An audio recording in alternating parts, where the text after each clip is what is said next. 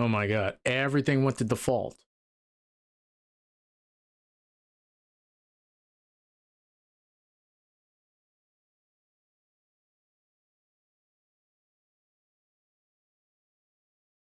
Okay, Discord audio.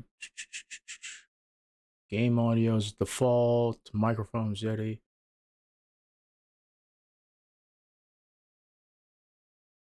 Oh no, this was the only one.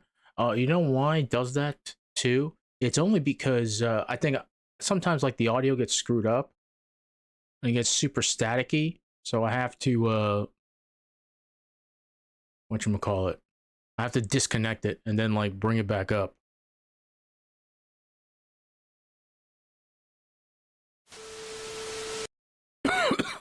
Oh wow. Okay. So all we're gonna do today, I got a whole bunch of stuff that we're gonna be doing, watching some videos, just gonna be chilling out. We're not gonna even be like waiting around. We're just gonna be doing this.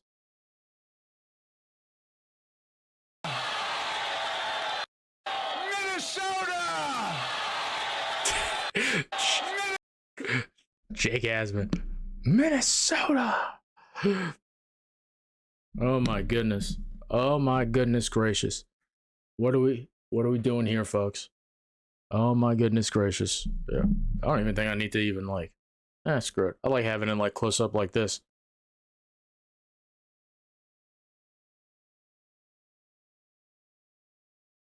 What the fuck is this? Oh my god.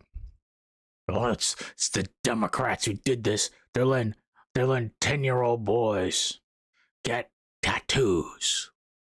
Bro, what about like the person like doing the tattoo?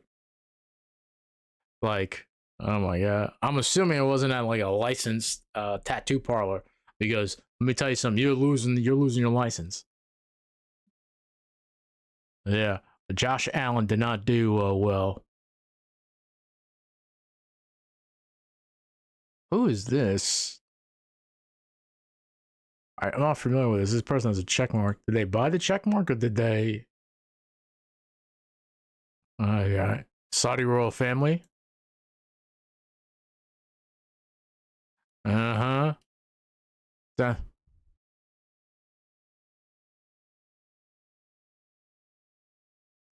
I hope they keep cursing me on Twitter as it increases advertising revenue. Not really, dude. I need to like. Well, it's a private company now, so this stuff's not gonna be made public. Let's see. Let's do the Elon check. How's Elon doing?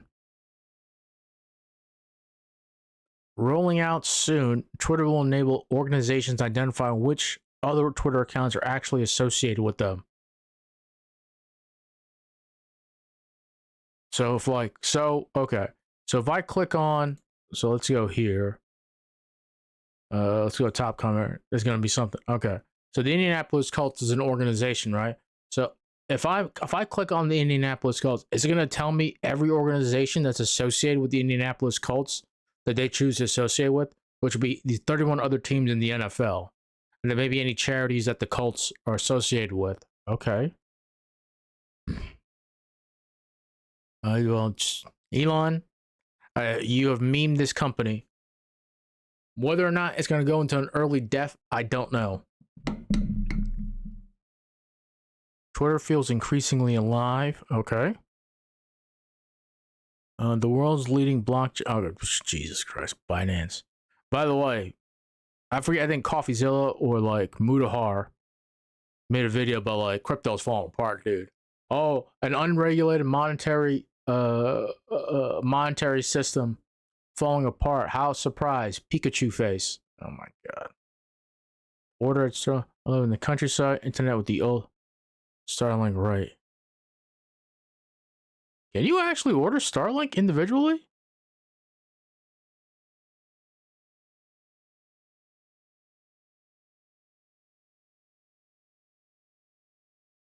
Starlink. 110 a month. Okay. And then what a one-time hardware cost of $599. What the fuck? Holy shit. Easy self-install. Okay. No con. Are you installing this yourself? I'm assuming. I mean, this is nice if you live in a very rural area.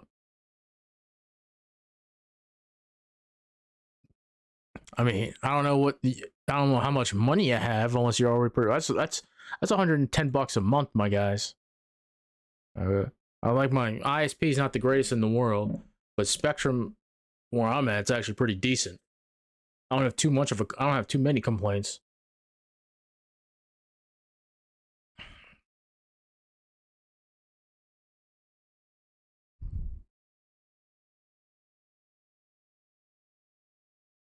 I don't know who this person is. Let's see. And he's just retweeting his social media team just retweeting this stuff.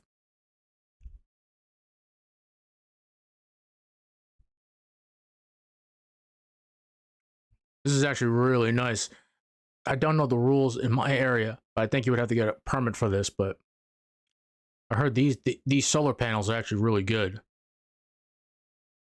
Okay. Elon Musk, Twitter is on fire, baby. The most fun I've had on Twitter in a long time. Thank you, Elon. Which is true, by the way.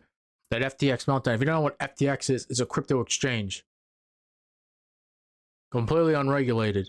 I think the guy who started up, I think he GTFO'd too, right? I forget. I think Ludwig fucking made a video on it too. I saw some reporting on it too. But the guy who created it, like, he's gone. Impairment must include. Okay, this is an old one. That's November 10th. Okay, so 12. That's it. So Elon, yeah, Elon taking it easy with the tweeting.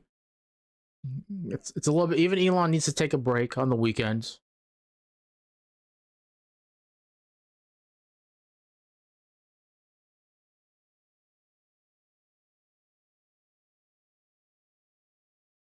No, they're gonna take it a few more weeks.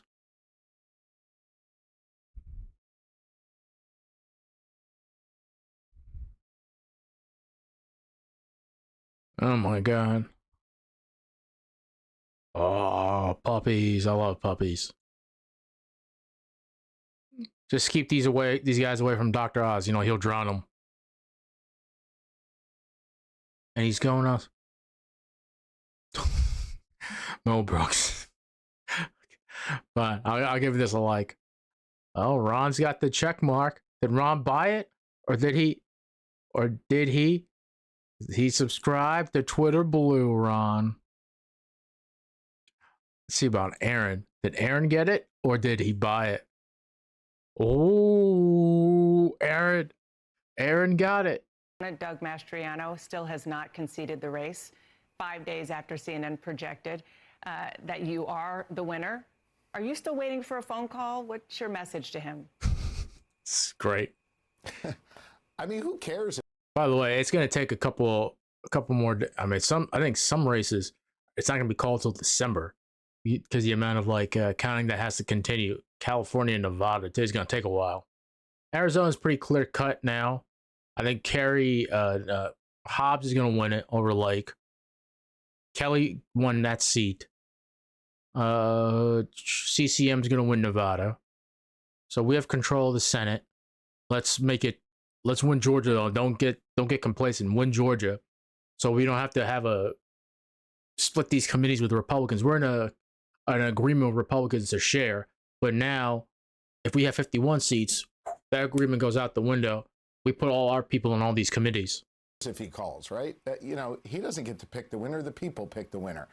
And in a resounding way, they made clear that they wanted me to lead this Commonwealth forward. We had an historic win, more votes than any gubernatorial candidate in history. So I could care less if the guy calls me. What matters is the people chose me, and I look forward to getting to work for them in January. Your Republican opponent, Doug Mastriano, still has not conceded the race 5 days after CNN projected that you are the winner. Are you still waiting for a phone call? What's your message to him? Yeah, screw that guy, dude. Mastriano. Bro, he still hasn't. Just give up. All these other election deniers, I'll give credit where credit is due. they didn't like hold out. I think Mastriano's gonna hold out, and I think Lake is gonna hold out to their detriment, to the party's detriment too.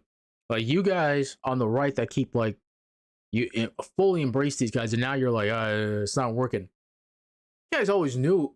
I don't know why you guys thought it was going to work in the long term. Anyway, it's not going to. People, I don't know if you understand this or not, but generally speaking, people enjoy stability. Like having like these issues of like, oh shit, is our democracy like that scares the shit out of people. Like inflation hike, gas prices, paying a lot at the pump, etc., etc. Like it's a problem. But like those problems are only compounded with the fact when your democracy's in peril. Okay, people at the ballot boxes were like, bro, like let's get this shit together. Get your shit together, Republican Party. They're not going to, by the way. They're absolutely not. And frankly, as a Democrat, I don't want them to because they're a fucking shit show right now. And if you think these MAGA people are going to leave just like that, they're not. And what's going to be worse is I'm going to love this. They do split the ticket and create their own third party. A whole bunch of former Republicans are going to be splitting the ticket. And guess what? That means more votes going to the Dems. Senator Josh Hawley on the Republican side tweeting yesterday, the old party is dead, time to bury it, build something new. Now, we all remember it was Senator Hawley pumping his fist on January 6th. What do you make of this tweet? Wasn't he a part of this movement that had such a bad night last Tuesday? I love this. Yeah, even the tweets are performative bad shittery. You know what I'm saying? And that's the thing that you have is that this tweet, the new party for him is the fist in the air. He's saying that the establishment still isn't getting the job done. He's talking about moving forward more into sort of the Trump corner is what I think with that tweet. I think it's actually backwards on what a lot of people are saying. And I think that same thing about bury the old, right? Or it's time for a new party. I think people are looking at that in the House also, Jim. I was thinking today before we talked about what's happening with McCarthy. And I think you're going to see some people. What's happening with McCarthy? He's sleeping with both his eyes open and his back to a wall with a double-barrel shotgun at the door because Scalise and MTG are hatching out a plan to stab him in the back. That's what's happening. He's trying to get all his ducks in the row. That's what he's making phone calls. He's like, hey, you got my back right? Yeah, sure. Kevin, sure. Well, like Steve Scalise and like MTG are behind the other Republicans. That he's like, that McCarthy's like calling. I'm telling you, the knives are coming from McCarthy. There's gonna be some batshittery going. And if the lead, I'll give you some hopium in a second. But if the lead continues to shrink and somehow, even if Republicans have like a 2-seat or 3-seat majority, bro, they're not gonna be able to do shit, dude. They can't govern that way. They're not gonna like get in line. They're gonna have to they will like make the government default. It's gonna hurt them in 2024. This crazy shit that they're gonna pull off. Well, maybe look at a more normal or moderate member to maybe lead the House, or somebody who isn't so waffling on all of the policies in the Republican Party, the GOP. So I think Hawley, on one hand, is talking about continuing this trend towards MAGA. But I think on the other hand, when you talk about the new from the old or something new, I think you have some of the moderate or the I would say the minority that voted to certify the election. I think they're looking at somebody else rather than McCarthy. I think we're going to see chaos in the next month or two is what I think. I think it's going to be chaos. Yeah, it will be chaos. Look at this. Look at this. Look at this focus. Look at this focus.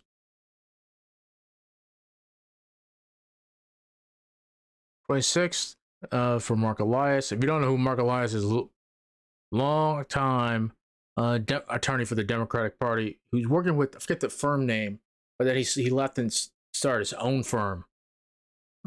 He's great. Laura Ingraham did a little piece on him on her show too. She fucking hates this guy. Well, knows he's effective. GOP is desperate to suppress the vote in the Georgia runoff. Last night they tried to sneak out incorrect information regarding Saturday voting on November 26th. Interpretation of the law is wrong, and Georgia says something will consider all legal options. Ooh. Okay, let's see the party highlight. Advance votes is prohibited by OCGA 12-12, which says that if the second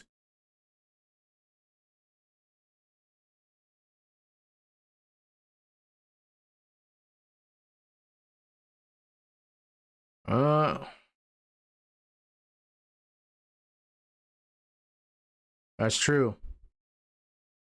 Official bulletin. Oh, that's wrong. Oh, that is wrong.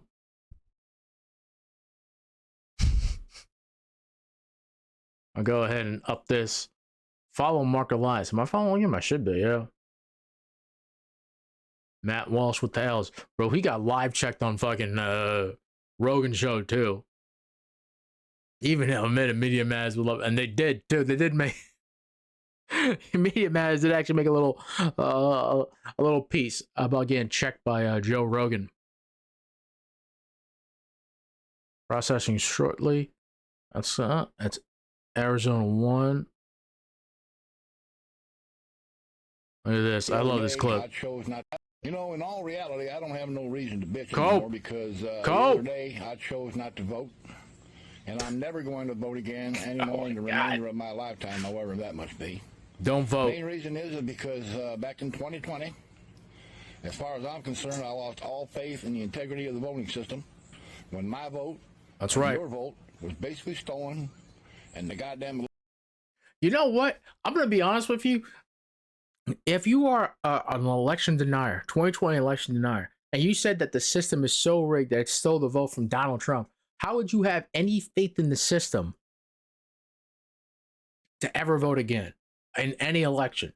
If the Democrats are rigging it, and let's say you look at 2022 midterms, like, see, Donald Trump was right. The system is rigged against us. Shouldn't the logic then fall just like this guy right here? Shouldn't logic be that your vote really doesn't matter? The Democrats have rigged it because they hate Donald Trump.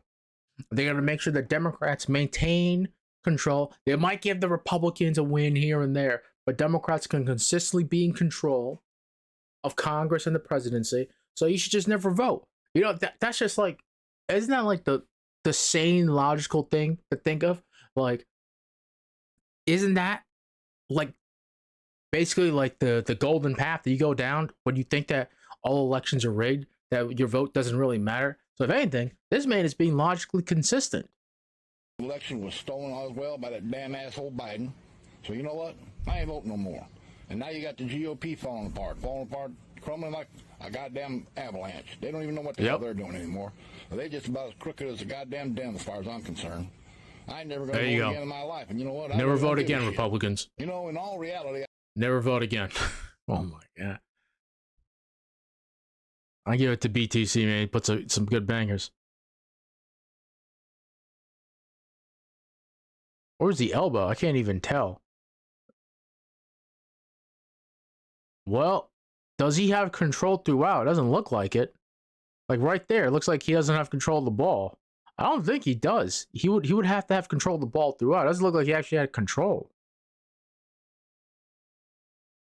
Oh my God. For this, every agenda of fraud, every agenda that's hidden. Unironically, this guy looks like Caleb Mopin with long hair. He really does. I'm sorry if I don't want to do like a next to next, but this guy does look like Caleb Mopin with long hair. Thing that's trying to take place right now, Lord. Every motive, God, every motive that is dark and that is hidden, Lord, we pray that you would expose that. In the Lord, name of baby Jesus. Lord, we Carrie Lake is not going to win. Let me tell you what, folks. She's not going to. I don't think they actually had like they were trying to do like, was it like the last election, 2018? They did like a huge prayer circle outside the building where they were counting ballots in Maricopa County, but now they had like 10 people protesting around it. It's because the fucking sheriff and the cops came out in force. They learned their lesson from like last year, and like all these Secretary of States and all these election officials, they've gone super, and that's how it honestly should be, to be honest with you. If anything, like it's becoming more transparent now, because now I'm really learning about like the different states that have runoffs and don't have runoffs. Like, oh, okay, this state has an automatic recount if a person only gets a certain percentage of vote versus the other. Like, you know, if it's like that close, that's interesting. Because I'm not seeing a lot of pushback now on a lot of this stuff. I've seen like usually in like the worst people in Mastriano. But other than that though, and like Lake, but other than that though, everybody else is like, yeah, we need to like kind of stop this too, because it's like they're losing elections this way. You can't like say that anymore. Some people still do it, but it's getting like pushed down a lot, especially by the right-wing media apparatus. They're like, this is like a winning message. But like Charlie Kirk and his cronies, like they're still pushing it. there would be such an exposing. There'd be such Well, Kirk not personally. Kirk basically said like don't like protest in front of the in that Maricopa location where they're counting the ballots just because it looks so bad. Also, the cops are there in force, and I think he knows too. Some of those protesters might get violent, and let me tell you something. The cops are not gonna like take your shit, especially in front of an official government building, and especially in Arizona too. They don't fucking give a fuck, dude. They'll put you down, dude. light that is. All right, more religious cope. Oh yeah, these are the people you want in your party. I don't care. I don't really. Yeah, I make fun of religious people all the time, but like this is just the level of cope here is just fucking ridiculous. On this whole thing, Lord, that it will start to unravel in Jesus' name. Lord, we pray, God, that as America is watching, closing that's this is the cringe. I can't watch the cringe. The cringe is too much. They tied that up. Jeff Saturday's trending. Brad Raffensperger on C-SPAN. Let's see what Palmer Report says. Georgia Yo, you can like scroll through Twitter for hours, man. It's crazy. There's no hero. He always does. That's true. Just because he does like the right thing once doesn't mean it's the same thing with like Liz Cheney. I agree with her one time about her take on democracy, and then every other time, I very firmly disagree with her.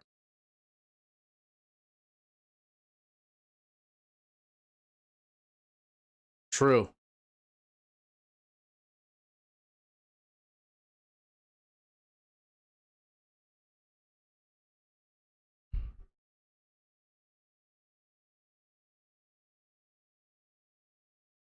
Uh-huh.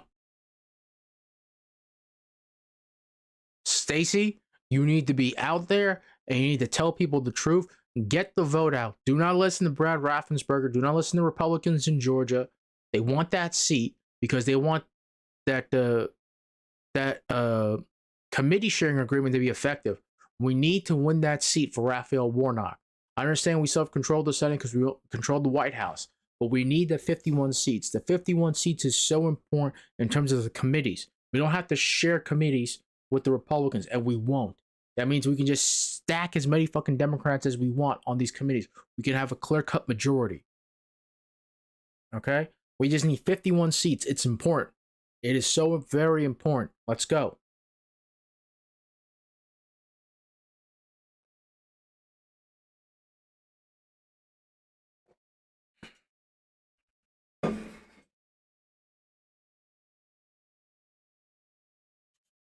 I should have filled this water up. And I hear this squeaky motherfucker's voice.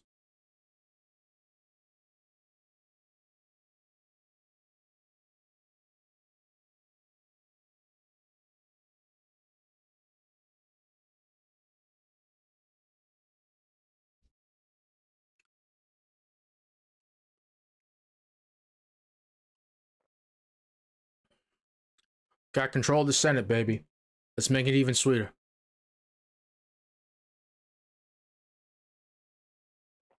%27% of 18-29-year-olds came out to vote. You guys swung these elections this close. Imagine if like 30 to like 45% of you came out to vote. You would be controlling elections. Every single cycle. Every single cycle, you guys would be controlling elections.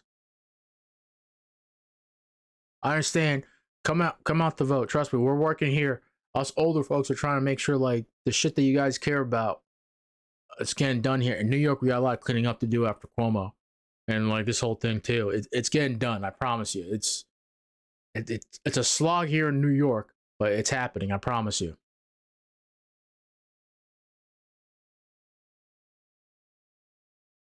And he does like if Dayball's staying for the long term, re-sign this guy. I don't know about Daniel Jones, but we'll see what happens.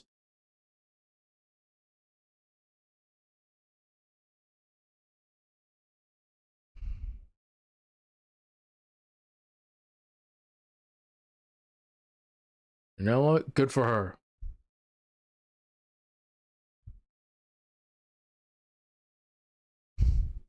All right, I give this like. That's the Bills game. All right, so we're kind of caught up here. This is actually pretty funny. He's serving some time too. Let's see. I still haven't played Modern Warfare 2. I've never been a big zombies guy. I've really not cared too much about it. This is me going live. Yes, I'm liking my own tweet. And no, I don't have a check mark. Damn, man. It's good to see Jonathan Taylor back. That guy was a beast at Wisconsin.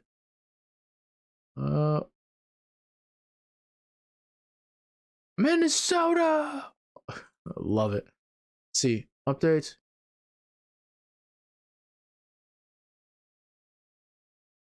Yeah. Washington 3rd. Los Angeles. Yeah. Some of these California seats. It's gonna come down to California, man. If we were able to like take those 4 Long Island seats in the House, we would we would definitely be in the majority in the House. Lean, tilt, toss up, tilt R, lean.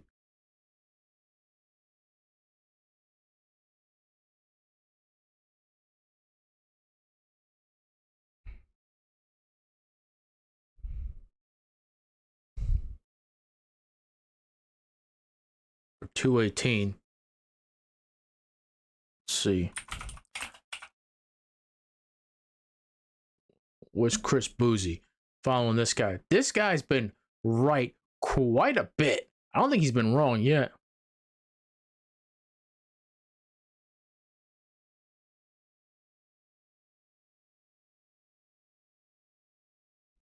He has been right. Yeah, he doesn't really do like election stuff too. Very much interested. So he's a computer guy. I don't know what specifically he does, but I know he launched Bot Sentinel, which is actually like really, really good. That's what he does. He does a lot of predictive analytics, and it works really well in the whole polling thing too. And he's been very accurate. I don't think he's been wrong yet.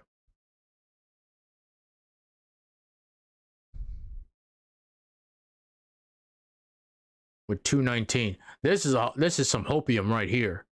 So I'm hoping this happens. I don't know if that's gonna happen, but he's been right so far. So, Chris, I believe in you. Make it happen. Oh yeah, this is a great scene. What are you doing? I can't risk having the watchtower burn up on re-entry. I'll have to guide it in manually. Gentlemen, it's been an honor. Rip Kevin Conroy, man.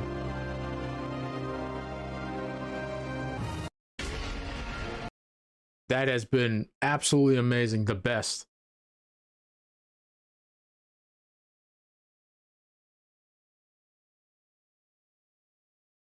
Goddamn right, bro.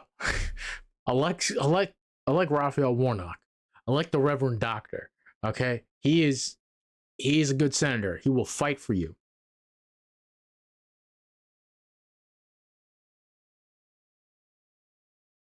Which is smart on their part. They know like that stuff is not working.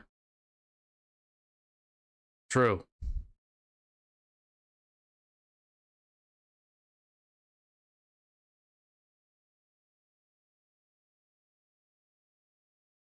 I think I actually stayed at this hotel, the Lowe's Hotel, yeah, when I was in New Orleans.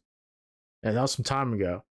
Yeah, I think I was there. I kind of recognized the front. Yeah. This was like way back in the day too. And no, it wasn't for Mardi Gras, it was for something else.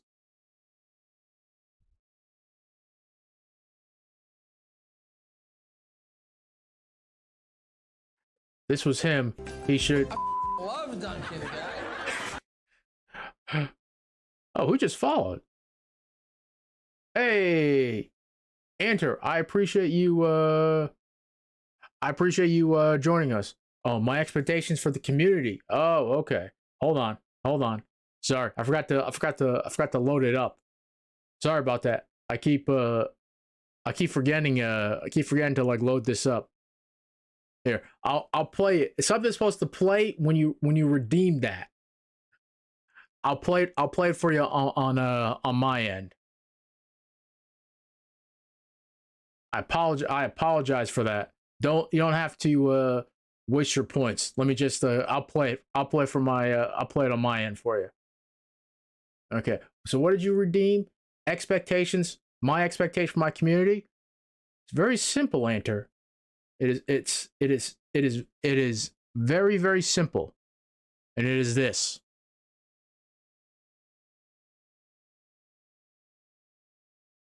It is this. I swear to God, I'm clicking the button. It is this. Okay, I'm going to have to refresh this. Give me 1 second. Okay, so can't enter redeem with 300 channel points. My expectations for my community. Feel free to clip that, by the way. That's a live stream fails. My expectations for my community, it is simply this. You watching this at home, worship me. I command you, become my willing thralls and live eternally. That's all for this edition of the People's Court. Oh, the sweet sublime feeling of complete obedience to your evil master. Come serve me, the Prince of Darkness. I command it. There you go.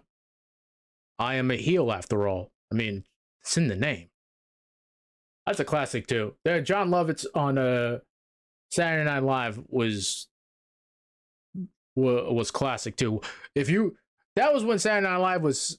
Let me tell you something. Back in the day, okay. That's from SNL. Here, I'll pull it up for you. We're gonna watch some more videos, but we'll go down the SNL rabbit hole. SNL. John. No, I think, is it John Lithgow or is it John Lovitz? No, it's John Lovitz. That's what I thought.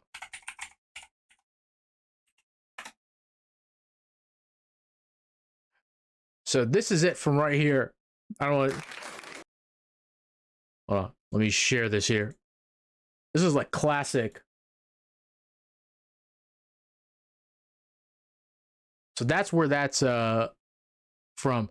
These classic like SNL skits are great. This is actually like one of my shit. Which one was it? Eddie Murphy. SNL with Eddie Murphy. This is like one of the best.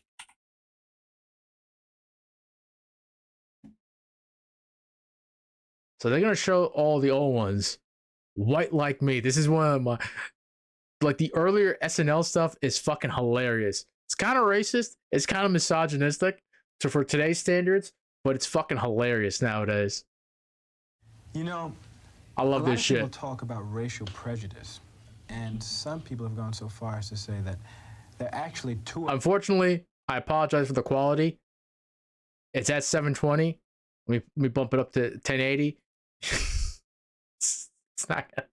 still not gonna look good. Okay. Americas. Yeah. For the young people watching, that's how you hustle right there. You put on white face.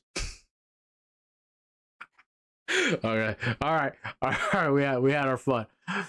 I probably have to edit this section out when I update it on YouTube. When I put this VOD up on YouTube, I'm probably gotta take that part out so I don't get clapped with a copyright claim. You absolutely can. Listen, enter. You have my permission to go on the 4chan board. Just so you know, like, the QAnon stuff originated on 4chan. Like, that's actually proven. That shit originated on 4chan. So feel free to go on 4chan, any of my community, and add to the QAnon conspiracy. I don't really care. Like, the Republican Party's like slowly shifting away from you guys too. Slowly but surely. But you guys are so, the QAnon folks are so in deep into the Republican Party. You're going to essentially split the vote for Democrats every single time now, which I'm all for. Let the chaos roll.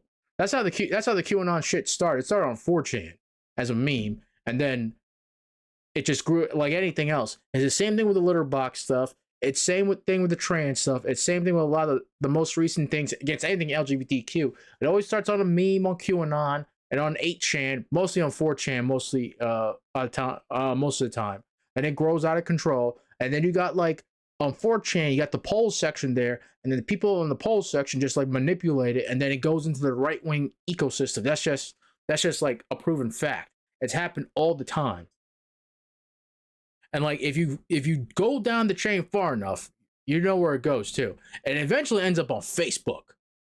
That's how it usually ends. It ends up on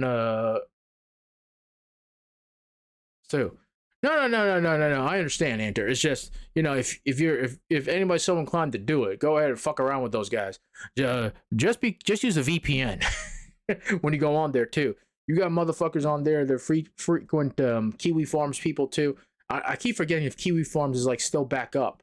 I know they're trying to get back up too, but like they're getting DDoSed every single time though. So they're still trying to get back up, but they're on their death throes at this point. So there's other sites outside of Kiwi Farms. Kiwi Farms is just like the most known one. The other sites are far worse. I'm not gonna give them like start naming them or anything like that, but like they're a lot worse too. But yeah. But like that's how it usually ends up. Usually ends up on the meme boards, like mostly like 4chan, then it ends up on mainstream social media, mostly on Facebook in the right-wing ecosystem. And then like the big right-wing figures, the Charlie Kirks, the Ben Shapiros, and some of the smaller ones, like the Crowders, and then the ones just below them, it goes through the chain. So if you've noticed this too, and maybe that'd be a good like intro video for me in politics, on internet politics, is to analyze like the right-wing ecosystem, show how like it begins at first as a meme on these meme boards, and it go through the process of how it goes through that right-wing ecosystem until it eventually gets to, guess where? It gets to Fox News. It goes through a huge ecosystem, and it's crazy too. It's all connected because it really starts on those meme boards. It goes to like all the small to medium people on YouTube and on Twitch now, mostly on YouTube and mostly on like these alt platforms like Gab, Parler, and Rumble, especially now. Yeah, it's like, I'm telling you, man, I've seen it. I've seen Destiny talk about it, look into it, Vosh talk about it, Hassan talk about it. I've seen even like the smaller Twitch streamers and YouTube people too. They talk about it, and you can easily connect the dots. It's going to take like a good amount of research, but like you can see where it goes through. You can like it just start with like one topic, and once it eventually gets to Fox News, you can backtrack where it all starts on the meme boards. It's crazy, man. And it's like the right in the US, I don't know how it is in the rest of the world, but in the US, they have such control. Not control in the sense like they own quite a bit of media, but their influence is so much, it's so felt across all media platforms. From like TikTok, there's a huge concern. Like this is just some like lady having like a fucking schizo moment in New Orleans, but like there's huge conservative social media influencers on TikTok. Not so much on Instagram. A lot of them get booted after a while, but on Facebook too. On YouTube especially, like Steven Crowder is still on YouTube somehow for all his fucking like crazy shit. And then yeah, it's very attention grabbing. That's true. I'm trying to think of who else. Rumble's very alt. But if you ever been on Rumble, I've been on there a few times. The big guys maintain big numbers. So Charlie Kirk maintains huge numbers. But a lot of other people, they're like tiny. They're like tiny. But they perpetuate it though, because they have an audience. So they perpetuate their audience. And then their audience usually feeds up to like the Kirks and to the Shapiros. And then their audience gets introduced once it gets to Kirk and Shapiro and Crowder. That's true. That's true too. Eventually gets to when Fox News and like CNN now like start talking about it. It's essentially completed the cycle. I was gonna look at Elon Musk. We looked at Elon Musk in the beginning of the stream, and he was fine. It seems like his Twitter meltdown is somewhat over for now. This guy's been pretty on point too. This Garrett Archer guy over in Arizona.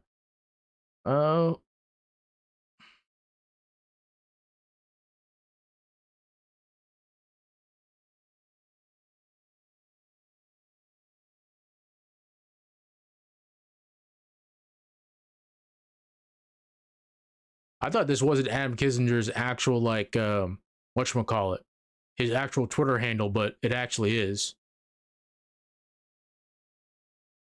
I've seen this video. This is Christian Walker. And found out that we whoa, Christian. Okay, I forgot how loud he is. Hold on. This is Herschel Walker's son. His his actual legitimate acknowledged son by Herschel Walker, amongst the many children that we now know Herschel Walker has. This man has known. lost the Senate.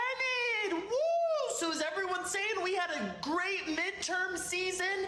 We just lost the Senate before we even get to the Georgia runoff. So even if we win Georgia, we've already lost, because if we win Georgia, it would go to a tie, and the vice president is the tiebreaker, and she's a Democrat. So for everyone celebrating the midterm, saying we did so good, congratulations, we lost. Congratulations. Hope you You're expect welcome, us Christian. to celebrate. You think you can gaslight everyone into saying we had a great midterms? We lost. Very easy seats to pick up. We could have easily won. Good job. Tired of all this winning? No, I'm sick of losing. Oh my god. He's actually had ever since he came out against his dad, he's been like super critical of the Republican Party. I love it. Not because like I'm a fan of his. This guy's a fucking psychopath. But like I just love the infighting by Republicans. It's great. He is, I think on TikTok especially, he is like the guy. He's like the guy conservative talker on like TikTok right now. For the conservatives. There's others too. I can't think of them, but because like he's like so like dominant.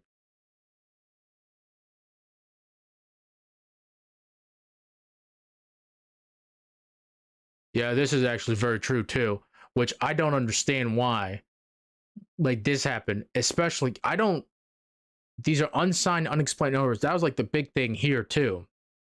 I'll go ahead and link the tweet because he actually has the whatchamacallit.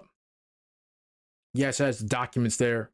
And the thread too, I guarantee he's gonna have a link to this as well, but those likely would have been Democrat. I wonder now if they have to redraw those districts now for the next election. Yeah, we're back to where I was before too. So there I am 45 minutes ago. Dude, this literally for the last like 45 minutes, we've just been going through Twitter. And that's it. Let's see what's this here. Worth the wait. To which you replied, quote, "Thanks for all of your help this year." What do you hope Senator Sinema learned from this year's midterms? She's gonna get fucking primaried in 2024 is what the fuck's gonna happen.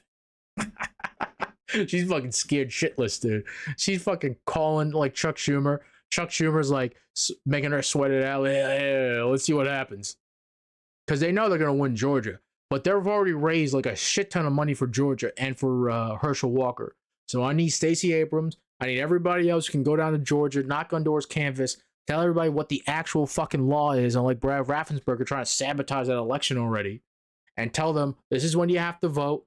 This is how you vote, etc., etc., etc. Canvass, get people out to vote.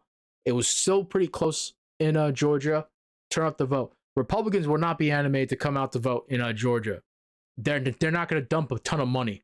I don't think Republicans are going to. Cruz is already gone, by the way. Cruz is gone. I think he left Georgia the minute they called the Senate and they called that the CCM seat in Nevada for CCM. So he's gone. So I don't think Republicans are going to be motivated to come out to vote in Georgia. So we should win, but we should still be all hands on deck for the one simple reason. I'll repeat over and over again. You want that 51st seat in the Senate for one reason and one reason only. You do not need to share power with the Republicans in the committees.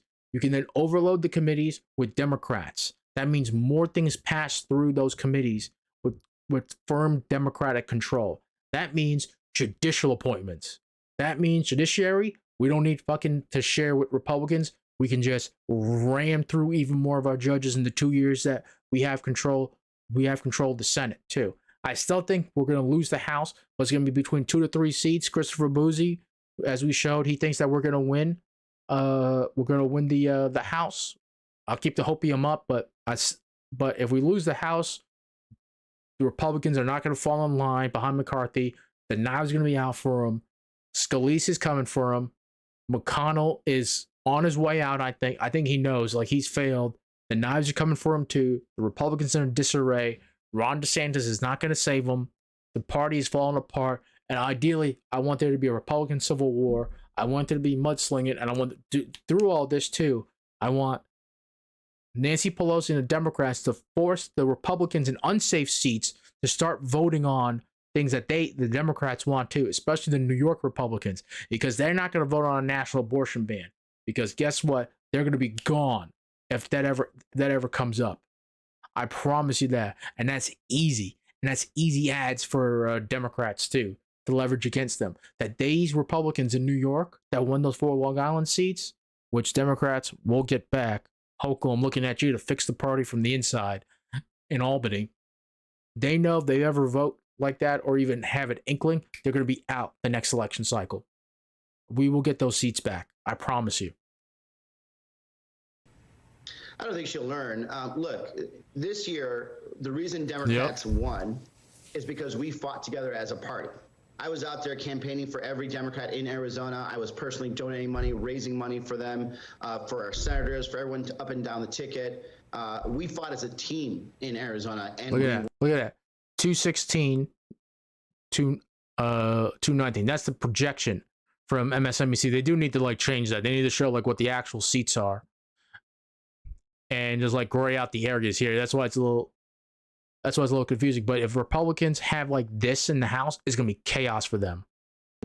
Senator Sinema was nowhere to be found at all. You did not see her at one public event for anybody. They're coming for Sinema, man. I'm telling you. Really, Democrats in Congress get in line right now. She could have been a very good surrogate to help out a lot of our candidates, and she did nothing because she only cares about herself. She doesn't care about how this would help, us take control of the Senate. She actually predicted that we'd lose control of the Senate in front of Mitch McConnell while she was getting an award from him. So, when she tweeted that, I decided I had to at least say something because we just can't let this happen. She either needs to get on the team, get involved, or try to make some future decisions about what she wants to do with her career. Congressman, have you made a decision about whether or not you intend to primary her? Yes. No, as I said before, that's a 2023 decision, and we're still in 2022. Okay, but the time is ticking. Arizona Congressman Ruben Gallego, thank you so much. I believe him and I forget the other woman's name. IRI was talking about it yesterday or the day before yesterday on one of his streams.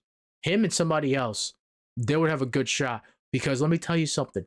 The Democratic Party in Arizona is not a fan of her, especially on like the Roe v. Wade stuff too. She's held up a ton of legislation and nearly tanked the Inflation Reduction Act too. So Manchin, I think will get. I'm gonna be honest with you. I really think Joe Manchin can read the writing on the wall, and he'll get in line sooner than Sinema, in my opinion. I think Manchin self-preservation mode is in on Manchin's head right now. There's other moderate Democrats, but I think that those people, because they've been so silent throughout this whole thing, and they have allowed Manchin and Sinema to like take all the heat, they're like in the back, and I think they're a little bit smarter about it, and they're more willing to get on board with a lot of these progressive policies than people would give them credit for. But codifying Roe v. Wade should be like a thing, should be like a major issue for Democrats, like going, especially if we take control of the House.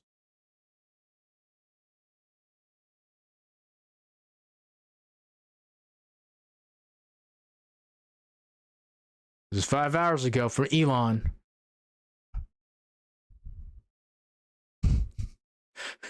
I love this parody account. It's still up. I should really follow it. This guy has like this person, I guess, has a lot of followers, man. Nearly 30,000 followers. Keep it coming.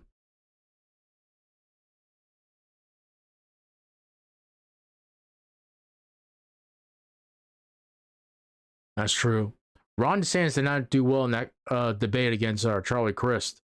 He wasn't. Ron DeSantis, he's very aloof with the media in Florida, and that's Florida. Florida doesn't have great like local media. They're not going to challenge him because they need access to him, so they'll like lay off him. National media won't. You can't be that aloof with national media. Look at Donald Trump. But Donald Trump thrived off of that, though, right? I don't think Ron DeSantis can do that, and I don't think he can deal with like debates like that too. He can't do that. But as far as I know, for presidential debates, Republicans, they're not going to sign off on any presidential debates. It's like hard enough to get like one debate with them,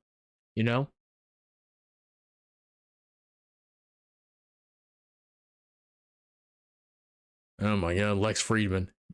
I'll give it to Lex. He is Mr. Positive. I'll give it to that. And I am following him. He is Mr. Positive. I do respect that.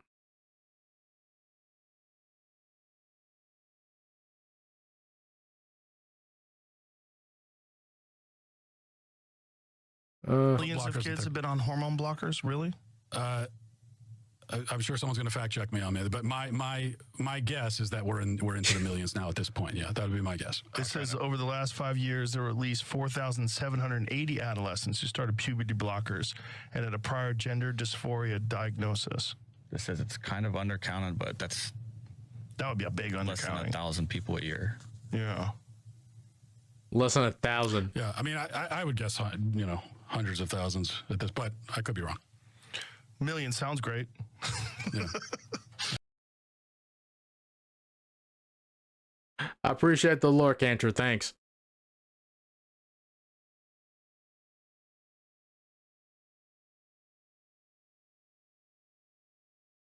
No, this is true. This is right by Palmer Report. They would be, they control every House committee and every investigation. But I wonder what they would do in terms of like the budget. That's the big thing that like I really care about, the budget, the debt ceiling, because that's coming up, and I think that's what this function is. The investigations, they are what they are. You know what I mean? It is what it is. All right, I think we're done. I thought we were gonna be doom scrolling a little bit with a little bit of hopium, but there's actually been a lot of hopium. I'll let you know very soon. Well, listen, he said the 14th, right? It's the 13th. Couple hours, people. True.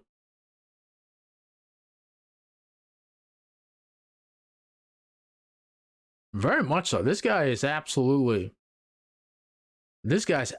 fantastic. I highly recommend following Chris Boozy here at @CBoozy. This guy is a fucking genius, dude. I got nothing but a lot of praise. I've been following him for a little while now. And let me tell you something, especially with the midterm stuff, he has been very right. Keep it up, man. And honestly, Chris, I really think that you should really start. You're really right. Whatever predictive models you use, maybe you should start doing your own polling on this, because it's been pretty damn right. I don't think he's been wrong yet. Yes, this is actually very true with the AFCs.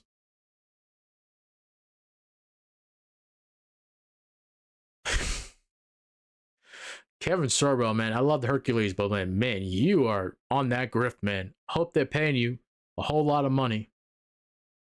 I just love this clip. I'm sorry. Minnesota! This man is just. Yeah, I think he's done. They're moving a whole far away. CNN. But people who tried to relitigate the 2020 election and focused on conspiracy theories and talked about things the voters didn't care about. And yes, you got big titty girls here and you got big titty girls down here. I'm a red-blooded American male on Twitter. Get over it. Akum. Okay? And I'm goddamn proud of it. Fuck No Nut November. They were almost universally rejected. I'm on that alpha shit right there, man. It's basically the third election in a row that Donald Trump has cost us the race. I'm on the alpha, I'm on the sigma, I'm on the delta, I'm on the omega grind set. I'm on all of them. Heard that after one strike and two strikes, to keep your analogy going. Well, the definition of insanity is doing the same thing over and over again, expecting a different result. And True. Okay.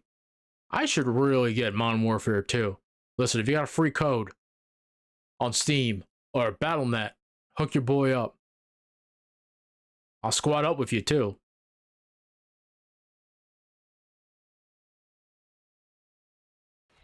All right, well, that's how our revived pistol works, Chet. Go! Oh, that's a revived pistol? I'll patch you up! You're good! I got you! All right, well, that's how our revived pistol works, Chet. Go! Oh, okay. That's cool. Ambulance! Call an ambulance! But not for me! Okay.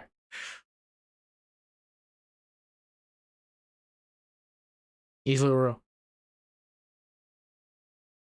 Oh.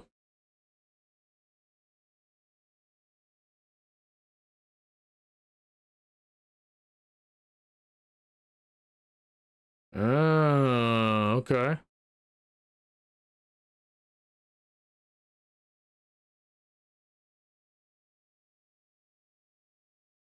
Near concession by Dem Christy Smith. Yeah, California 27 was a hard seat to flip. It's okay. I think we had to run the table on all the remaining California seats to even have a shot, too. Bro, imagine if they have like a 1 or 2. Again, if they have a 1 or 2 seat majority, it's going to be nuts, dude. Should be fun. I think that's it. Yeah. Let's see. Josh just lost to a guy that was a TV analyst last week. Oh my god. Oh my god. Yeah, this is hilarious.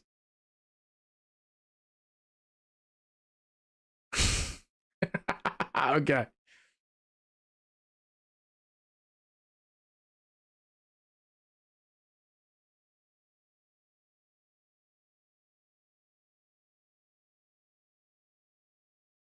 Look at that. Look at that. These dogs playing.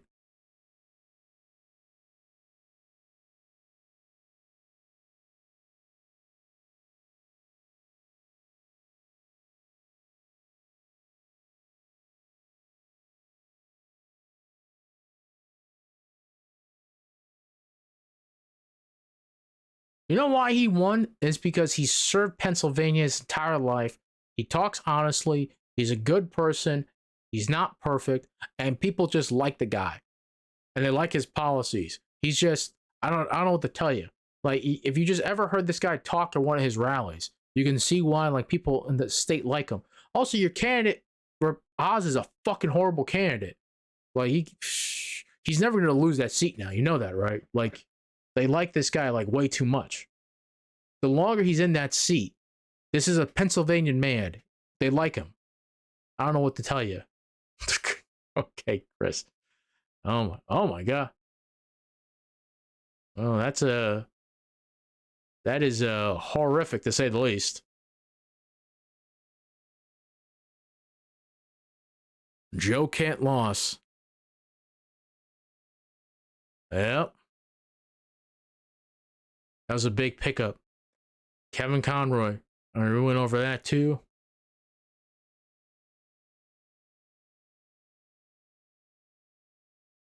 Wow.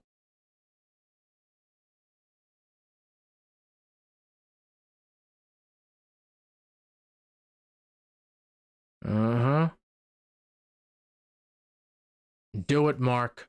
Do it.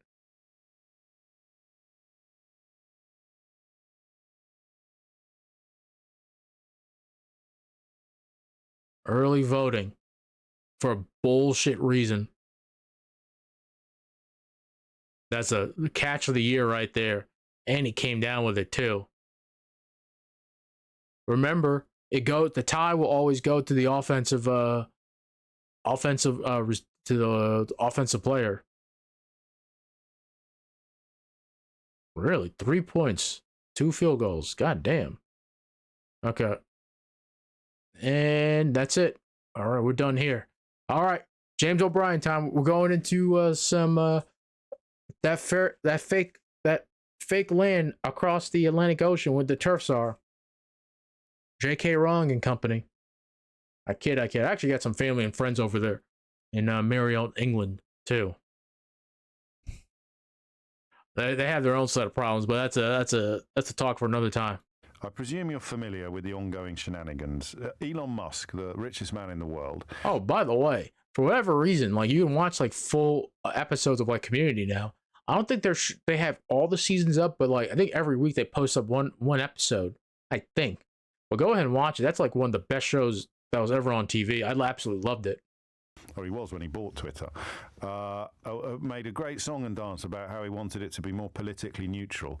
And yesterday he took to Twitter to tell everyone to vote Republican in the American midterms, which is a little odd, a little, I would say, possibly dissonant or disingenuous.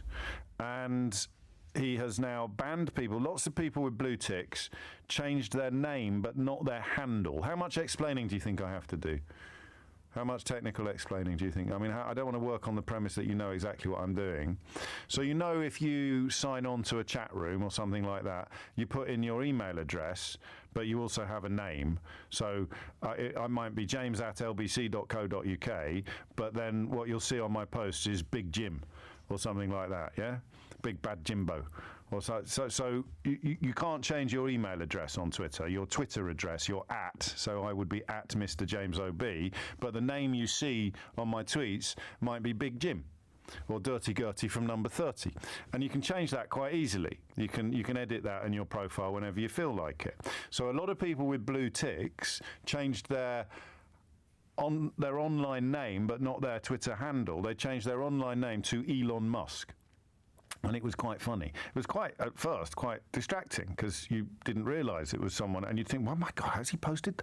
And then you realise that lots of quite famous people, including an American comedian called, I think, Kathy Griffin, who has 2 million followers, they all changed their name to Elon Musk. So you could tell at a glance that it wasn't Elon Musk because you still had your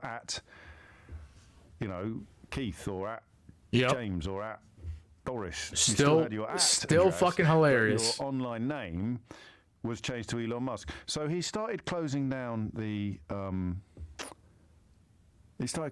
accounts of people who changed their name to Elon Musk. And almost personally, I mean, I don't imagine he actually pressed the button, but he must have just picked up the phone. It's all gone a bit Bond villain, in my opinion. And that generally doesn't end well. He must have just picked up the phone and said, anyone pretending to be Elon Musk, even though it's fairly easy to work out that they're not actually Elon Musk because their name on their will not be Elon Musk. He had to have known people were going to do that. Like, fuck with them. He had to have known. Unless, I don't know. I've met quite a few, wealthy people. No one as rich as Elon. But there is some truth in the fact that once you start earning, quite a bit of money, you become quite oblivious to other people. And, how other people perceive you. There is, some truth to that.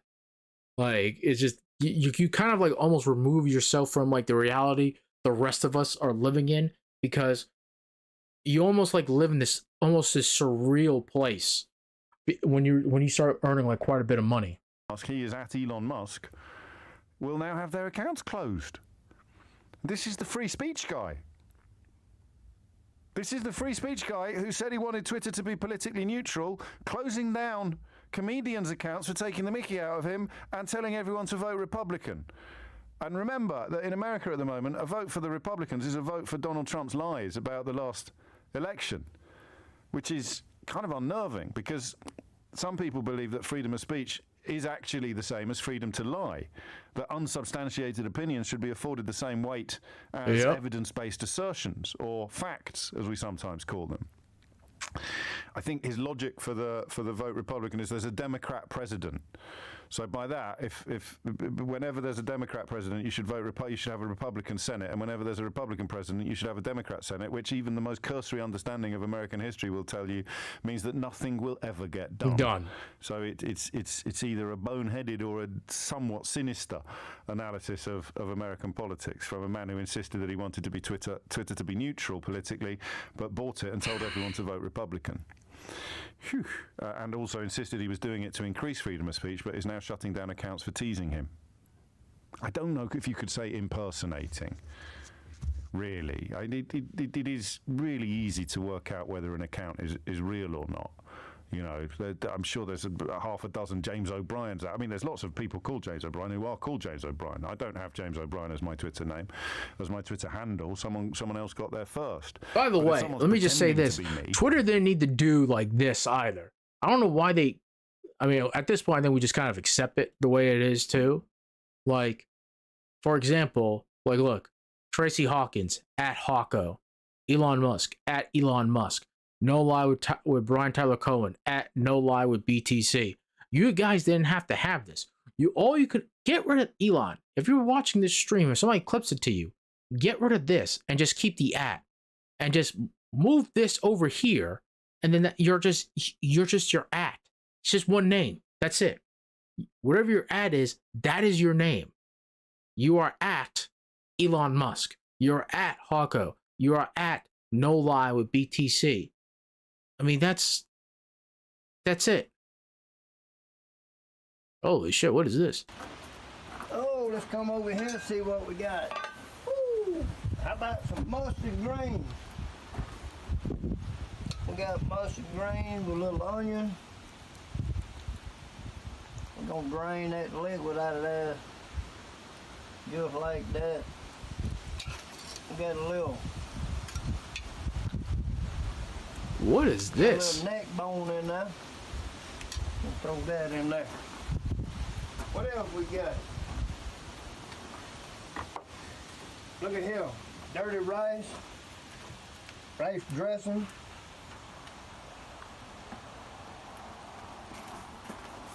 We got some more. We ain't done yet. We got more food than the government will allow. We got some black-eyed peas with some neck bone. Even more neck bone. Waste not, want none, folks. Listen, I've had turkey neck. It's actually pretty good. A man like myself, but it ain't. Cause look what we got here. Got cornbread. Motherfucking cornbread. Like Momo used to make. Woo! That's so much hot too. Now if that ain't a meal, Just put hot sauce on everything. I don't know what the hell is. Get these old greens out of here. Some of them beans in that cornbread.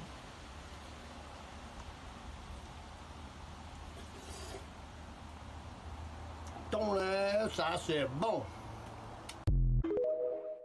God bless. I'd say we were going to go off Twitter, and then now we're back on Twitter. Bro, Twitter is like another world, man. Wipe out our God. They're trying to wipe out our wealth. They're trying to take our country so they can bring in a ray of Satan. Can you talk a little louder? About as loud as I can. I'm not trying to lose my voice, all right? Yeah. They're stealing our children. They're... Oh my God. Yeah, this is true. Lance from the Surfs.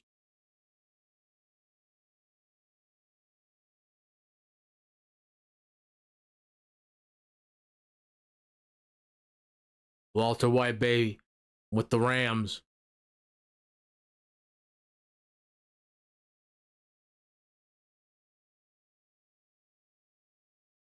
Oh my God.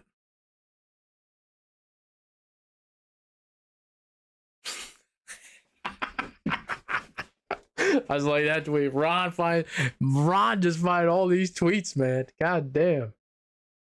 This is still the best catch of the year right here. One-handed. Bro, that dude. And with the corner having his hand on the ball, too.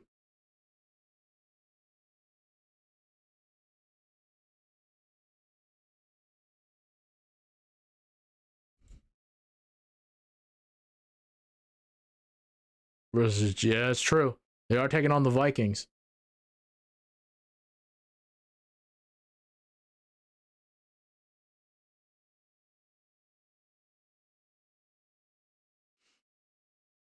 You mental. Yeah, I'll give this to him. Okay, that's enough. I would suggest that anyone with a functioning brain would need about 6 seconds to establish that it wasn't actually me. And so it seems to me to be an incredibly thin-skinned response from the freedom of speech broski himself, Mr. Elon Musk.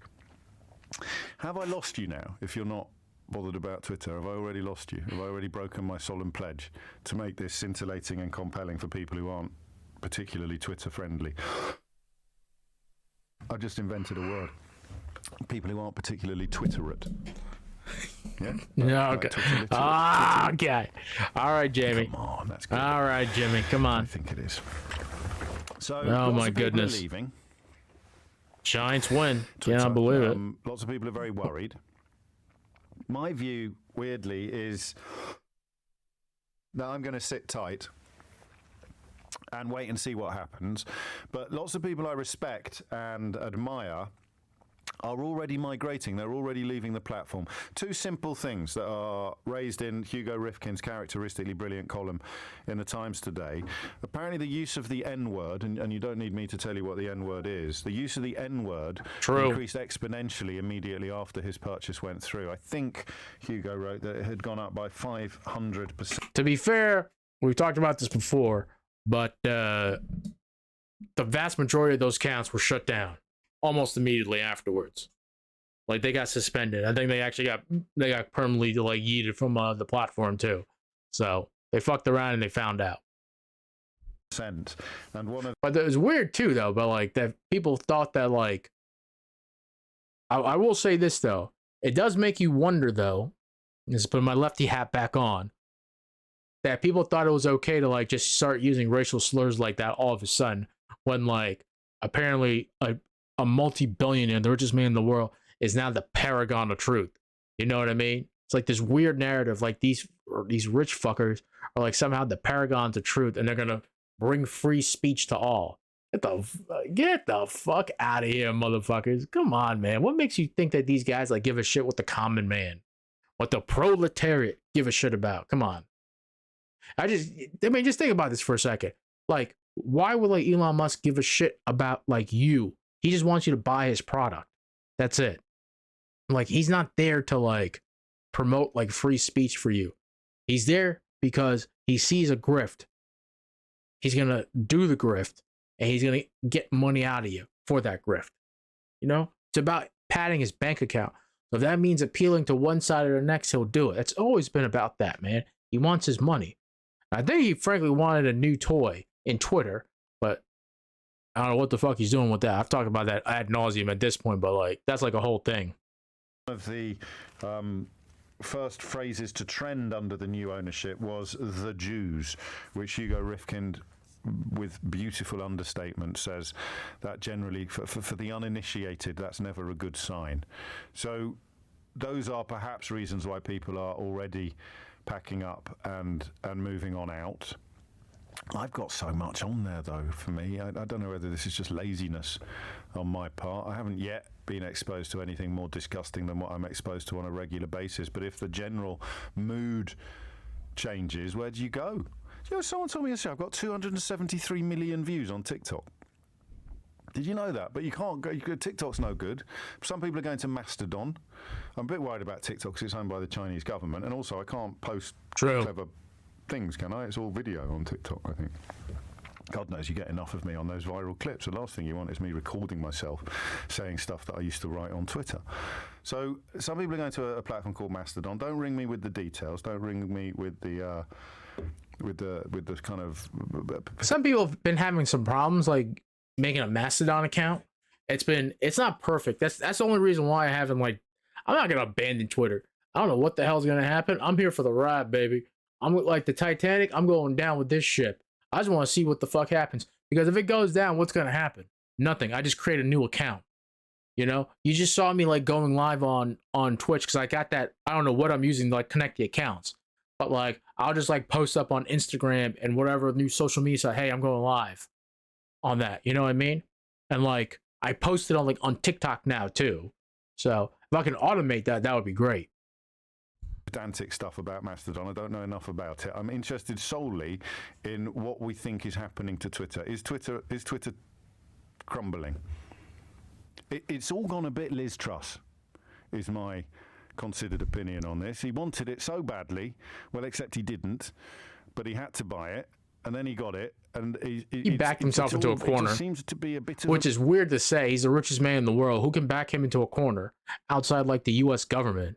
And frankly, I don't think the U.S. government really wants to back Elon Musk into a corner. It's a waste of their time. So, I mean, he didn't have to buy it. He could just bit the bullet and be like, yeah, fuck it. What are you going to do about it? You know, people said, oh, I thought you were going to buy Twitter. I didn't feel like doing it. Oh, you big pussy? No. I'm the richest man in the world, and I can do basically whatever the fuck I want. That's how I would have responded. I said, I changed my mind. I didn't feel like fuck. I looked at the numbers. I didn't feel like it. That's it. You're still the richest man. Like, you won at life. Like, I don't get it. That's what I'm saying. At some point, it's not about the money anymore because you have all the money. It's just about the fact whether or not you can do something. and he wanted to do this, so he did it. And now he's like, oh shit, I got all these fucking problems now, and I didn't want to do it. That's what I really think is going on. Like he backed himself into a corner. His ego backed him into a corner, which is kind of crazy to think about. A mess, but what does that mean in the great scheme of things? Are you going to knock it on the head? What's going on? But don't forget, some people listening to this will not know much about any of this. However, it is a big deal. It's a huge, what do you call it? It's a huge democratic tool now. Politicians make announcements on there. Journalists conduct their business on there. You got to remember, like at the time when all these platforms first came up, you didn't really have anything like Twitter before. You had Facebook, but Facebook, it's you choose to connect with other people. It's expanded exponentially versus when Facebook first came out. But like you can be very isolated in your separate communities. Now, but on Twitter though, you can curate your Twitter page. You can. I mute a bunch of people and I block some other people. But other than that though, like it's very curated. If I don't want to see something, mute that person. You know, my Twitter. But in essence though, because like I follow so many different people, I see a lot of different things. So that's like the real like town square, to be honest with you, the digital town square. You know what I mean? Like you still see almost like everything. But at the same time though, you know, you don't really want to see everything. It's just like in real life. Like you go to New York City or LA, there's probably some neighborhoods you just don't want to go to. You're willing to drive through them because it's going to be quick. But ideally, you would prefer not to go through them. You know what I mean? And you can do that on Twitter. So, but Twitter is very much a town square because eventually you might have to like go through someplace to get to another place. But if that makes sense. There, all sorts of things happen on there that have, in large part, been for the public good. Is it under threat? Is Twitter doomed? There you go. We got there in the end. Thanks to Mark, he's the only one who's asked. Is James okay? That's twice now. He's gasped and the mic has cut out, and then he reappears, sounding absolutely fine. Tickly throat, Mark. Seriously, you try talking uninterrupted for 3 hours a day. That's why I've had to start taking calls. So my throat can't cope with the constant monologues. Sometimes I have a slurp of tea. So there's the question: is what's going? So I wanted to take a moment to remind you guys that even though we had an election where the far right kind of got routed, Democrats did way better than most people expected. I'll post all the links to these videos in chat too, by the way, for you guys to take a look at your own time. Our system is still, or if you just want to save them, comically broken. Okay? True. So this is a report from American. There's a lot of money in politics, and I think it does sway elections. I just don't think that people can really get a concept at like this. Those of us that are in deep and read this stuff and like watch this stuff, we know like these things matter, especially for like ad buys, getting people to places too, things like that. It does sway people, doing mailers, things like that. That costs money. And the fact is, he's going to talk about, I saw the same tweet too, a little while back. Like, that's kind of crazy to me. Like, let's just like read it there for a second. 465 billionaires pumped $881 million into the midterms. Think about that that's so much money, dude. Like, come on. That they're buying influence. They want influence because they know they can get what they want. Like, look at this. Like the numbers, like this is like after Citizens United too. You do need to restrict money from politics. I'm sorry. You, the everyday person, and not a multimillionaire or billionaire, should be able to control what your politicians pass or don't pass. You should have the final say, not 465 people in this country. For tax fairness. And they say new analysis finds that the 465 billionaires had pumped $881 million into the 2022 federal midterm elections by October. That's 27 times more than they contributed before Citizens United was decided. 27 times more. By the time this cycle is over, their donations could climb to $1 billion. So again, 465 billionaires. Look at this chart. In 2010, the Citizens United decision dropped in 2010. In 2010, the red wave year, $32 million. Yep. Billionaires spent on the election. Fast forward to today, $881 million. Look at that. Look at that increase after Citizens United.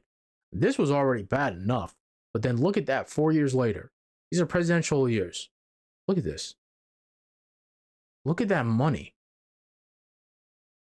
Look how it nearly like doubled the next year, a little bit more, like times 3. Then look at that. My God, this is already bad enough, but look at this now. So, and you're wondering why like right-wing media has such a control, has such influence and control. Look at the amount of money they're spending. And it's probably not just them, but like imagine like the Kochs and the Murdochs. Like it's crazy. I don't know what to do about it at this point. You need some like actual reform in Congress. I don't know if you have the will on either side of the aisle to do it. So Citizens United was shooting a dead horse. It was, it was basically putting the corruption in our elections on steroids. That's what it was. And so we go from 32 million to 881 million. They say 3/4 of that $881 million is coming from just 20 billionaire households, and 59% of it is going to Republican PACs and candidates. Yep. Top donors include Richard and Elizabeth Uihlein, Ken Griffin, Jeffrey Yass, Peter Thiel, and George Soros. So look, this is something I will absolutely, any right-wing voter who might not like me, might not like this show, might not like the candidates I will shake your hand on it right now. If you say no more George Soros money in elections, I say deal. No George Soros, no Koch brothers. I will make that deal. Just get the billionaire money out of the system completely, because this fundamentally this gets in the way of one man, one vote. Because what you're doing is you're saying if money is speech, the billionaires have the biggest megaphone, and everybody else is whispering. I mean, are the politicians going to listen to some grandma in Cleveland, or are they going to listen to the person who just signed them a check for millions of dollars, either to their campaign or their PAC or whatever it might be? I think we know the answer to that question. I think we do. And look, again, 59% of this money went to the Republicans. Yep. 59%. So still, a lot of it is still going to the Democrats. A lot of it is still going to the Democrats. Just under 40%. Sure if you do an objective I agree with analysis them too. of how much the money helped, I'm sure it helped massively in races where, like, if you followed the money, I'm sure it's like over 90% of the time the candidate who raised the most. Look at the Ohio race against JD at the last minute, last like 2 weeks, I think, before the actual midterms. $30 million got dumped into the Ohio race against Tim Ryan. That's the type of money we're talking about. Like, they just dumped it like that. And even, I think Tim Ryan honestly had a good shot at being JD Vance, but he needed the money to combat JD Vance. But, that happens, man. I don't know what to tell you. It's just going to benefit our democracy and the average Dick and Jane if you can get all these billionaires out. And I'm not saying they can't donate. They can't donate like the way they're donating now. That's so much influence and ad buys and people, and just, it sees that too. I've talked about the mailers I've gone, my dad has gone at his place. Like, it's fucking crazy, like the shit that Republicans like send out. It is nuts.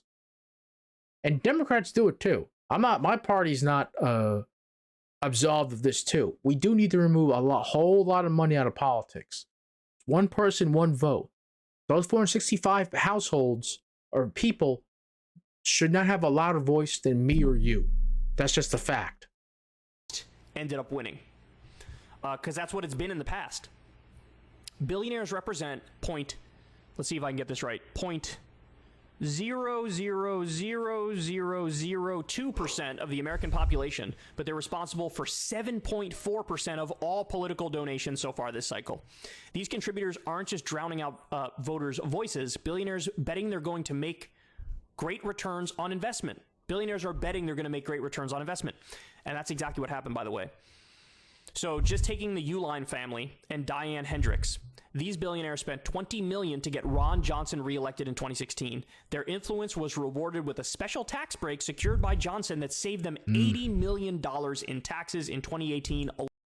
Okay, so they spent $20 million to get Ron Johnson out of Wisconsin. He won his reelection against Mandela Barnes. Mandela Barnes, it was like a 0.5 percentage point, by the way, that he lost, I believe. Correct me if I'm wrong, but he lost a very close race, Mandela Barnes in that Senate seat in Wisconsin. And look at this. They netted $80 million, so a difference of $60 million. It helps them. It helps them. It helps them in the long term, man. It's an investment in their future. And the rich only get richer. Alone. Wow. That is quite a number. Now, by the way, these guys gave Ron Johnson a tremendous amount of money this time around, and it looks like he won. Now, he didn't win by much. He was supposed to win by more, like Mandela Barnes outperformed the polls. But what if he didn't have that money? What if Ron Johnson didn't have that billionaire money? Would he have won? Would he have won? What percentage of his campaign funds disappear if you get rid of the billionaire money? He may have lost if it wasn't for this. This is what I'm talking about. They buy elections. They rig the system in their favor. And then you wonder why we have a system where it's like crumbs for regular people, but corporations, billionaires, the donor class, they get whatever they want. The military-industrial complex, Wall Street, Big Pharma, they get whatever they want. People fighting over crumbs. The U-Lines have donated $67 million to Republican PACs and candidates so far this election cycle. Diane Hendricks has donated $22.6 million. A lot of that is going to help re-elect Johnson. Wow. So again, if she wasn't involved, if they didn't take that money and run misleading ads, maybe Mandela Barnes would have won. Maybe he would have won. The richest man in Pennsylvania. If you don't think those ads matter, they do matter. It changes a lot of people's minds. You know what I mean? The average Dick and Jane, they're not in deep into politics like me and Kyle and like so many other people are online. Like they can like go through the ad and go through an ad and like look through all the disinformation, misinformation in that ad. Take the time. I'm willing to do that. Other people aren't. You know, they'll get the ad buys, they'll send the mailers out. People are like, oh, I didn't know this, I didn't know that. Oh, okay. You're not gonna like double check this stuff. It requires people to be really engaged in the democracy and really engaged in elections and like what's going on around them, and they just don't, because like and to be fair, they have a lot of other things going on in their lives: rent, mortgage, putting food on the table, etc. They tend to prioritize that, and then everything else, like voting and being informed on the issues, takes a back seat.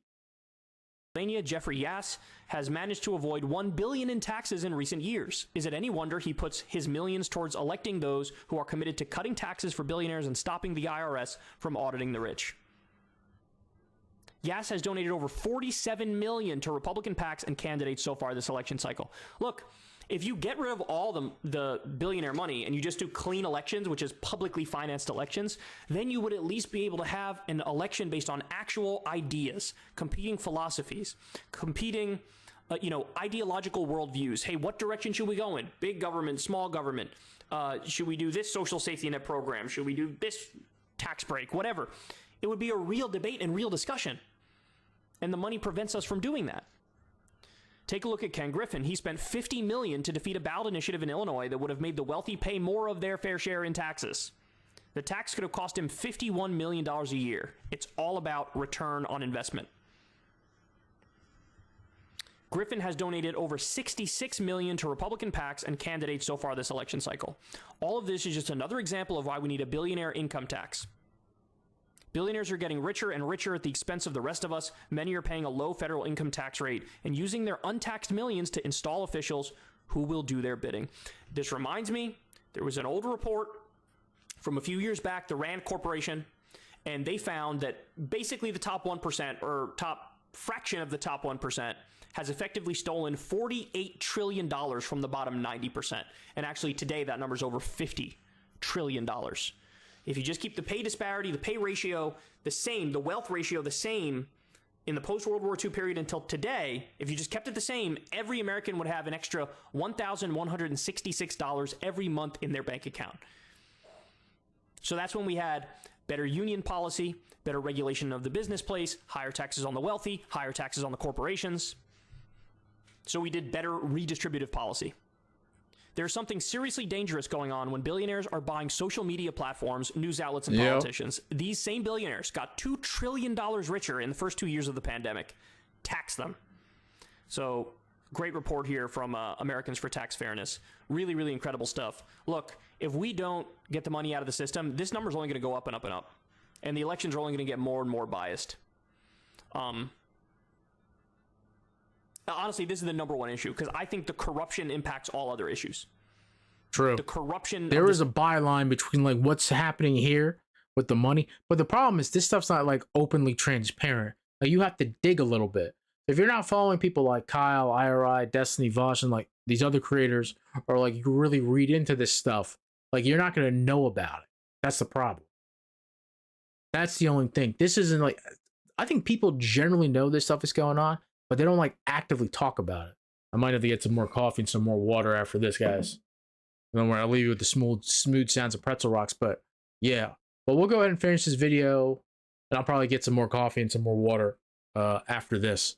But yeah, but Kyle's right on this too. And by the way, Kyle, you look good with the blonde hair, man. Yeah, you actually look really good with the blonde hair. He's getting married to his girl Crystal here. Congratulations on the pending wedding. Unless you already had it. But regardless, congratulations. Marriage is a beautiful thing, y'all. I'm not married. I'm looking for you, Mrs. Streamer, Mrs. Heel.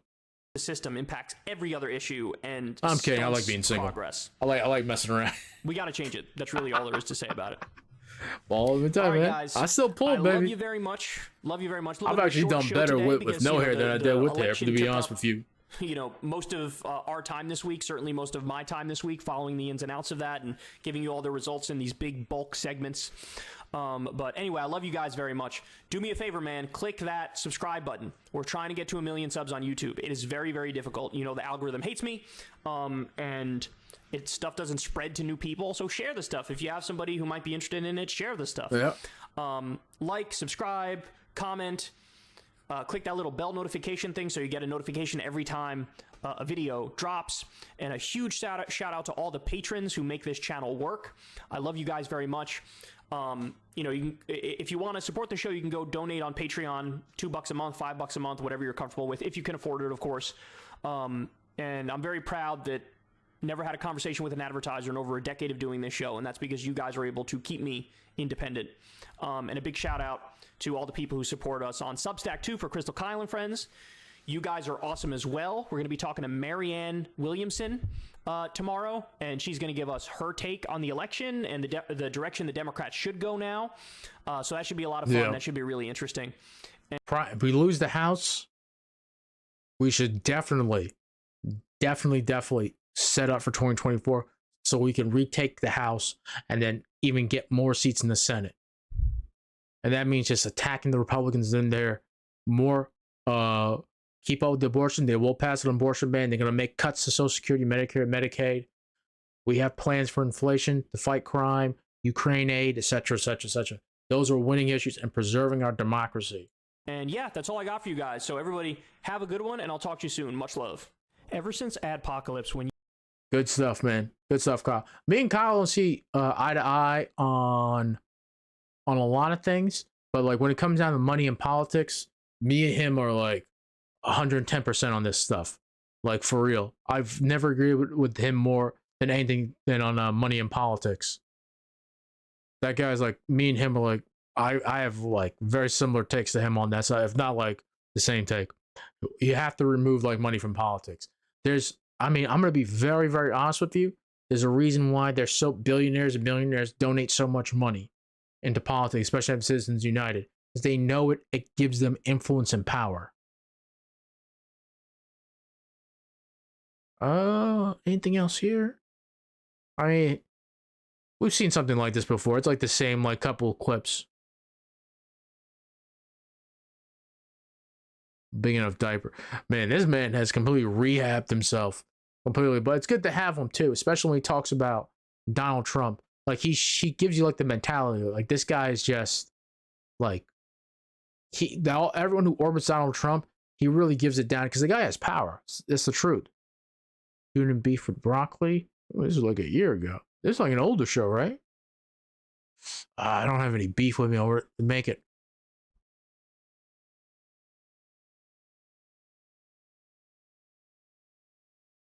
Don't care about that. What's going on here? Oh yeah. But like a population map. People, I mean, I mean, I've talked about this before. People don't really understand. They think that like the more land the state has, like the more votes it has. It's just not like how it works, man. I'm sorry. People don't live in like these huge rural areas. You know what I mean? That's just the truth. People live around, like, if not in the city itself, then just in the surrounding counties outside the city. That's where the population is. Kind of situation, I don't care.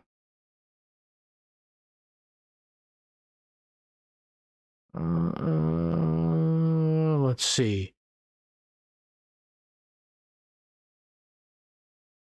Better than fried potatoes. The ABCs. Let's see, what's here? Oh yeah, definitely like do this, like sign up. I think he sells canvassing going on, especially in Georgia, on Vosh's website here.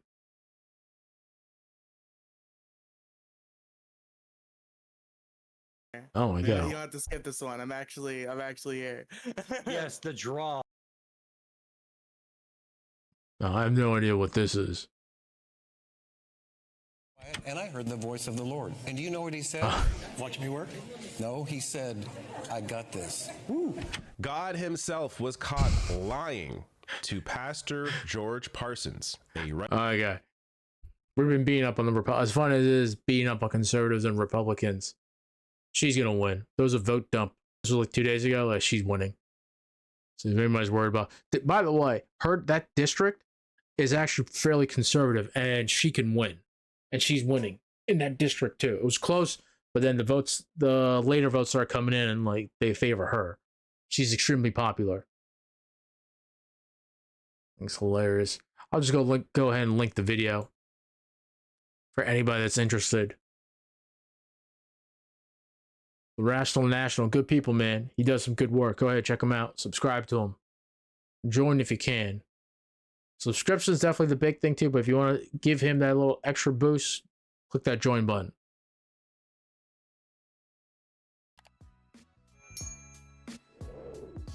XQC says trying is wrong and that Hassan's Twitch deal isn't that great. I'm gonna be honest, chat, guys, okay?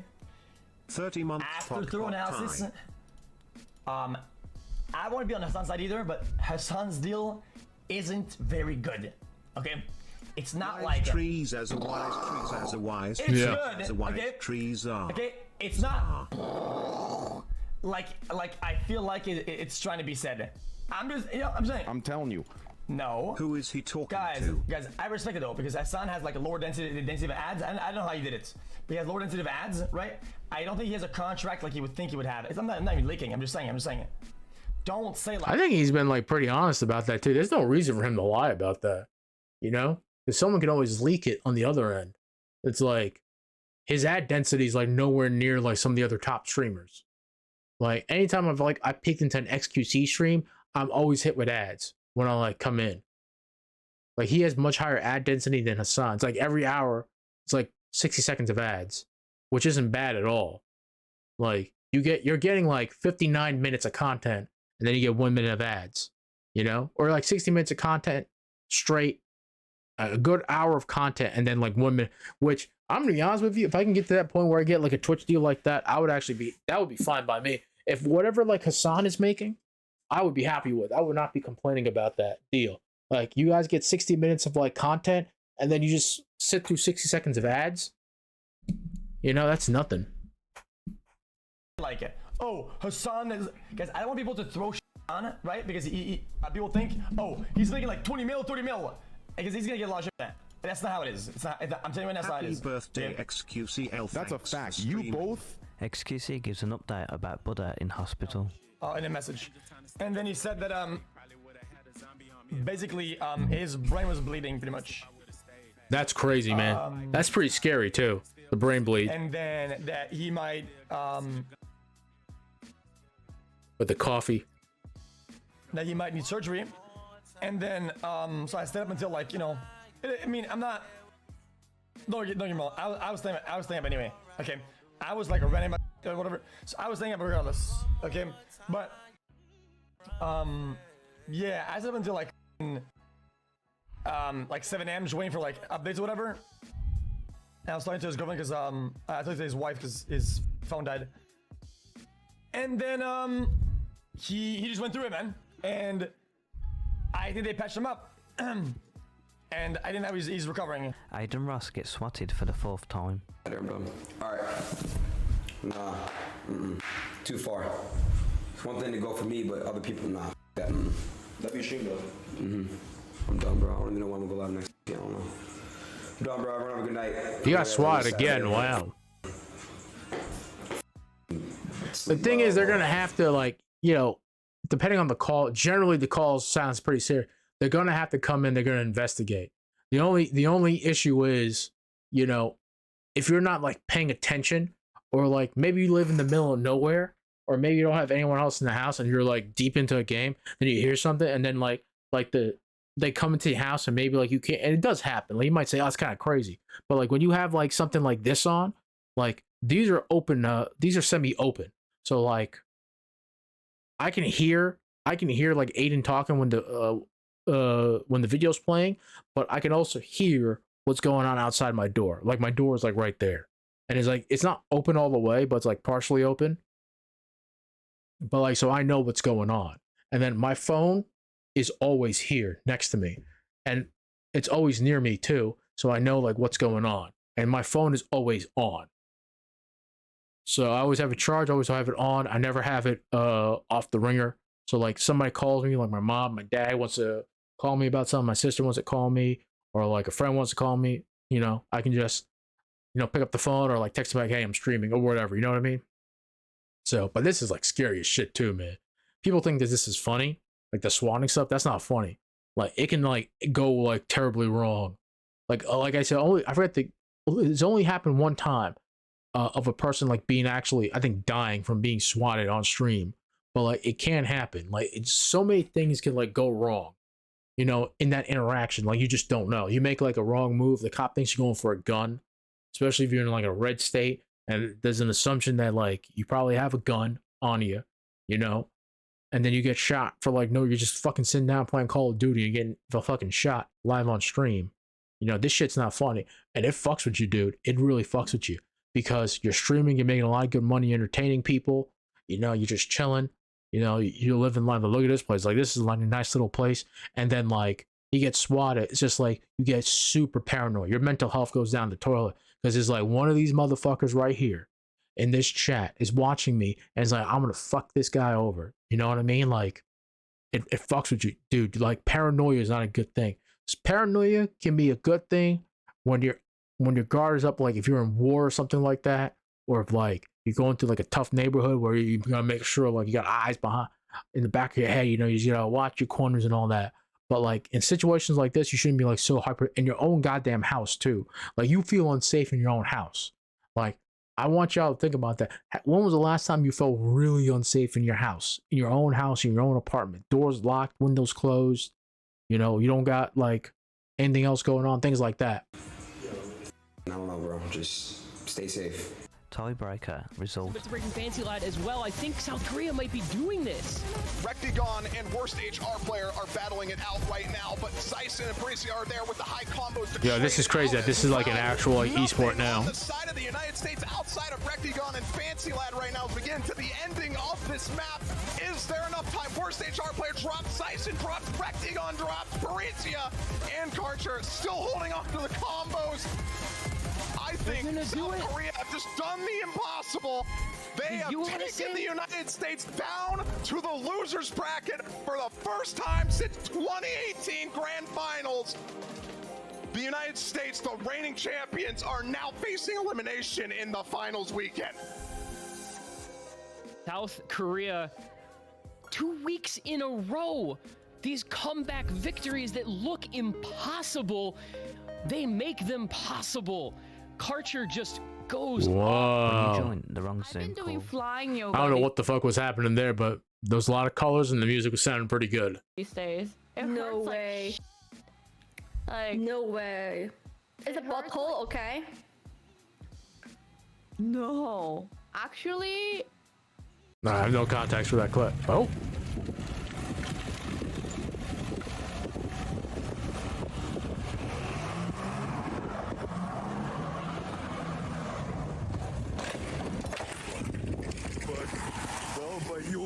No. Run, my guy. Run.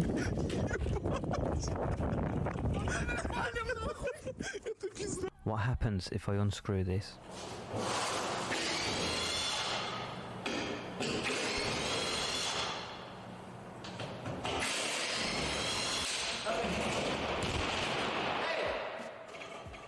Don't hit the chat. GTA RP update. You get your blue badge on Twitter. You see you can buy a blue badge on Twitter now. Purchase Twitter Blue, you see that? No way. Check out your phone, yeah, check out your phone, it's crazy. Pay $8 and it doesn't do anything except give you a f***ing sticker. $8,000, huh, to get a blue check mark, huh? Streets verified. Oh my god. GTA RP so strong until GTA 6. You get a tick. Let's begin. Streamer's questionable reaction to vegan-related dono. If we all agree that unnecessarily harming animals is wrong, yet eating animals harms them and the world's largest dietetic association says it is unnecessary, why do we eat them for 20 minutes of pleasure?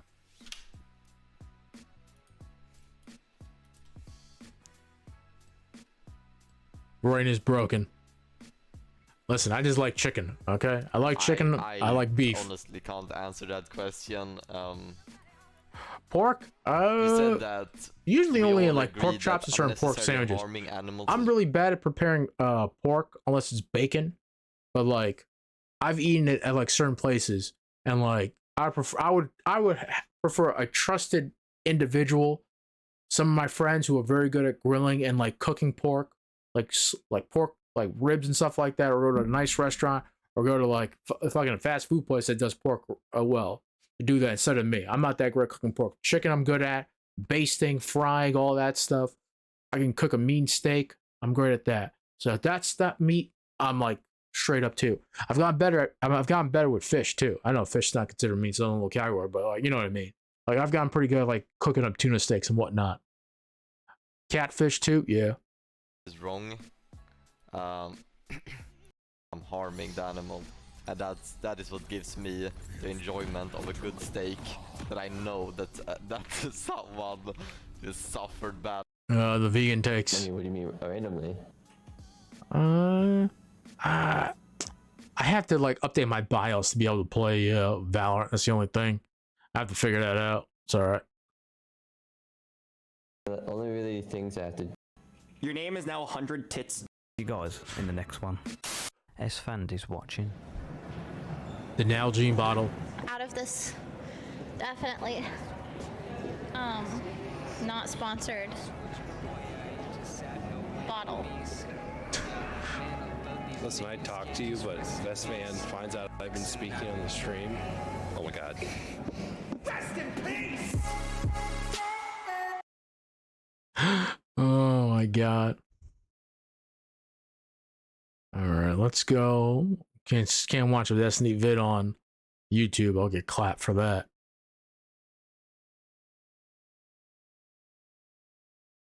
You know what? Why not? Haven't watched the Casey Neistat video. Look at that, 12.5 million sub.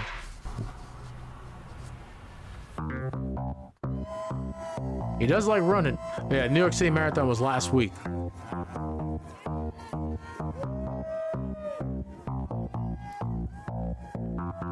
His videos are good, man. Let me tell you what.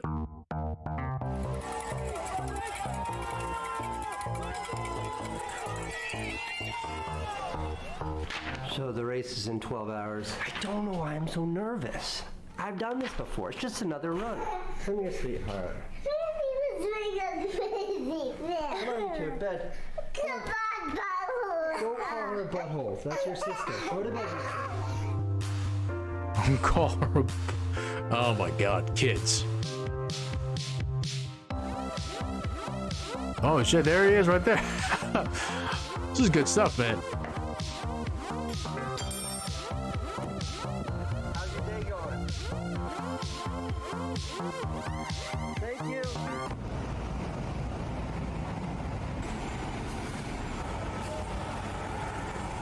Good morning.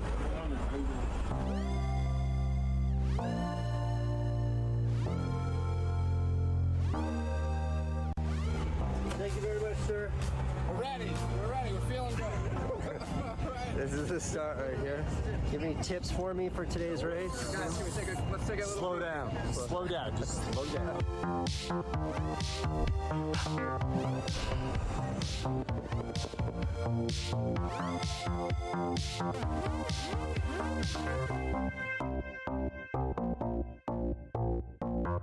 Dressed and I'm ready.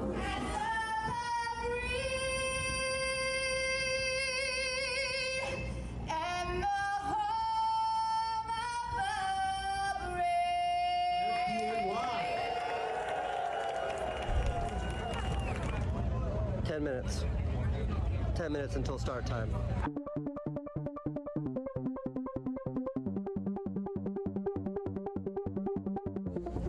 How you feeling about today? Feel great. It's beautiful weather out here. It's a little warm today for the marathon, but 5 minutes. 5 minutes till race time.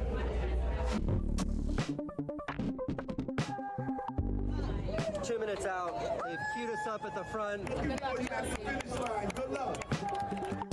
The mayor of New York, everybody. Just about there, the energy. This is it. This is it. This is it. It's go time, baby. How you feeling so far? I'm tired.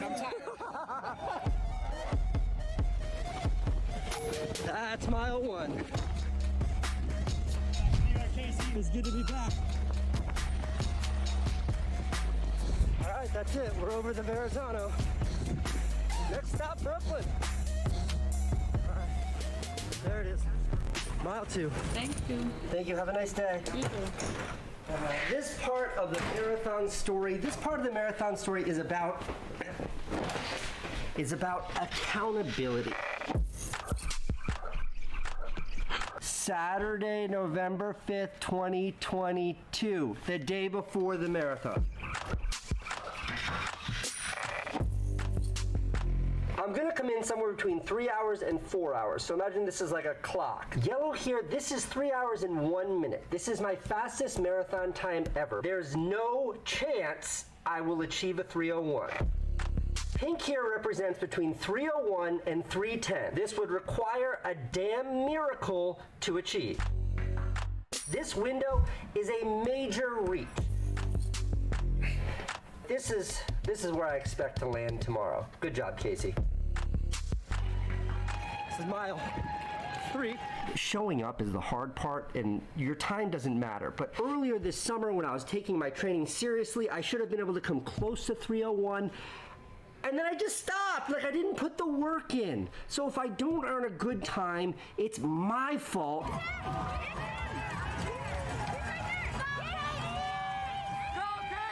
I see him in the shoes, yeah. Let's look for the shoes.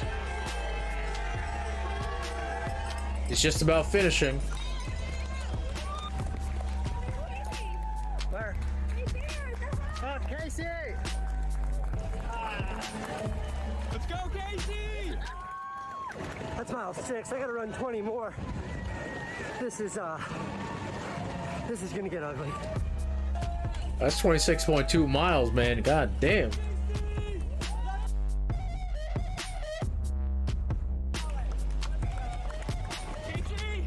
That's 10 miles. How you doing? I'm not doing good. What happened next shocked me. In a million years, I didn't see this coming, and it completely just, like, threw, it just... What's going on? Well, I went big. I was really trying for PR, but between the heat and my calf, I just don't have it. I don't have it. So you're running for us, buddy. Finish this race for me. And just like that, my running partner, my friend of 20 years, a 2:58 marathoner in New York City, he was done. He bailed. He left the course. We were pacing each other. From that moment on, mile 11, I was on my own. That's kind of crazy, man. 2:58 runner? And age catches up to you. Let me tell you what, young folks. Age catches up to you like a fucking ton of bricks. Used to be able to bench like 250 not so long ago. Now I can barely do it. Shit kills me. Bro, I woke up one morning like right here. It just started hurting. I was like, what happened here? But I tried to like clean out my fridge like a day or two ago. Ooh, my back wasn't having it. 13.1. God damn. I just crossed halfway point, mile 13. I'm walking. When I saw Neve at mile 12 and he said he was dropping out, I'm not doing good. I'm not doing good.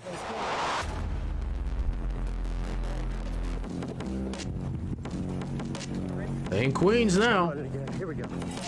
Keep it up, Casey.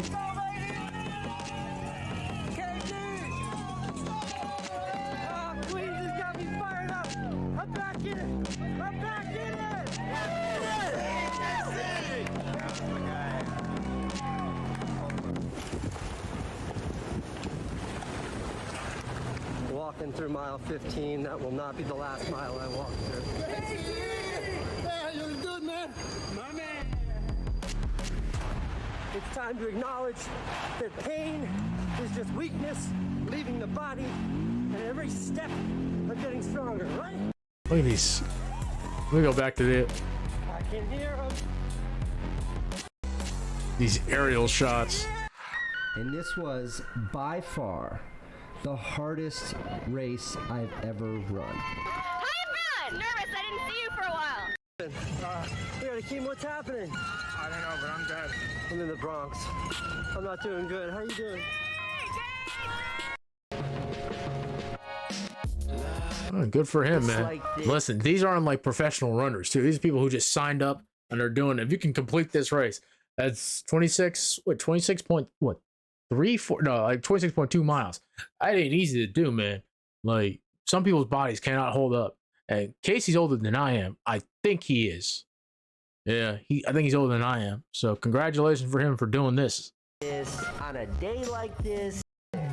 That's something to be praised. Central Park. Regardless of what their role is, there's not winning, there's not losing. That is New York. Ashton, you beat me. You beat me. Tongue faces sing songs, whispering the sweetest little nothings while we giggle like kids. You scratch your name into the tree bar. You scratch my name beneath it. And scratching off a heart which I complete quick. We running out the forest like a name was actually. Was it 3 minutes 54? That's not bad, man. And he's a runner too. Like he actually trains for these marathons. He actually takes this like fairly seriously. Or actually pretty seriously too. Listen, good on him. He finished. The only thing you can ask for.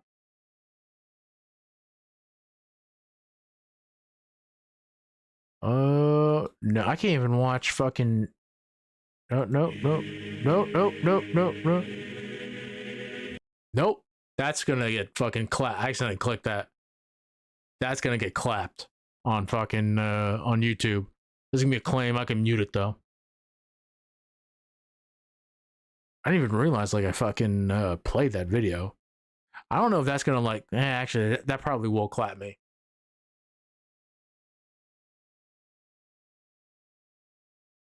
I think on Twitch it takes like whatchamacallit. I think over a minute. That's the thing. Okay. Do polls sway voters? Oh, yes and no. It depends. I think it can sway more engaged people than anything else.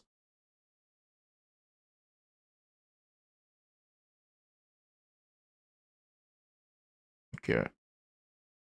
Welcome. Oh, this is a long ass video. That's like something else entirely. So watch later. Okay. That's like just under an hour.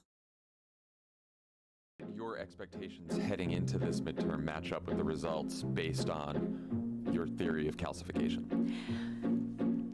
Yeah, I mean, it was a good night for calcification. I'm John Favreau. Welcome to Offline. Okay, so if you don't know who the guys over at Pod Save America are, they all work for Obama during his presidency. After his second term, I figure some of them left after the first term. I think they were almost all there during the second term. They started like this podcast, essentially this podcast network. They're very, very intelligent guys. I don't always agree with everything that they say, but like these guys were insiders. They worked for the fucking president of the United States over an 8-year period. They're Democrats. We generally agree. And I like talking to people who've been on. I like talking to people. I wish I could talk to these guys. I like listening to people who've been on the inside and seen the machine work. And they give you like an insight of how people like at the top like work like that too. Oh, he talked to ContraPoints? Oh shit. That's okay, you know what? The important. This is like just under an hour too. The Queen ContraPoints. We'll go ahead and save this for later. That'd be something to watch. We won't watch it back to back, but we'll watch it one of these days too. I wonder if this. I'll go ahead and. I actually do want to.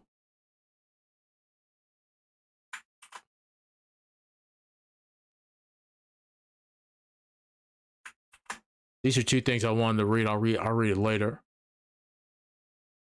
Let's see.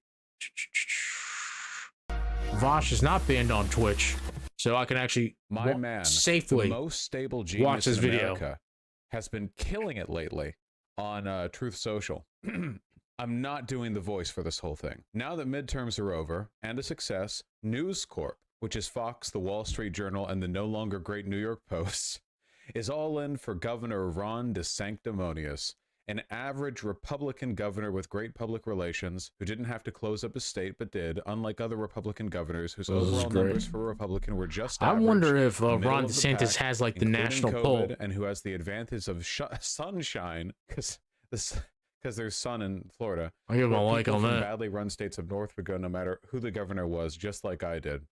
Ron came to me in desperate shape in 2017. He was politically dead. Do the voice? Pitbull, He was politically Trump dead, defender. losing Build the in a wall, kid. landslide to a very good agriculture commissioner, Adam Putnam, who was loaded up with cash and great poll numbers. Ron had low approval. I feel like I've seen this before.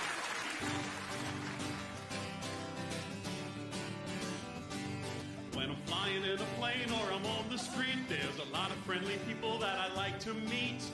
They shake my hand but never ask my name, and they start asking questions that are always the same. Hey, what's Michael J. Fox like? He's nice. What's Christopher Lloyd like?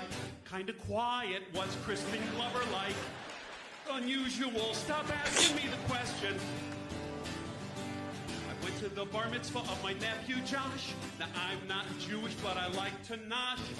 Put on my yarmulke, started to pray. When the rabbi leaned over and I heard him say, hey, was that real manure? No, it wasn't. How was that DeLorean? A piece of garbage. Do those hoverboards really fly? It's a movie. Stop asking me the question. Can we take your picture? Come on, look mean. Would you call my friend a butthead on his answering machine? Questions, questions fill my head. I went to my doctor said, what does a key grip do? Set up lights. What does the best boy do? Help the key grip. What does a producer do? I don't know. Stop asking me the question. Do we all hang out together? No, we don't. How's Crispin Glover?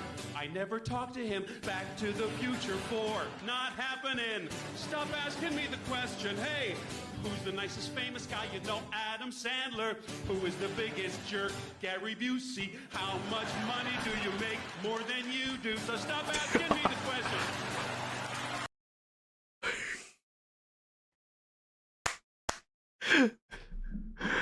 Oh my god. All the questions you would ask Tom Wilson.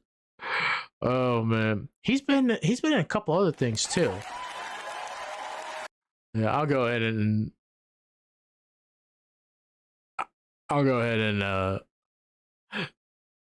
and shape this. This is some good stuff right here. See, it's not being the center over there. Listen. Oh, she has a happy marriage. Unfortunately, her father's an asshole. So to say. I'll give this one a like. I feel bad for Aaron. He's like, God damn it.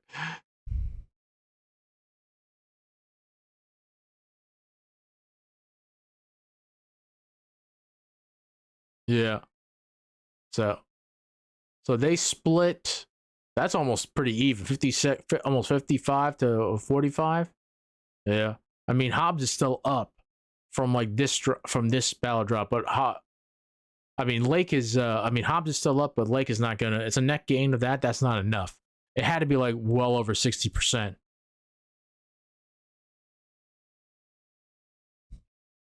Honestly, like most MMOs.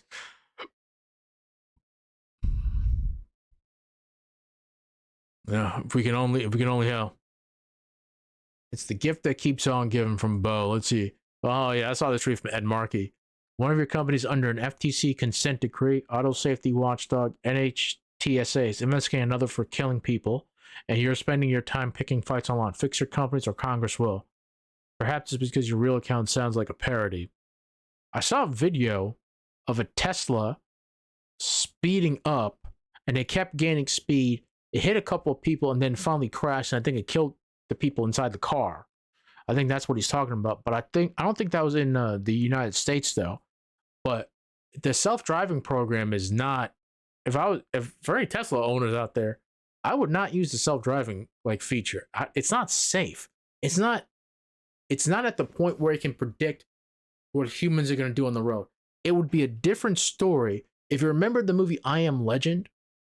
Everybody didn't drive their own cars. It was all programmed and it was all built off like this huge network. If it was something like that, that would possibly work because the network is working in real time and all the cars are communicating with every other car on the road. You know what I mean? They make sure that like everyone is safe. That I think honestly, that's the only way it's gonna work for self-driving. You can't have like a couple of cars on the road that self-drive, then everybody else is a human driver. No, everybody has to be in a self-driving vehicle that's in constant communication with everything else. You can't have like any dark spots. Like the minute somebody is within like a certain range, that range has to be far enough where enough computational analysis can happen when those cars are in range, where like those cars can avoid colliding or getting into a serious accident, or let alone not get into an accident with each other. That's the thing. Everything has to be on the same network, and I don't know if that's safe too, because people would try to hack that network to cause chaos just because people are people. People do people things. What can I say?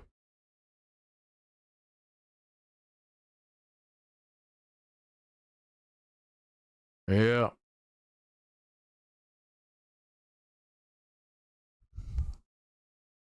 Eventually, I mean, Florida is like just like a huge holdout for Republicans now. It is like the Republican state now because of gerrymandering.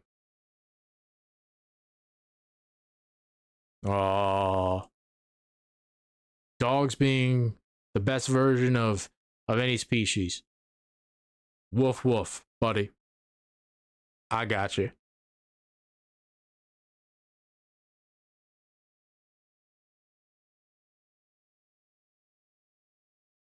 Listen.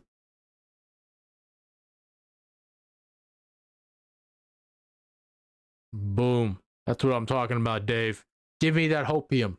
Give me the hope. Give me what I need for dem controls of the house. Yeah, because your head coach sucks, dude. This guy's gotten such a raw deal. You need to see the statistics since came into the league. He has been ridiculous. Dude, leave this team. The Raiders are not a good team. If you hit the free agent market, people will pay you buku bucks to go to a good team. I'm going to be honest with you. He should go to the Rams. I think the Rams should cut ties with Stafford at the end of this year, and then you should give him all the money. Like, statistically, he's a top 5 QB in this league, but it's never come to wins. That's the thing, because the team has never been good enough to pick him up too. And I can't watch this. This is like sad. I just give it a like. I can't watch that. Derek Carr, I think, is a good guy. He got a lot of flack with the what's his name? Las Vegas head coach. Las Vegas Raiders. John Gruden. There you go. John Gruden. About his comments about John Gruden, only because he said, like, hey, listen, I know what John Gruden, but the guy was always nice to me and he always showed me respect. I mean, that's just him being truthful. Like, you can like disapprove of what someone does, someone says, but say, hey, that person was like nice to me, and it's surprising to me that like this person would have like such takes. It never showed in my interactions with him or interactions with my teammates. Like, that's what he said. And like he got like excoriated about that. But it's just like, it's the truth. He's being truthful to you.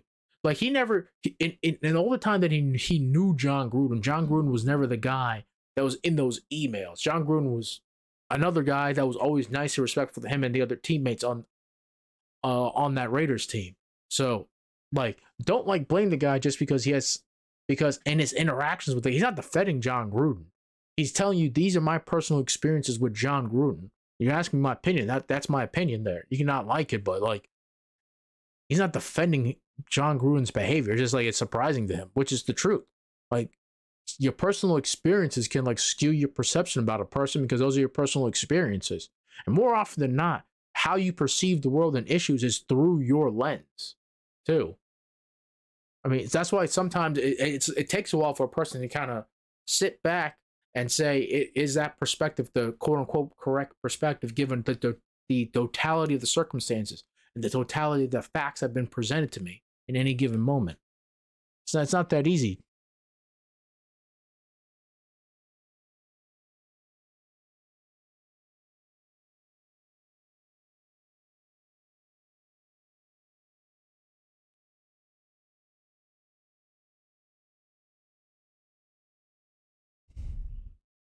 This is actually, in most places that have a cafeteria, I never worked at a place any place I've worked that actually had a cafeteria. You've always had to pay for lunch there. That's the thing. I mean, that's a huge expense on like the company too, if everything was for free.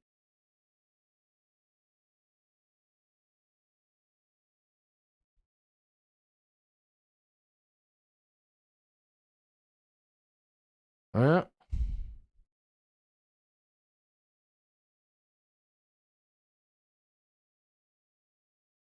Yeah, that's true. Those 4 seats, man. Those 4 seats were all the difference now, looks like.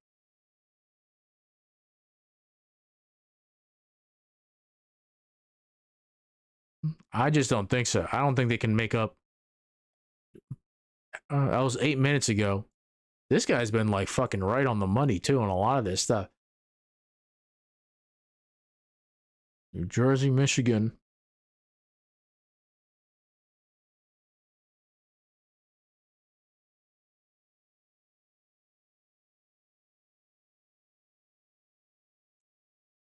Ah.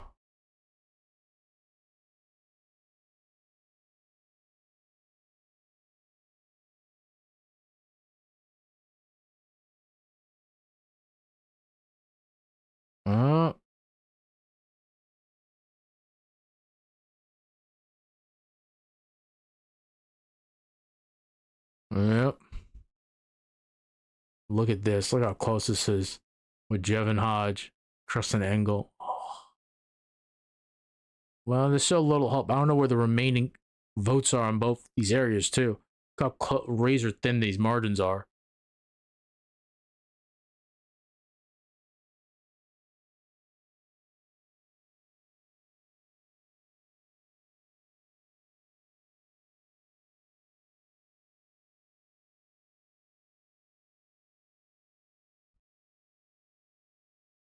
Yep.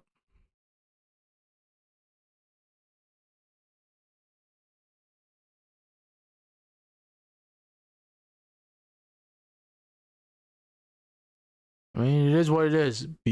I was always prepared to lose the House, but these are razor thin margins.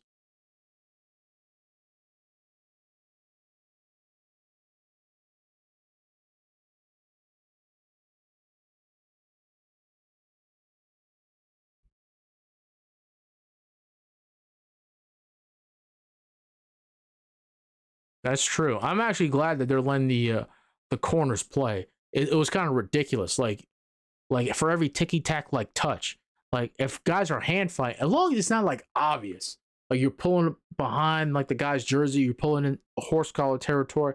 A lot of the guys to hand fight, the better corners and the better receivers are going to come out on top.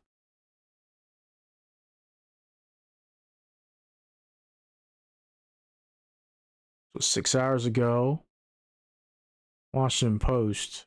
Yeah, he was.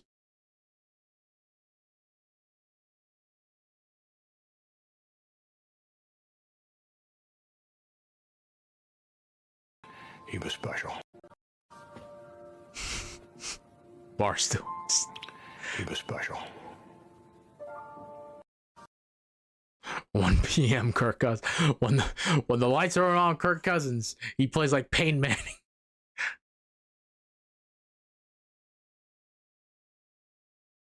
Yeah.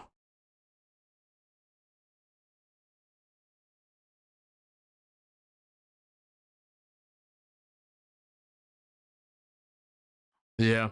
New York and some ill-spent money. I don't know why they did that too.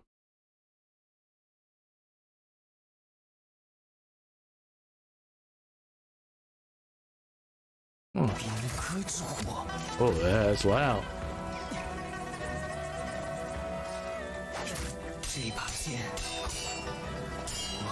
I have Sekiro 2. I still haven't played it yet.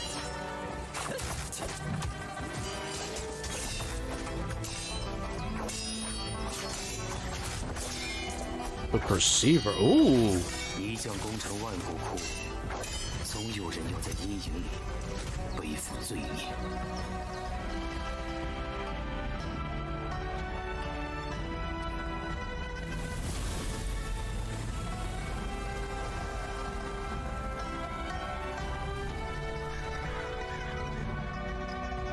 Okay.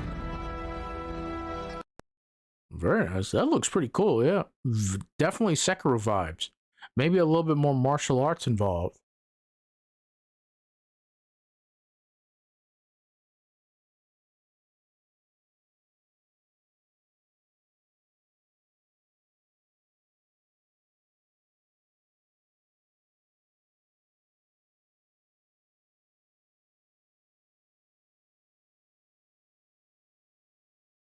Hobbs is going to pull through. Absolutely, Carrie Lake should not be the governor this day. By the way, if she does end up being the governor, look at everybody down ticket of her. She's not going to be able to get anything done, especially from the Secretary of State.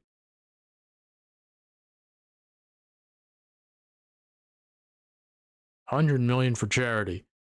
Well, I appreciate it, Jeff.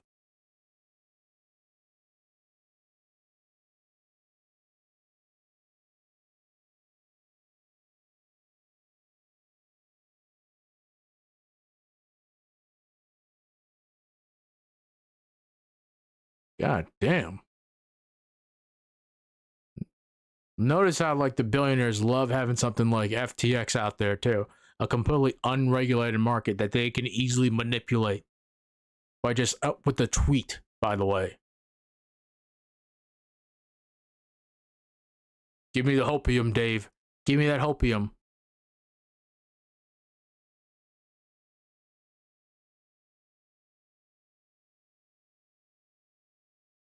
She's not winning. She's caught up a little bit, but Lake is not going to be able to catch up to that lead.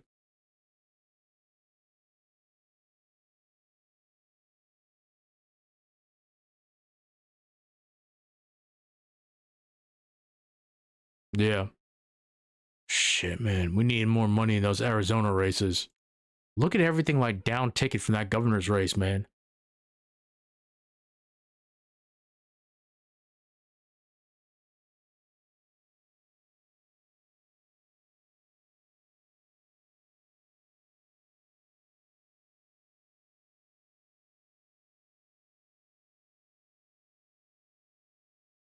Even though the state is trending pretty blue too, so you know we can flip some more like seats in Arizona and California. California, some of those races are pretty tough after redistricting. New York too, but there are some other like systemic problems. Yeah.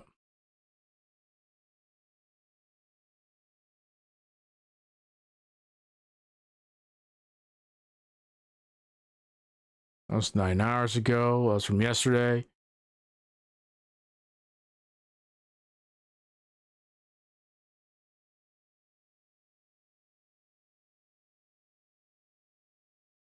That's true. I'll give that up to Palmer right there.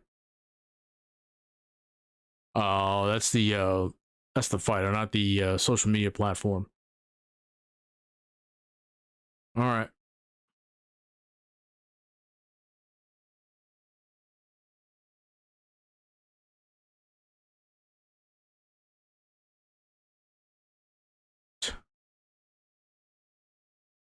All right, Pence.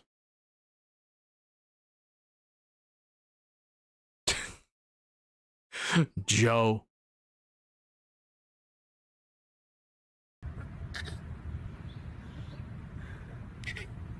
Yep.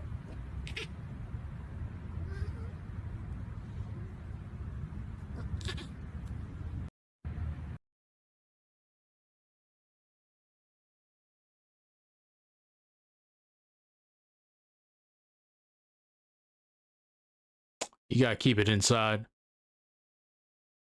You have to keep it inside. You have to keep your hands inside. Yeah.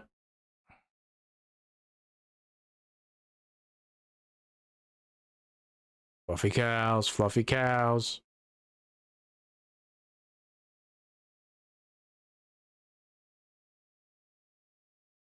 Are those cows? I have no idea. No, there's something else, I think.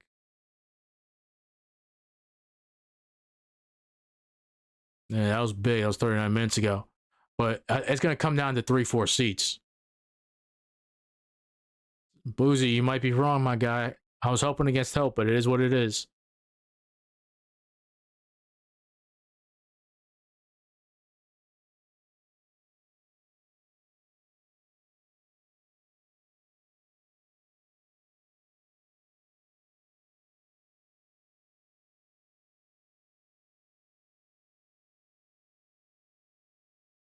It was 2 hours ago in the reddest parts of Pima. Okay. That's from Galen. That was 2 hours ago. Balance in very blue precincts. Okay.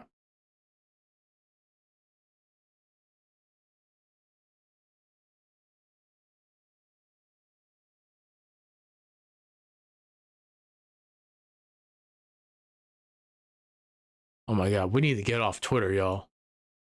Bad polls and no money. But he said that if I would endorse him, he could win. I didn't know Adams, so I said, let's give it a shot, Ron. And I can't. It's too much. When I endorsed him, it was as though, to use a bad term, a nuclear weapon went off. Years later, they were the exact words Adam Putnam used in describing Ron's endorsement. He said, I went from having it made with no competition to immediately getting absolutely clobbered after your endorsement. Then I got Ron by the star of the Democrat Party, Andrew Gillum, who was later revealed to be a crackhead. I know this is like half incoherent, but I swear to God I'll synthesize this soon.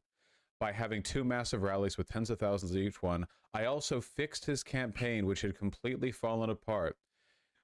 I was all in for Ron, and he beat Gillum. But after the race, when the votes were being stolen by the corrupt election process in Broward County, and Ron was going down tens of thousands of votes a day, along with now Senator Rick Scott, I sent in the FBI and the U.S. attorneys, and the ballot theft immediately ended just prior to them running out of the votes necessary to win. I stopped his election from being stolen. He was on C-SPAN.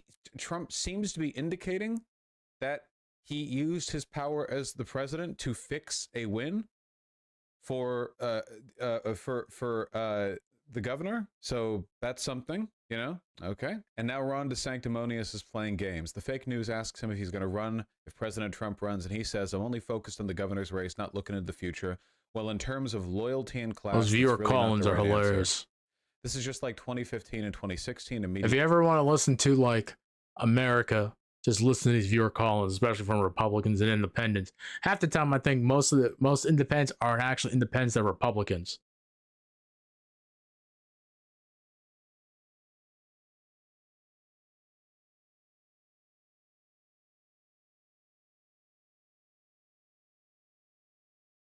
John Farrell. Okay, nothing going on right now. Via assault collusion when Fox News bought me to the end until I won, and then they couldn't have been nicer or more supportive. The Wall Street Journal loved low-energy Jeb Bush, and a succession of other people as they rapidly disappeared from sight were finally falling in line with me after I easily knocked them out one by one. We're in exactly the same position now. They will keep coming after us, MAGA, but ultimately we will win. Put America first and make America great again. Damn straight. So we have a truly, truly wacky. I'm jebbing very hard right now. Yeah, we have some wacky behavior here. I've talked about this a little, but I really want to expand on it because this is as good an opportunity as any to really dig into this problem here. Okay, so look, when fascists are trying to take over a government, as they love to do, you know, that's their favorite thing. I like Pez and video games. Autistic people love trains. Fascists love destroying democracies.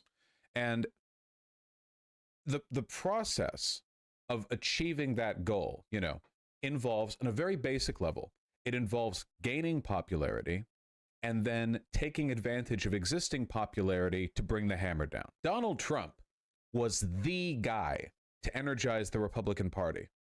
They needed more somebody Maricopa ballots somebody to incoming. Really cut through the phony suit and tie bullshit and just openly, directly, unambiguously represent every reactionary impulse that guides fascist decision making. You know, they needed they needed someone fronting that right up there. The problem is people who are good at energizing and people who are good at, you know, well-coordinated, disciplined efforts to deconstruct a democracy, these two are not always the same people. Take a look at Mitch McConnell. Mitch McConnell is perhaps more than anyone else currently in office responsible for the, you know, the weakening of our democratic institutions. But nobody in the world is going to go out to a rally and lose their mind or go and martyr themselves as a right-wing militiaman over Mitch McConnell. Nobody in the world. This guy has done more to undermine our democracy than almost any other ever. But he could never do a Jan 6. He could never organize a Charlottesville. He just does not have that skill set, you know? Yep. So right here we That's find true. the Mitch McConnell, the face of death. Dude, he's done after. I think that he's gonna like try to quietly walk away after like what happened with all these Senate losses, because like Rick Scott's coming for him, dude. They're coming. The new Republicans are coming, and the new Republicans are just like the old Republicans. They're just fucking crazier, and they're mask off. They're completely mask off. Ever. But he could never do a Jan 6. He could never organize a Charlottesville. He just does not have that skill set, you know? So right here we find the contradiction. We find the antagonism. Ron DeSantis is the best pick for the Republican Party in their continued effort to undermine our democracy. He's smarter than Trump. He has more discipline than Trump. He's more controllable than Trump. It's just the better pick. Donald Trump, however, was successful in energizing the party. And for that reason, my man Trump is not going down without a fight. I mean, he's got so much backing in the Republican constituency, and he's too much of an egotist to ever give this up. So he's going to, I mean, there's going to be damage. Yeah, the Republican Party doesn't want Trump anymore, but Trump just wants applause. This is a very delicate situation for the Republican strategists. I'm telling you, I know this. From the bottom of my heart, I know this, okay? Right now, Republican strategists are quietly praying he dies in his sleep before it gets any worse. That's what they want. They do not want a primary, a 2024 primary between DeSantis and Trump. They don't want it because DeSantis can't go that hard against Trump. Yep. Because Trump is beloved by his party. Donald Trump will go as hard as he wants to against DeSantis because he doesn't care about anything or anybody besides himself. I don't even think Donald Trump cares that much about fascism. I don't think he could define it. I don't think he knows what it is. I think that Donald Trump is just sort of latently reactionary and extremely narcissistic, and just the best way as a narcissist who is reactionary to get attention is just to, you know, whatever, feed into the loop. You know, I just think like he how likes his Orange Man tendies. trademark is like I right think there. he likes his chicken nuggies. I think that's what gets him up out of bed. And hey, same, man. But I'm not. Listen, if you like chicken nuggets, I try not to judge you, but I like my tendies. All right, I like my tenders. Okay, my chicken tenders. That's a man's food. Nuggets are for children. Tendies. Grown man eats those. All right, book that shit. A former president. Ron DeSantis does not care for nuggies, okay? He cares for genocide, white ethno states. So, you know, God, this is really bad for them, you know? Donald Trump saying that DeSantis lacks loyalty and class. Donald Trump saying, like, you're nothing without me, all that sort of stuff. We'll see how this plays out, but I think the primary Republican project of the next couple of years is going to be them making an effort to drag their constituency away from Trump and towards DeSantis. And that is probably going to involve, hilariously enough, Republicans suddenly starting to care about Trump shit in ways they haven't before. I anticipate an uptick in Republicans suddenly, seriously, you know, discussing his relationship with Epstein, his infidelity, the terrible relationships that he has with his family, his weakness as a candidate, you know, all the corruption and so on. Republicans are going to start, I'm telling you, it's going to happen. He's going to slowly get weaned in on by the It is happening GOP now. establishment, because they're going to try to drag their constituency away. Yep. I don't think it's going to work that well, to be honest with you, for two reasons. First of all, the Dyer voters Fox brings don't up really a good care. point. A strong, not majority, but a strong portion of the Republican Party is like QAnon nutters, okay? These people will die before they stop supporting Trump. These are ideologically Trumpist, you know? They don't just like Trump, they're in. Those people, I don't think, are going to just move over when the GOP tells them. You know, I do not anticipate that. It's too much of a cult. You know, these cults are dangerous. It's risky, you know, cultivating that kind of behavior. Yep. That's one. And two, you know, no matter how hard the Republican establishment guns for it, I don't think you can get a lot of Republicans to care about the bad things that Trump has done, because I just don't think they care about bad people. If they did, why would they be Republican? You know, poll right now is blaming DeSantis and claiming he's in on the conspiracy. It's going to be really, really difficult preserving Trump's constituency. You need those in the people too to GOP come and out and vote moving for it you. If over you're to on DeSantis, you're running in I'm willing to, 2024. You need them. I'm willing to commit to this even more. I'm willing to say, I actually think that I can't believe I'm saying this, but I sincerely mean this. Right now, insofar as he represents an obstacle to GOP solidarity, I legitimately think Trump is the biggest obstacle to American fascism. I actually believe that. It's not Biden. It's not the Democratic Party. It's Trump's ability to sink the ship that he's on. I mean that. Trump is on the wrong ship. He wants to be on the wrong ship. Trump's on SS fascism over there, but he's got a bomb vest. Okay? You know? My man over here, it's not a matter of agreeing with him or anything like that. I'm just saying he's over there, and like the responsible bikers of Los Angeles streets, he has strapped propane tanks to his to his person. You know, if a car hits them, it's both their problems now. We'll see. I mean, I can only hope, right? If nothing else, it'll be very funny. It'll be great content. Why don't they accept DeSantis as VP? Because they can't have Trump involved anymore. Trump is too corrupt and unstable. He's not smart enough to fully facilitate the death of our democracy. You know what I mean? The society that we live in is stable enough that the Republican Party can't just like do a military coup. You know, it has to be this protracted, like months or years long siphoning away from our democratic institutions, followed by really well coordinated efforts to replace people in key positions. Trump is not committed enough to that process. He's a hammer. He's not a scalpel. I mean, DeSantis is a little bit more of a scalpel than no, that's what I'm than saying. Trump, who just bludgeoned everybody. Like, that is a degree of instability they don't want to contend with. You know, it's a risk. It's a big risk, and he's got a huge ego. Yeah, that's true. You know, not to mention, look what happened to the last vice president under Trump. Right? You know, it's Carrie Lake is siding with Trump on Crowder. You guys need to keep an eye out for this. All right, this is going to be one of the big kicks right here.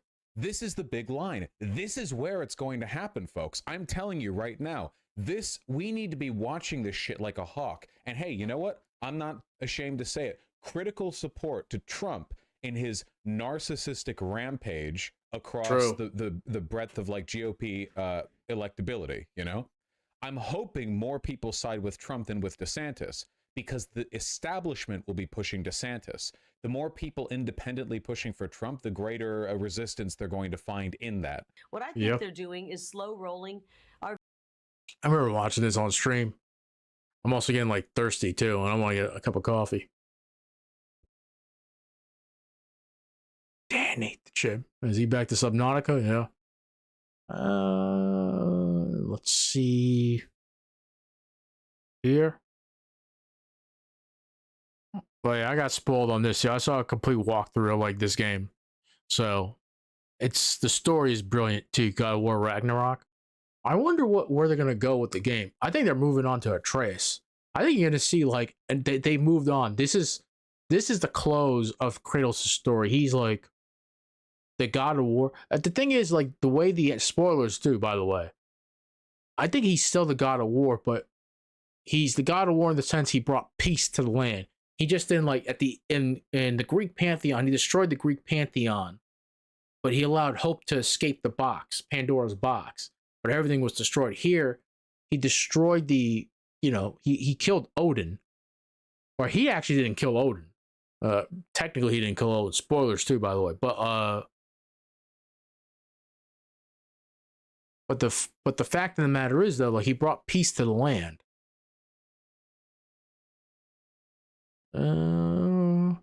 Destiny 2 players leaving. Here's why. The season hasn't been that great. Like, I finished the season relatively quickly too, and I come back and play it, because there's certain like mods and stuff like that I want. Oh, this shit was wild too, by the way.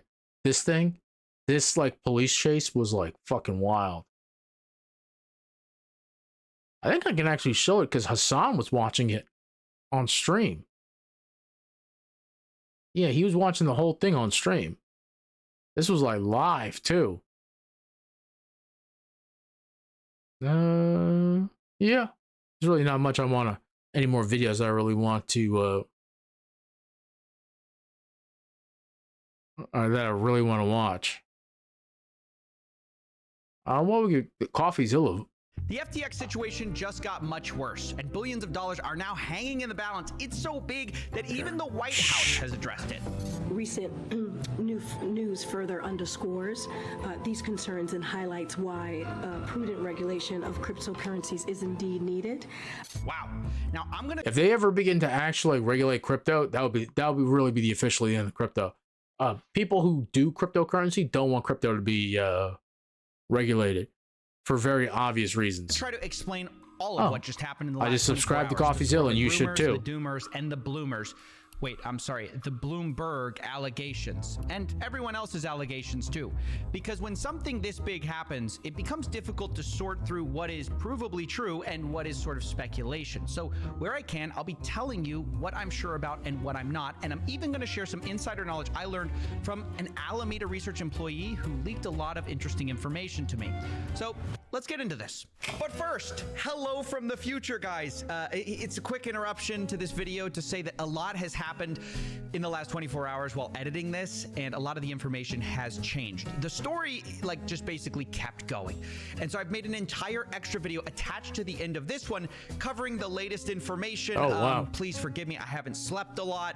Buckle up, though, because there's stolen billions, romantic affairs, flights to Argentina, possibly. But for now, just enjoy a much more well-rested CoffeeZilla, and I will see you in a bit.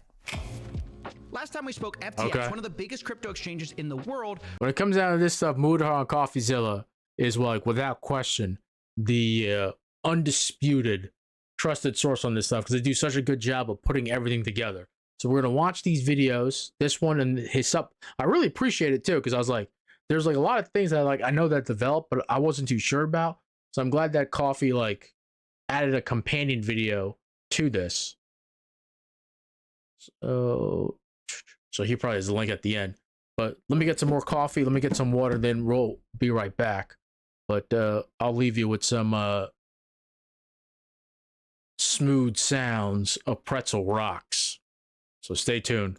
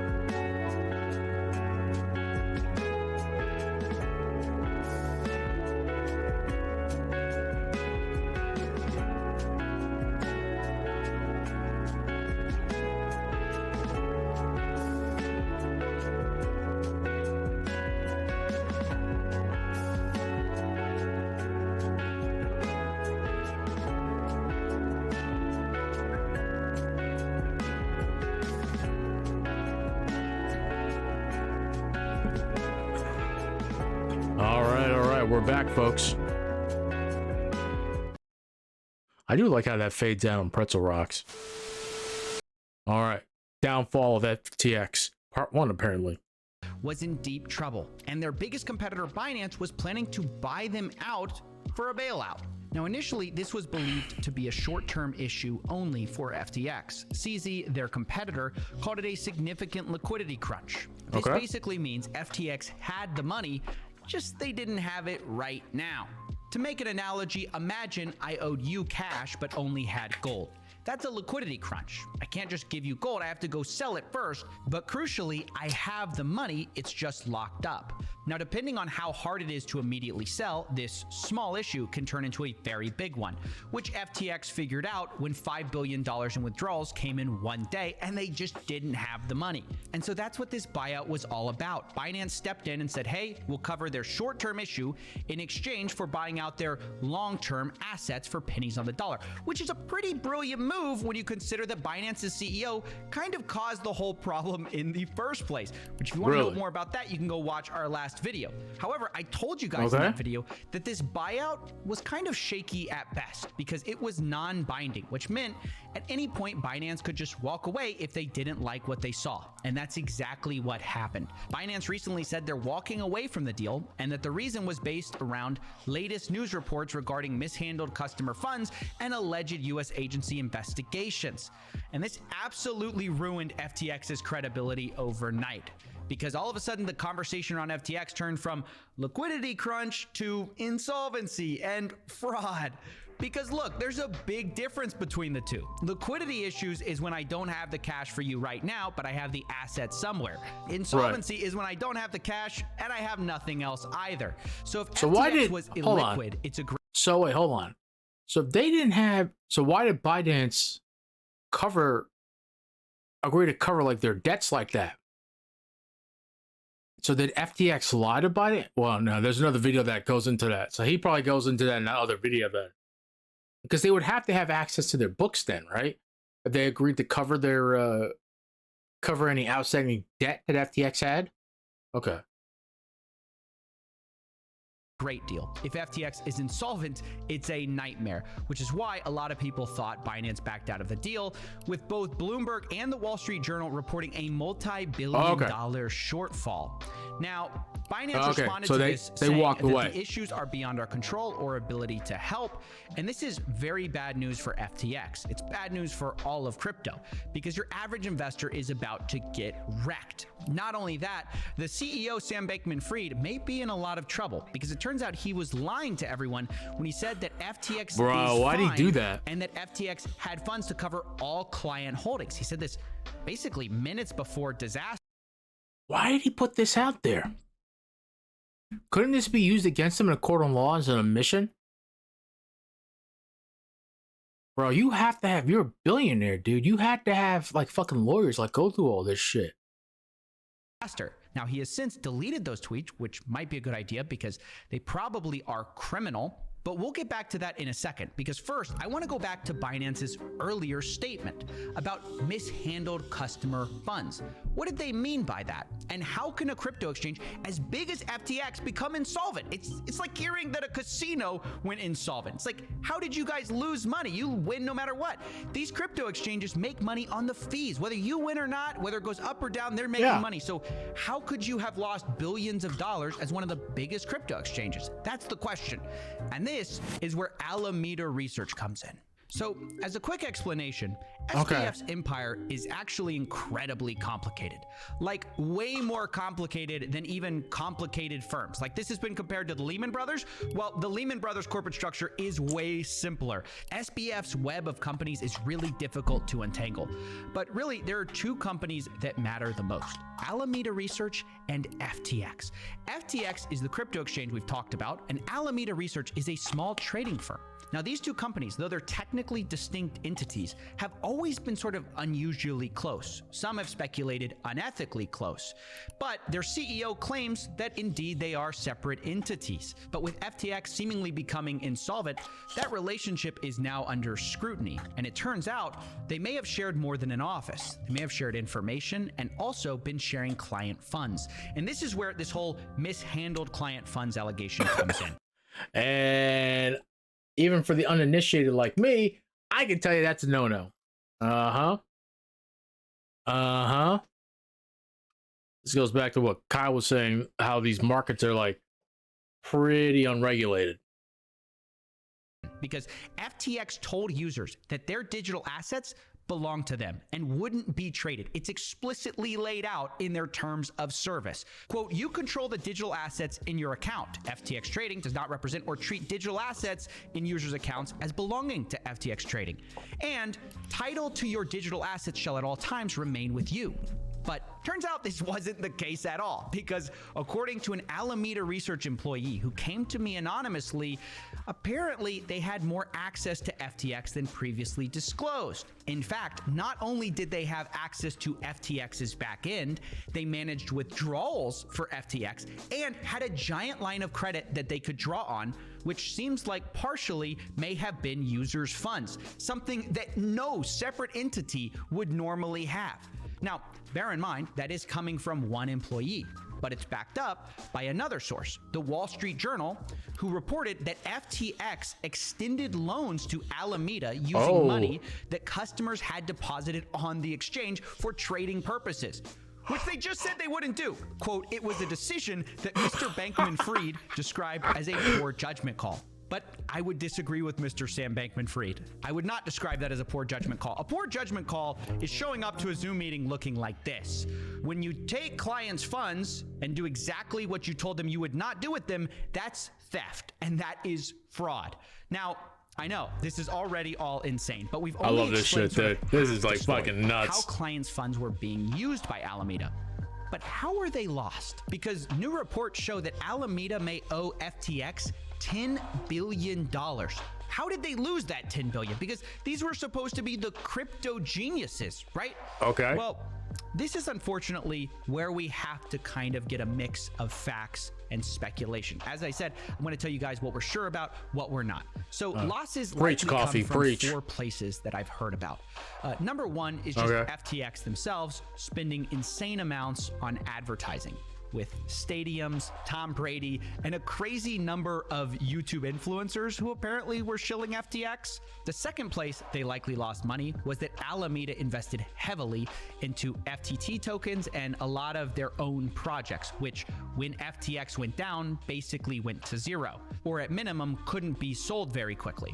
The third way they lost money was that Sam Bankman-Fried tried to bail out all of crypto in the summer. People like BlockFi, Voyager Digital, Skybridge Capital, which led to huge losses. And then when Alameda found itself with big losses around the time of a lot of these companies' collapse, number four, Alameda took out a $4 billion line of credit from FTX, a $4 billion loan, essentially.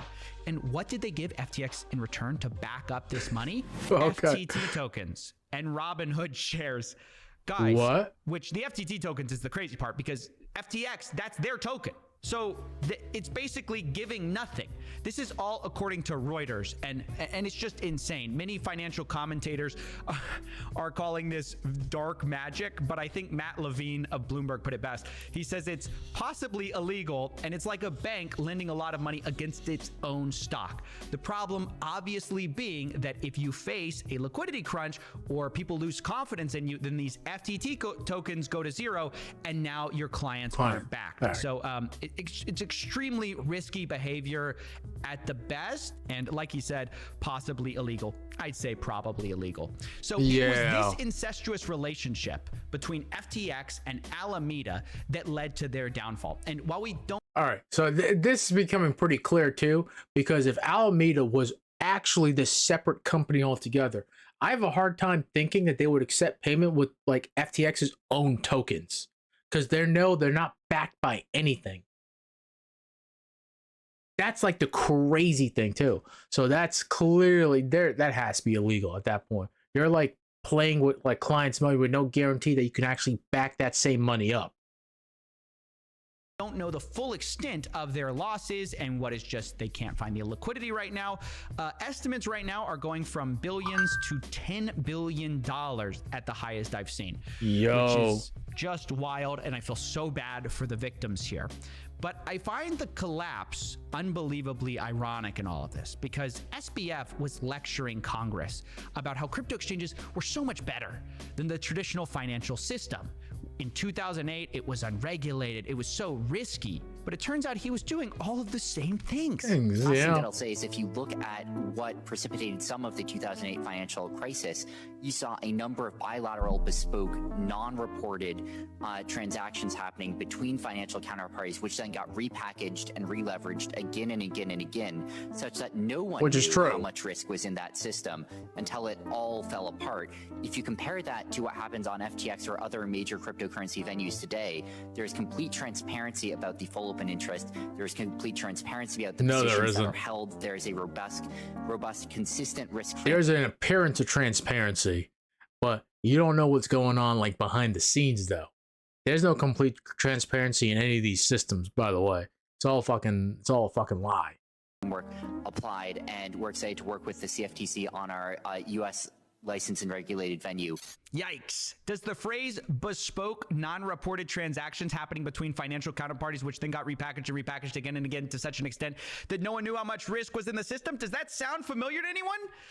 Because it sounds exactly like what SBF did. You know, the only difference between SBF and these banks, which he says were so bad, was that SBF preached us how good he was. He was the generous billionaire.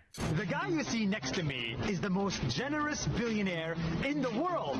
Well, I guess that was a lie. But we still kind of have to answer the final question to all of this, which is that it seems like obviously they're insolvent, but how much of it is insolvency versus liquidity squeeze? We're still figuring that out, to be honest. SBF, even after making a thread today admitting that he effed up and he should have done better, still claims that FTX has assets that are higher than their clients' deposits. Basically saying they are solvent still, kind of. But honestly, I think this is almost definitely another lie from Sam Bankman-Fried, given that A, we know that a lot of their assets are in illiquid tokens like FTT, which that real value is probably zero. And also B, well, this guy has already proven himself to be a liar and we shouldn't trust him. Yeah. So I just default to assuming that he's lying. My guess is they're insolvent by at least a few billion, maybe the full 10 billion. We don't know. Probably. SBF is now seeking to raise 9.4 billion in an emergency fundraise, which I think speaks volumes to that. I don't think they'll get it. Brian Armstrong of Coinbase who's has stupid said, enough to do that? I don't know why investors would put money into this now, which is a nice way of saying, I don't know why anyone put money into this ever. But not everyone, though, seems skeptical. Amazingly, there still are some believers. Bill Ackman, for example, believed SBF's apology. In a now deleted tweet, he responds that you have to give SBF credit for his accountability here. I have never seen a CEO take responsibility as he does here. It reflects well on him and the possibility of a more favorable outcome for FTX.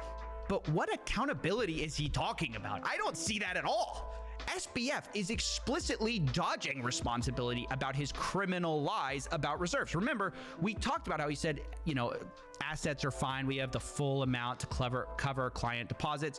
But now look at his new accounting of events. Because what he says now is that he messed up and mistakenly thought that they had zero leverage and 24x the needed liquidity.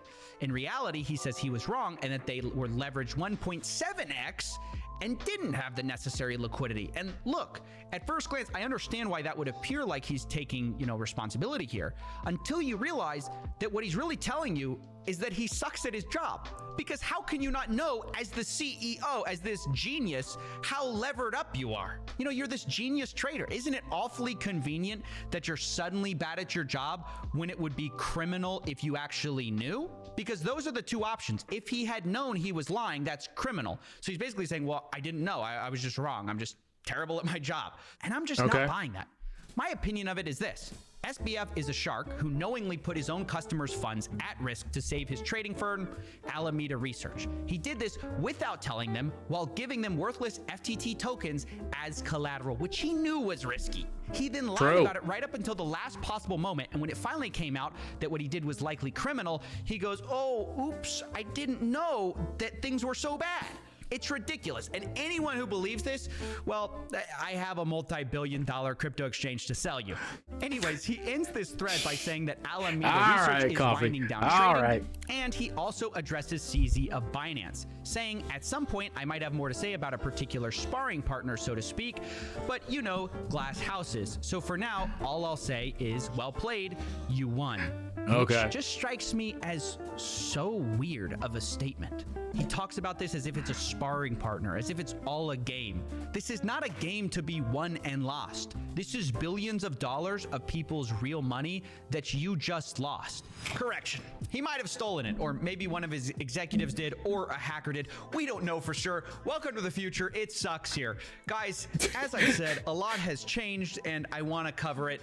For one, SBF declared Chapter 11 bankruptcy for all his companies, including FTX US, which he said was fine and many influencers promoted.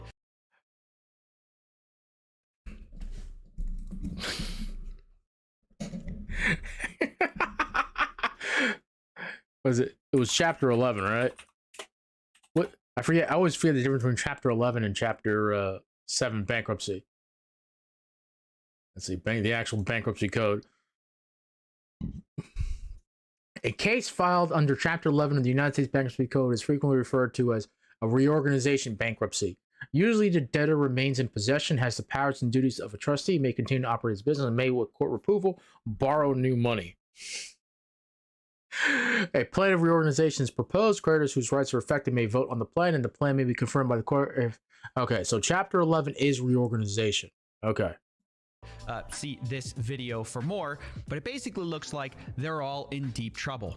Even worse, news around Alameda has gotten much more dire. See, originally we thought this team was a bunch of geniuses in crypto. Now it's coming out they were more like a gang of kids who all dated each other. This report comes from CoinDesk. Alameda employees were in romantic relationships with each other, and there's speculation that the CEO of Alameda, Caroline Ellison, became the CEO maybe because she dated Sam Bankman-Fried. Incidentally, she also has been revealed to be a big fan of amphetamines, which is just not great when you're controlling billions of dollars. And it gets worse when you realize that SBF had secretly added a, quote, backdoor into FTX's bookkeeping system. This came out just recently, which allowed SBF to, quote, execute commands that could alter the company's financial records without alerting other people. In other words, this is how we believe Sam moved $10 billion in funds from FTX to Alameda without alerting anyone. Later, it was reported that among this $10 billion, some of it also went missing from even Alameda, with Reuters reporting that $1 to $2 billion are unaccounted for, even among Alameda's assets, which again, it just all looks so bad for SBF. And from here, things spiral even worse, because once the dust started settling, you know, we thought, okay, we're going to get a clearer picture. Yo, you can't, right? Yo, somebody make a movie about this shit, dude. Just make a movie about this, please. This is like nuts, my guy. This is nuts. This is just nuts. Come on, man. You can't make this shit up, people. Yo, you can't make this up. I'm telling you, you can't make this shit up. God damn, man. This is so nuts. How is this like so crazy like this? I can't. Picture now that they're entering bankruptcy. But then they suddenly got hacked in addition to everything. On Telegram, their admin says, FTX has been hacked. All funds seem to be gone. FTX apps are malware. Delete them. This is just insane. How could this happen? CoinDesk reported that the hacker got out $600 million. And I have to tell you that some numbers are slightly less than that. 400 million from Slow Mist, for example. And this hack is being traced. So we don't know the full story right now, but it's a lot of money. So to state the obvious, this is very bad for FTX, and it also seems like pretty convenient timing for Sam, who has suddenly become unresponsive. So this fueled a lot of speculation. Now, Elon Musk decided to join the speculation, seeming to accuse Sam in a meme of being behind it all. He posted this: man F's 5 million people at once, which is a pretty good one. And basically this set off a frenzy of people frantically trying to unmask the hacker, eager to make it Sam or Caroline or even their CTO, Gary. For example, some people used the GitHub activity of Gary Wang to show that he did an unusual number of commits to his GitHub repo, basically saying he might have set up this sudden hack. And he did all this a day before FTX was hacked.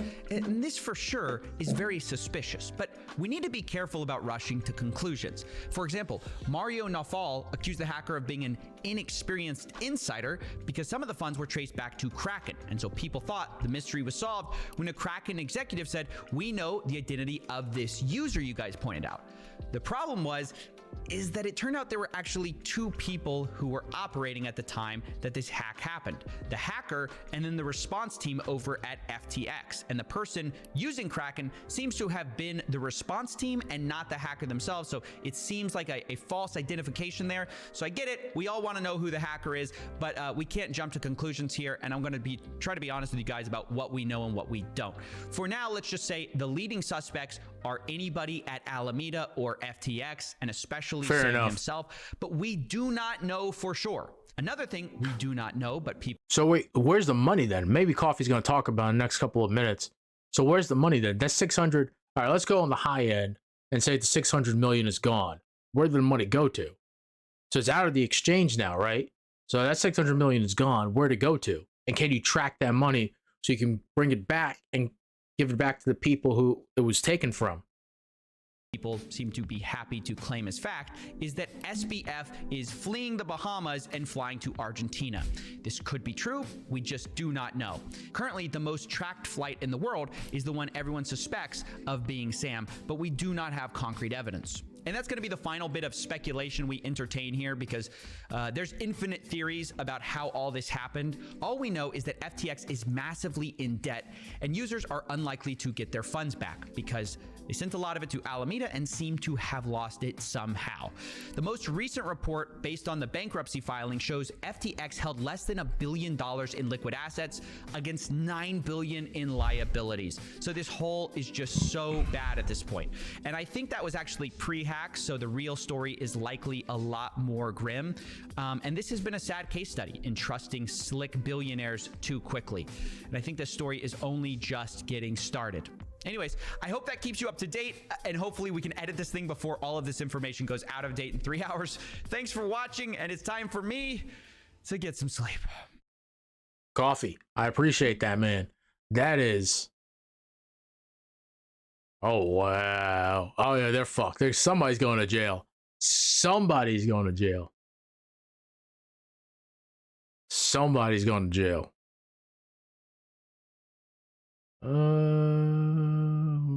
What's this? Not interested in that.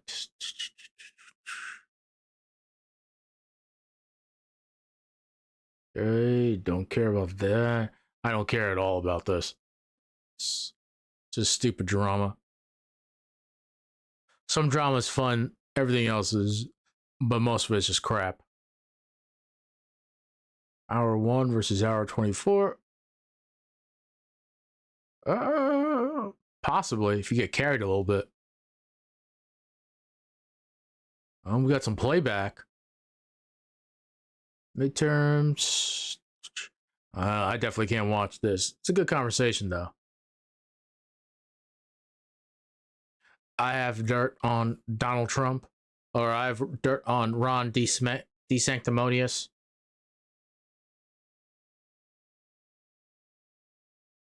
Yeah, I'm enjoying it. I don't know how long it's gonna last, but I'm all in for it. I don't care about that. It's official. Elon Musk has taken over Twitter.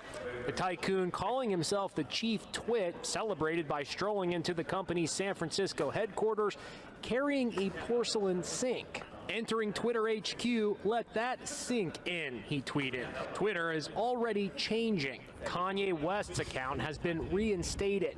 He was suspended earlier this month for an anti-Semitic rant. Photographers caught up with him last night. We feel free. I feel like it's just a weight lifted up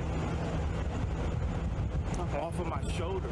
O.J. Simpson is also hailing Musk, who has pledged unrestricted free speech. Let me start off the day by congratulating.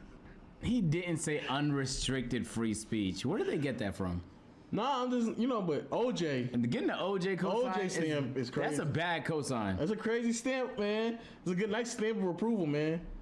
That nigga OJ, he got a lot of things on his chest. He got to let things go, man.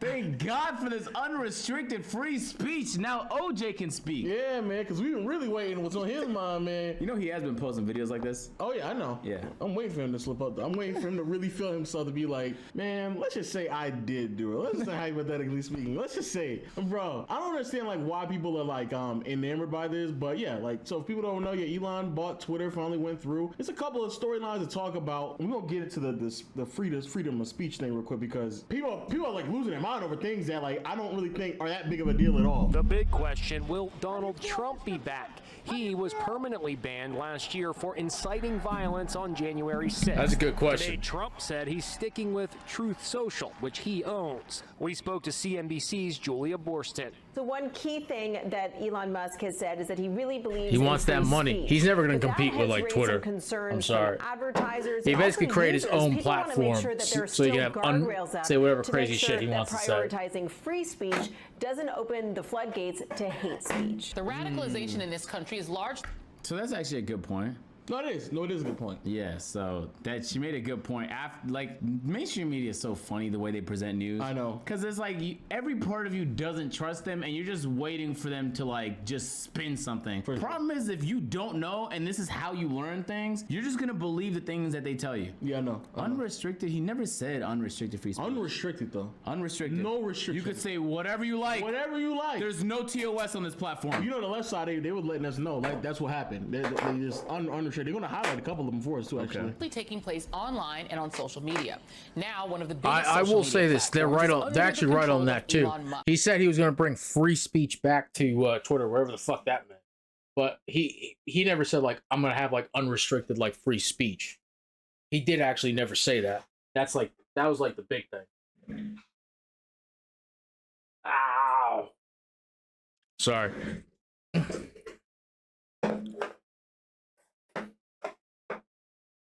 That's sort of like the big thing.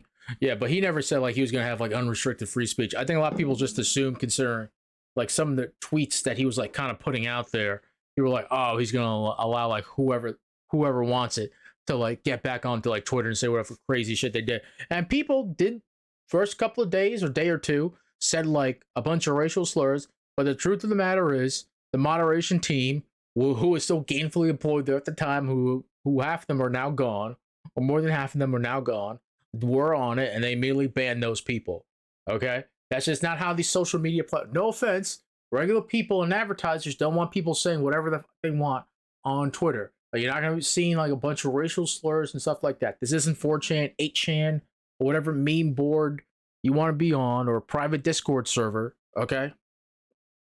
Even on like these alt platforms, they have some form of terms of service. Musk, a man who loves Russian dictator Vladimir Putin and who likely will re-platform Donald Trump.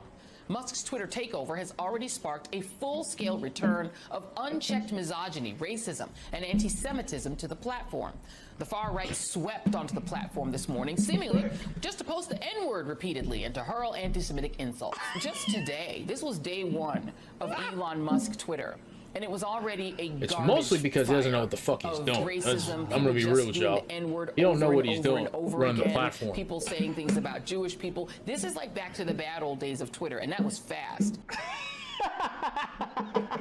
Bro, the misinformation was just hitting me like Mike Tyson in the clutch. God. Yo, so if we all don't know, I don't know why like fear mongering is like peak levels with news, bro. They love to. That's how they love to lead these conversations. Even though there's like a legit conversation to be had about free speech, what you can or can't say, especially the way this is being interpreted. So for those who don't know, even though yes, MSNBC is trying to like propose this idea, like, oh man, it's going to shit, and you know why? Because the N-word is being posted. Day one, dude. Day one. Imagine day two. All this unrestricted freedom of speech, but these accounts that they're showing were banned on the same day. We already checked it out. These same accounts have already been banned. Yeah, that is true. Wasted time and could have had a constructive conversation about freedom of speech and what it actually means and how it can impede or improve the interaction on Twitter. But whatever reason, they decided to just go after troll accounts and make it seem as if like that was going to be your experience on literally one of the biggest social media platforms. This is so unreal. Like, she just said a bunch of stuff, misogyny, racism, and it was backed up by nothing real. It was just things she said, and then the evidence they put forward are all accounts that got packed up expeditiously. And it's like, if you're going to try and convince me that this platform immediately became a hate machine, you're not doing it successfully. But again, if the only source of news you have is these fucks, then you might leave thinking like, oh my god, like my children shouldn't be on this platform. There's so much hate on here. Should I even be on it? Like everyone's Twitter experience, like it's just, what has been the experience? It's algorithm. It's like, it's literally based off of who you follow, what they like, and what they retweet. Like you can really curate your Twitter experience quite a bit. 90% of it is just basketball stuff. But That's you haven't all it seen is. like none of those players being called a hard R? No. Really? No misogyny? I've never seen any of that. Really? I don't see any misogyny. I don't see that much. I'm not gonna say it's zero, but not enough for me to believe day one. Because like this report is like a few days old. Like you were probably on Twitter and didn't even notice the difference from the Twitter before and the Twitter after it became official. And it's like on day one, what did you think was gonna happen in 24 hours? Like literally, like what did you think was in 24 hours? What did you imagine was gonna change positively? But in all reality, you feel they're just too comfortable, just fucking twisting truths. This shit is fascinating, bro. It's just when I see the news playing anywhere, when I'm in a fucking lobby, when I go to someone's house, I always think like, really, like, you know that they shouldn't be trusted. Like, this is common knowledge, and still, like, you just have it playing in the background. Like, this is a reasonably trustworthy source of news. It's not. So the thing is, I still trust mainstream news on something, but I'm smart enough to like see what they're trying to do. They're not a fan of Elon Musk. That's the thing too, because they know, I'm not an Elon fan. They know that Elon trolls them, doesn't really like him very much because he has a huge ego, doesn't like being challenged at all. So I usually take it, depending on what they're talking about, I usually take it with a grain of salt on certain issues versus other issues too with mainstream media. You know what I mean? But I'm also not a fan of like alternative media either, because a lot of alternative media, I take things with a grain of salt too, depending on like who's like giving me like the news. You know, because you live, as Dave Chappelle says, we live in the age of spin now. You need your news now is catering toward whatever side of the political aisle you're on now. So you have to parse through like a lot of different things to get at the truth. Now, if you're a little bit more media savvy and media literate, you can find that truth, but it does take you a minute.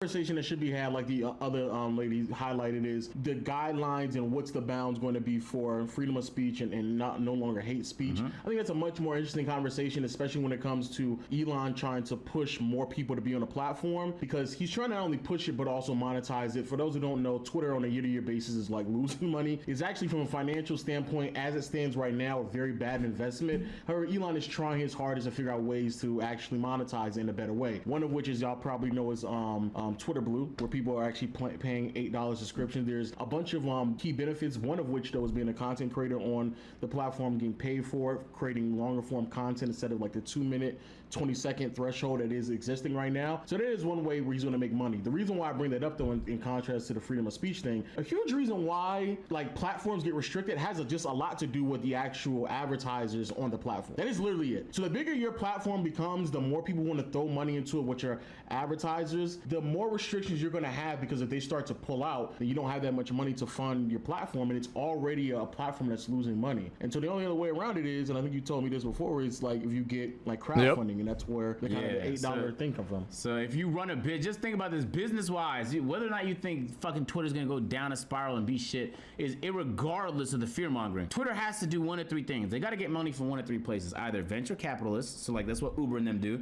Uber, DoorDash, and they can lose a ton of money. Private equity firms too. With venture capitalist money, and they'll be straight temporarily. You get them from advertisers, which is what Google and Facebook love to do and why they're so profitable. Well, not Facebook anymore. And then there's you guys, the people on the platform. I have yet to see a popular social media website monetize its users successfully. And if anyone can do it, maybe OnlyFans. No, because it's not popular. Like the amount of users on OnlyFans is dwarfed by YouTube. No, fair, but that's like probably the best version of it. It is. The user base isn't even But you gotta close. look at the content that's being put out on like OnlyFans.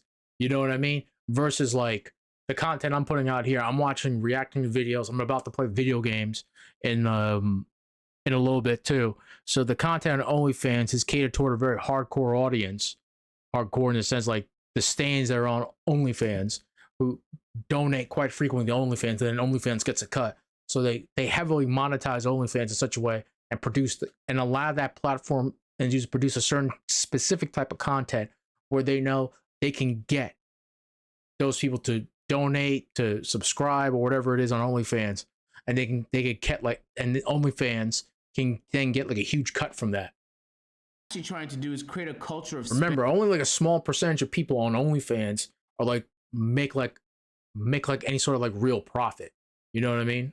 spending on his platform. So for example, if you go on YouTube, the culture of spending is not as great as Twitch. Yeah. So if you're a streamer on Twitch, you usually see a lot more donations, so that was people spending money because it's more culturally acceptable. On YouTube, people are a lot more comfortable watching it for free. So I think they can just get premium, man. And it's honestly, it's the best $6 you can spend. It's just $6. It's fucking crazy. Like you're spending $8 on a check. I bought it I don't remember why I bought it. I bought it just to like understand like the difference experience between ads and non-ads. And from a YouTuber's perspective, and then after a while I was like, oh man, this is great. This is great right here. No ads, man. So y'all should really get into that, man. What's funny to me though was like MSNBC, you know what they did, right? They literally went in the search bar and just typed in the N-word. They just typed in the N-word and they were like, oh my goodness. But even YouTube before it got bought by Google was also losing money. Like it's not. It was. Like, Google saved it. Exactly. So it's like the idea of you buying a failing company or buying a business that's losing money on a year-to-year basis to try to improve it because you feel like you have a much more clear direction of it isn't really that crazy. And same with Twitch and Amazon. Yeah, exactly. And so to be fair, like to act as if like what Elon is doing. I think problem is we're like Twitch, they're making like certain decisions that don't really like make any sense from like the creator standpoint, because you need people actively on the platform, and more streamers on that platform the better, so you have more like sources of revenue. If you're like Twitch and if you're like Amazon, Twitch is like, I forgot like who was talking about. Twitch is like not really that profitable. I think only recently it's actually been somewhat profitable. It's because they're trying to find more ways to like monetize it. But I think since you're a streaming platform, you have to give like a little bit more power to the creators and give the creators like myself a little bit more ways to monetize the stream and allow us to do it more. Because I promise you, if you do, more often than not, more people who are around my size and bigger than me are going to do it. The big streamers probably not so much because they want to retain that audience, but you'll still get your cuts. Amazon and Twitch will still get their cuts from the big streamers. I promise you that. But you know, we'll see what happens. I hope they don't get rid of the Prime sub thing. The Prime sub is like huge for like streamers. Dumb is mad crazy. So in this respect, I don't think it's dumb. I just think these people are like fear mongering. Bro, dead ass. Like they're just all they're doing is fear mongering. The one thing, however, I don't believe in is a verified thing, because a verified thing is like all over the place right now. No, I don't like that. The funniest, absolute funniest fucking moment here. So first and foremost, he's desperately trying to generate revenue for Twitter, and one of the ways that he has come to generate revenue they're watching this Hassan is not clip by offering new services, but by charging for pre-existing parts of the structure of the website, paywalling it. Okay, you know, brilliant things like that. And a lot of dumb motherfuckers are like, oh, this is great, it's pay to win now, it's great. I personally don't give a shit on who gets a fucking blue check mark or whatever, but I do think that verification up until now was considered to be like it made you like a reliable source of information to a certain degree for a lot of people. Okay, it's just now even less important than anything else. Twitter's current lords and peasants. No, it didn't. He's never done that. It wasn't. It depended on who got the check mark. That it was the person who's saying. That's all. That's all it was for me. Like I just knew for a fact. Like if you or Andrew Tate or Ethan and them, if y'all said something dumb, I could just be like, "Yep, that's them." That's him. That's them. That's them. Thought that was a parody, but no, it was him. Nope, it's him. That's him. It's definitely him. That's who said that. That's all that did for me. It just justified and confirmed that it was really you who said that. That's all that did. That's all that did for me, dog. System for who or who sure doesn't have a blue check mark is no, I didn't bullshit. share. Power to the people, blue for $8 a month. Also, the price is going to be adjusted by country, proportionate to purchasing power parity. You'll also get priority in replies, mentions, and search, which is essential to defeat spam/scam. You'll have the ability to post long video and audio and have as many ads, and paywall bypass. That part right there, that didn't make any sense. Like, let me, like right here, the reason why, the justification for that is essentially defeat spam and scams. I don't see that stuff. if I go into like somebody's replies, I'll every once in a while I'll see like a Bitcoin thing, like a crypto show thing and stuff like that. Like when I was checking up on the Bills and Vikings game on Twitter, seeing what Bills Mafia and Skull Nation was like tweeting out to, every once in a while I'll see like some Bitcoin thing. But other than that, I didn't see a lot of like spam or scam stuff in like a lot of tweet threads. Usually in the politics section or in a lot of the political streamers that I follow, I'll see stuff like that because people just trolling. But I don't really see a lot of that stuff too. For publishers willing to work with us, this will also give Twitter I a revenue mean, stream. this last part too, half as many ads. I mean, if you're like shilling out for like the check mark, you might as well just get rid of all ads. You know, the ability to post long. You know, I don't know how I feel about that too. Like I don't think you should paywall that. I think you should allow people to create like longer form video and audio on Twitter, and then you can monetize that with like ads in the beginning. You know, I'm not a fan of the pre-roll ads, but like with pre-roll ads, mid-roll ads, things like that. You know what I mean? To increase like advertising for your advertisers, things like that too. I don't think like adding or like gatekeeping or paywalling like long form video and audio is like good for the platform overall, because you can do long form like video on YouTube.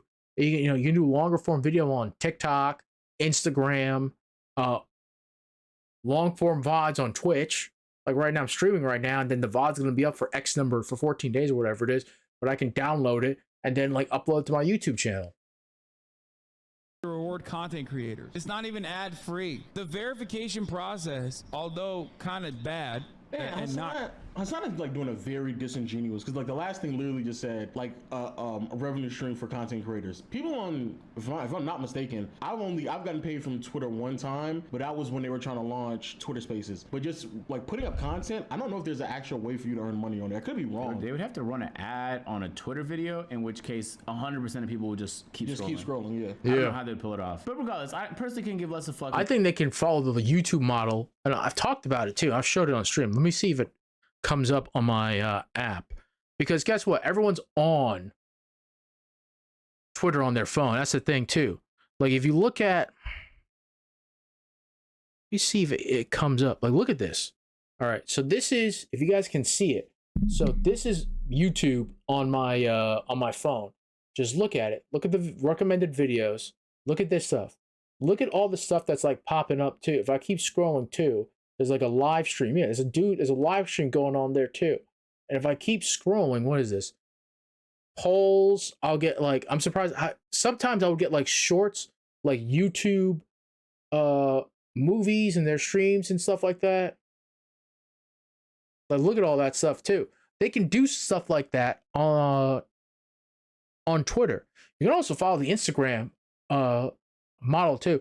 I don't know, because it's a lot of it is text based on Twitter, right? It's short form text on Twitter. So you would have to like, you know, somebody can like, who knows formatting, can like find like a less intrusive way to like introduce like videos, long form videos and shorts like that on like Twitter. You can create like a huge portfolio. I think you can do it, but you have to like slowly roll it out and test it out too.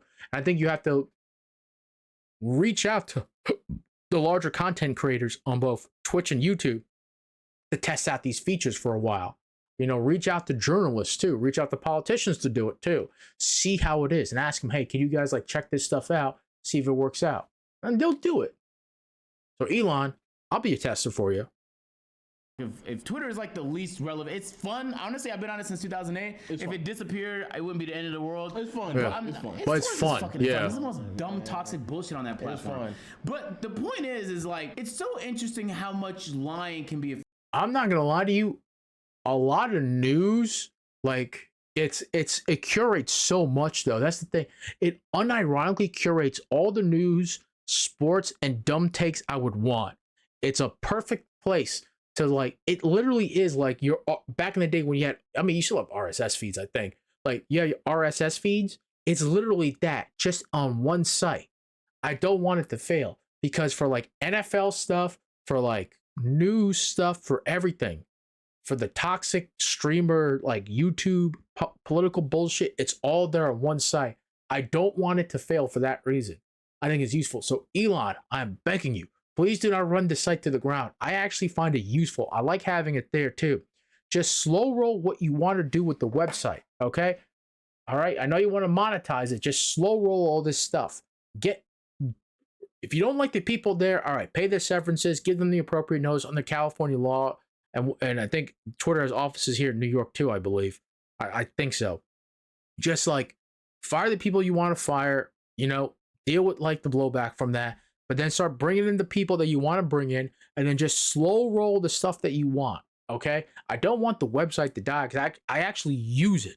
I'm a degenerate Twitter user, but I use it for like legitimate means. I do like looking at the different articles that are on there. I do read those articles, or at least save it till the next day so I have more time to read it, etc., etc. Please do that. Don't like just destroy the site because like, I don't know, you're having a cow, you know what I mean? Just like slow roll the stuff that you want to do, see what works, what doesn't work, get rid of it or phase it out, and then slow roll the stuff that you want to do. It's going to take a little while, but like you got the money. Please do that.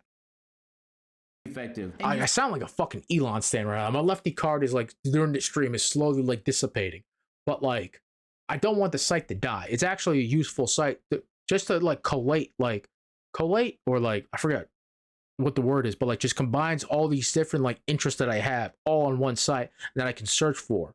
You know what I mean? Just don't like destroy the site.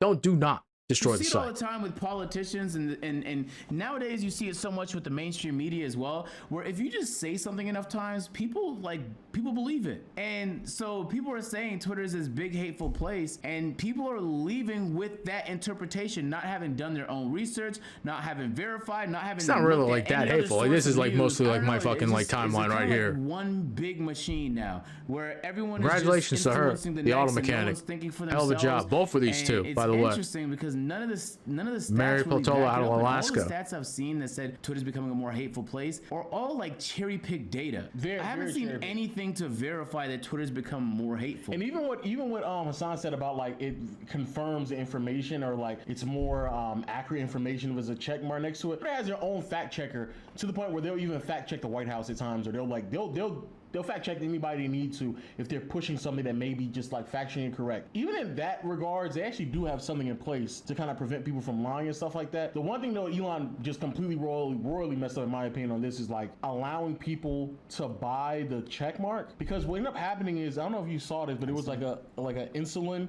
company. That was Twitter yesterday. There was something that happened that really blew things out of the water. If anybody could pay for the verification check, somebody created an Eli Lilly company and verified it, and then said, we are excited to announce insulin is free now. That went so viral that Eli Lilly had to turn around and say, no, that's not true. This is the actual Eli Lilly, a pharmaceutical company who makes billions of dollars, had to turn around and say, hey, no, you're not getting it for free. But what Elon Musk's little verification idea did to their company, they've lost billions. That's actually kind of amazing.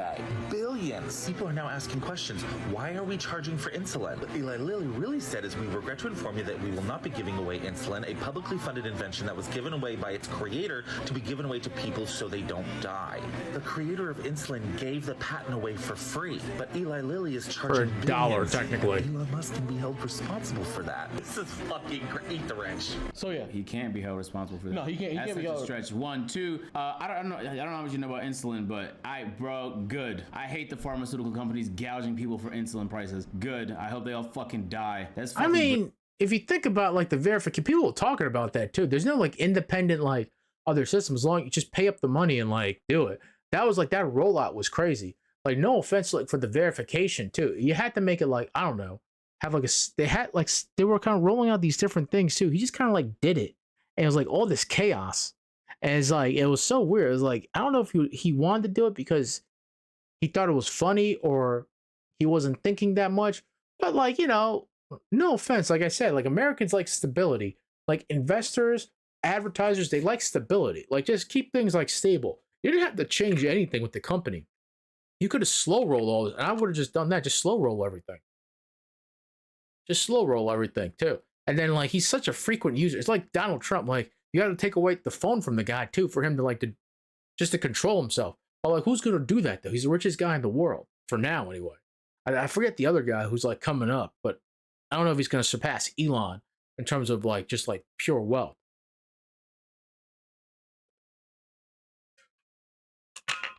shit, I forgot what video it was. They mentioned him a couple of times too. There's another guy that might become like the richest person in the world.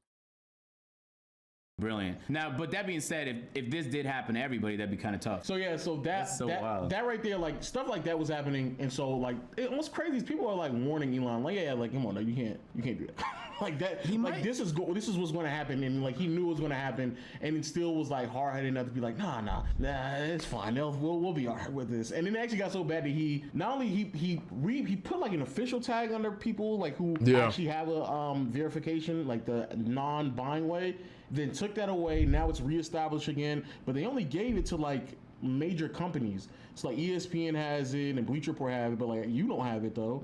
So which is crazy because people can still impersonate you. Yeah. Which is like outrageous. So I don't like that part. I just don't understand. It should just be another way to identify people who have Twitter blue, even if it's just like in bolding their username or putting something blue or just something different than the verification tag, because like everybody already knows that's the culture of Twitter. So that right there, fuck up, man. That's tough. That's tough. So now everybody's running around trying to figure out some dumb stuff. Long story short though, yo, I applaud Elon Musk stuff because I love the fact that he's trying something new on the platform. I'm not somebody gonna sit here and be like, you're fuck dumb, dog. Nah, bro, like he's trying to monetize a failing, I won't say failing. He's trying to monetize a business that was losing money. It's failing. It's failing? Yes, it's losing money. Propped up by VC, venture capitalism, man. I had no problem with that at all, in my opinion. I thought that buying it and then trying to figure out different I'm just saying, like, he didn't have to like profitable is something that make it this chaotic. I don't know why he's making it.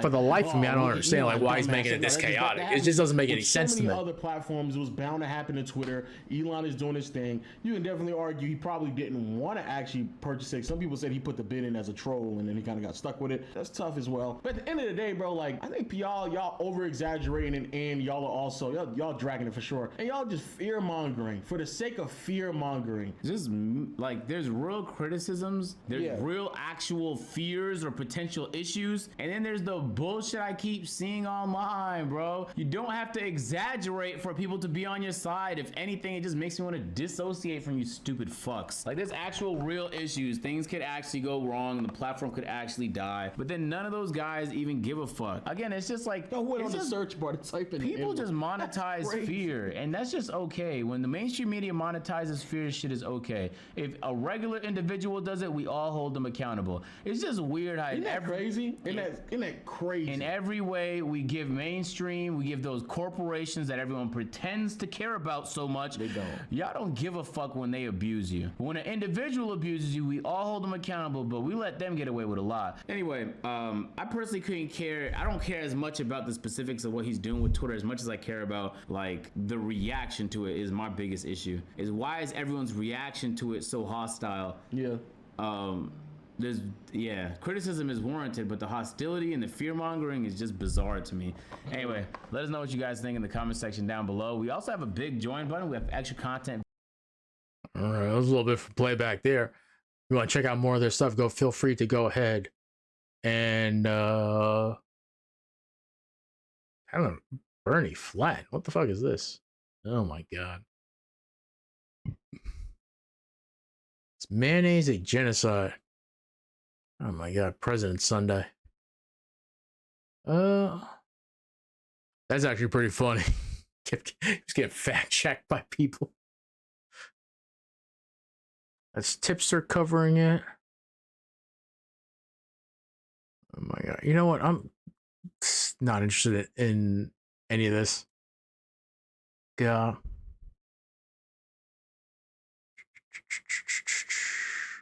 Yeah, we're probably going to be moving on. Let me get Discord up and open up to the looking for group. Let me see if we can do like some things.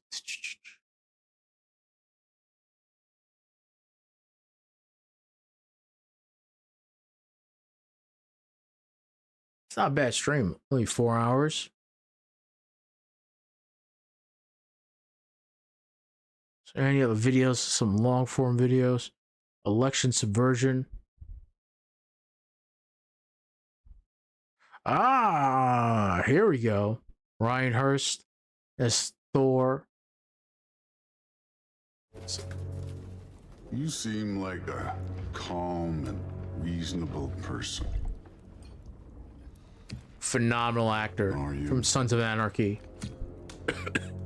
Yep. And remember the times, the two roles I remember him best. Has anyone ever worshipped you? Ever prayed? Richard Schiff was also in The West Wing. He was Toby in The West Wing. That's how I discovered him. Phenomenal guy. He was fantastic. He literally just played Toby, like a much more assholey, more paranoid version of Toby as Odin. It was great. Can you even imagine that kind of love? No. You don't care about mortals. You don't care about anything beyond yourself, beyond the monster who kills without cause. daughter. Relax. Lost in Space. You got some Lita. pretty small shoes to fill. Mom and I are here for you. Even when you're here. Oh yeah, Emily Rose as Sif. I never doubted that you would make the finest Valkyrie these realms have ever seen. Yeah, I enjoyed Haven. Marry a lost step for the world's smartest man. Even without feet, if you'll forgive the levity. I was always fond of our talks, you know? So, what part of the enormous wall made you think, oh, visitors must be welcome? My father helped whisper their souls into these. And before he died, Phenomenal asked game. me. Phenomenal game. Should I bring him a crown then? He still slays gods, but now he's sad about it? But you called him the destroyer of fate. There must be a way to subvert destiny. When my son was born, shut up! The skies burn, the curtains fall. Oh wow. Exunt omni. My fire, her heart. Combine them, you get Ragnarok. There was an old man who chopped wood for his village. Every evening he bore the logs on his back and delivered them to his people. Phenomenal performance The too. logs were heavy, and he grew weaker as time went. And one day, he threw down the logs as he could no longer bear their weight.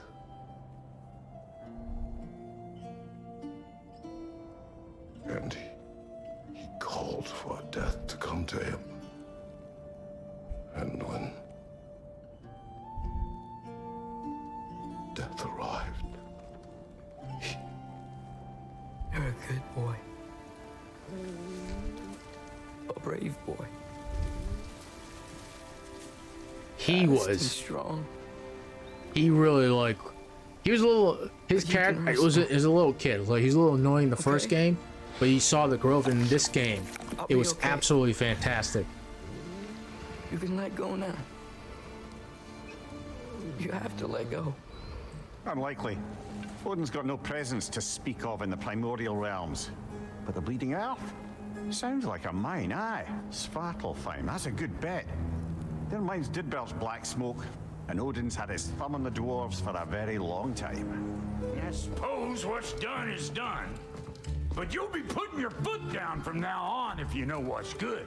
All right, let's gear you fuckers up before you go off gallivanting. You're not gonna wipe your feet, are you? Okay then, your bedrooms are there, the kitchen is just over there. Anybody need a snack? Kratos? Snack? Here to collect on something, pal. Think parading a severed head around on your hip is gonna scare me into somehow approving Estrid's accretion proposal, eh? There's still a part of me that is so angry that it'll always be. It'll always be angry. Great performances in this game, man. My God, Corey. I really need to know what they're gonna do next for the next game, because God of War is just like this main. It's so successful. Even before like God of War in 2018, like the game was like popular. Like people really enjoyed it. It was a good game. I think the story clearly in 2018 it just went so differently, and the change of perspective, the story just became phenomenal. But like, it's an epic tale. And evolved. no. I just don't know what they're gonna do next. You are not the one who needs to die. I do see that. Where is it? Yeah, Grant Ward. And where is my sister? Some dungeon in Asgard? Is she even alive? Answer me. Oh.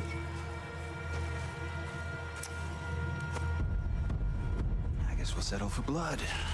Once Odin's army came to town, I lit out of there faster than a tassel worm with its bottom ablaze. Was so frazzled I accidentally left behind a few irreplaceables. I still feel its pull. You want nothing else when you're near it. And away from it, you're only biding time until you can drink again from the light. But then again, the light does not make good food. All elves are the same. Stubborn, brainless as moths, blinded by their light. I know better now. I looked into the Eris shadows, Morn and and Destiny, there okay. I found my people. We wish this camp kept secret. Understood? Good. It's a long story.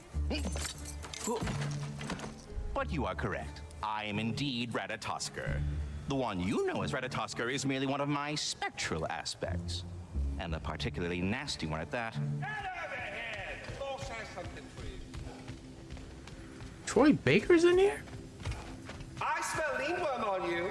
I do, it stinks. Quit messing around and come ring the chime. Yep. The, All-Father saved us from the desolation. Gave us a safe place to settle, but we don't go in there. Can't get into the city unless you know magic.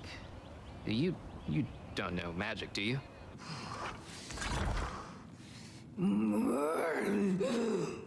I should have thrown you to the wolves right after I pulled you out of your mother. Her advisor and friend, counselor to the Vanir. And yes, while exiled at Midgard, I was trapped in my boar form. And then you shot me. I don't know what tomorrow brings, but if tonight is our last night, I'd like to spend it feeling something besides hate. Will you tell me one last silly story? Glad you've come back to us. Somewhere here in the Holt. He'll be glad to see you. More than we could have hoped for. We're tending the wounded here, but others have begun to say. You know, we're on like the. Started this war.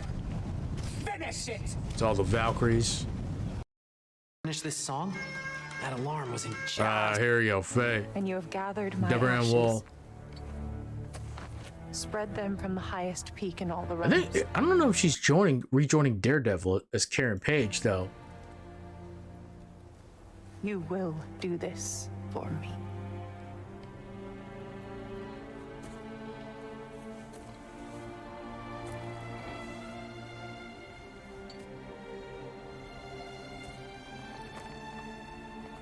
To grieve deeply is to have loved fully.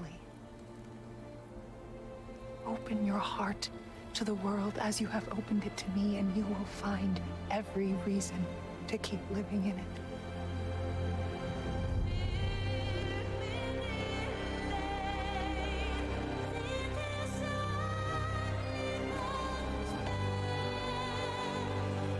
That like last like ending scene with him was so like well done. He finally finds like what he's been looking for in his entire life.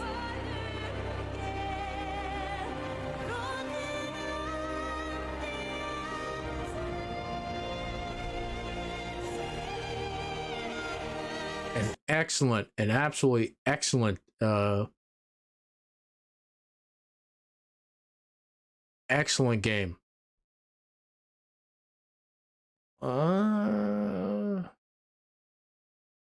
Let's see.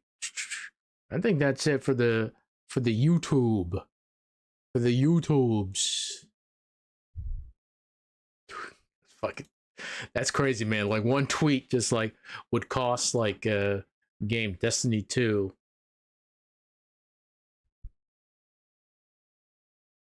31 new PvP maps. Oh wow.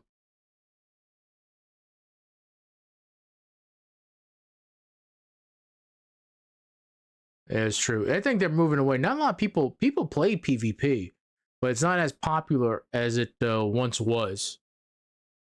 In Destiny 2, more and more people. It's easier to find games for PvE content than it is in PvP content.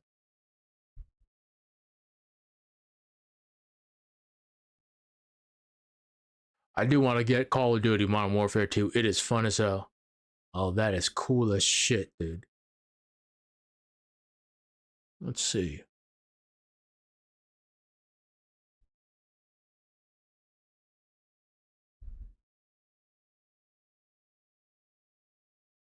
Telesto.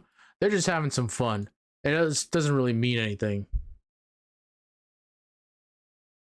Let's see.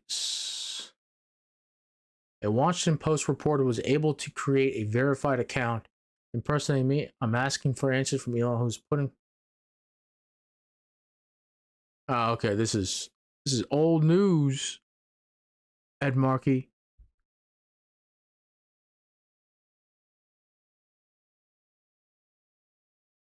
True. I don't know what Carrie Lake is going to do now.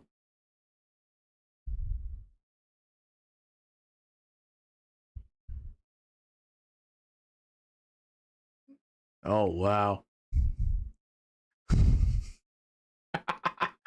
They're already cutting everybody off.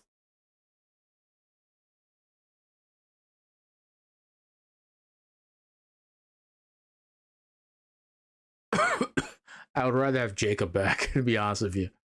But Verlander still has the stuff, too. You would have pretty two old pitchers, though. You would have, like, Scherzer and Verlander.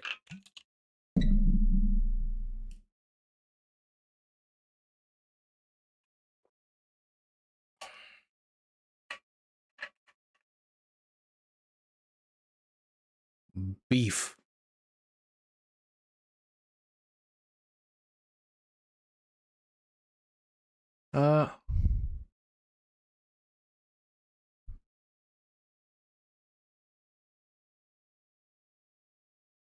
Yeah, same here.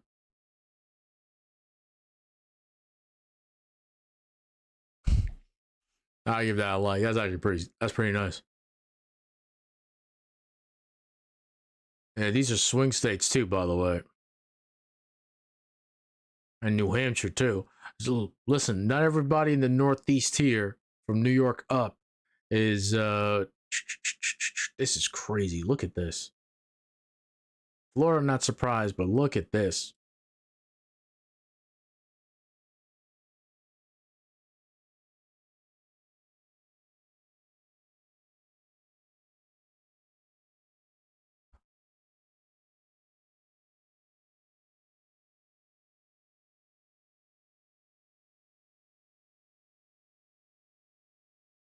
Okay.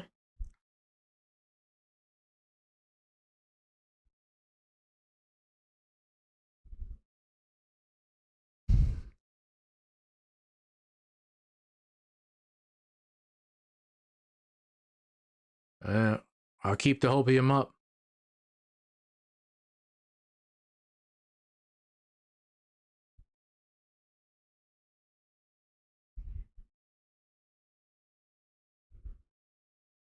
Shuck blocked.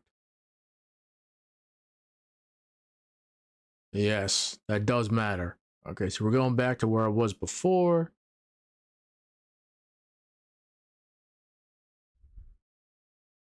Yeah. I don't know what the Bills have, like a stout team. I would have to like really like break down what's going on with the Bills. I really think it's like Josh Allen. Green Bay, oh wow, came back and won that. McCarthy could not overcome the Packers. Former team. Trey Growdy.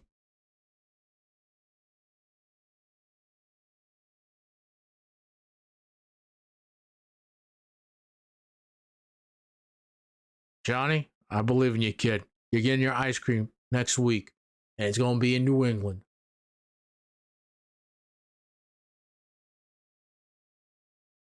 goodness! Justin Jefferson. Let's watch this catch again. This catch is ridiculous. He's given time. He wants Jefferson. He came down with this, folks. Oh my goodness! Justin Jefferson. That is like a... The catch of his life. That was crazy, dude.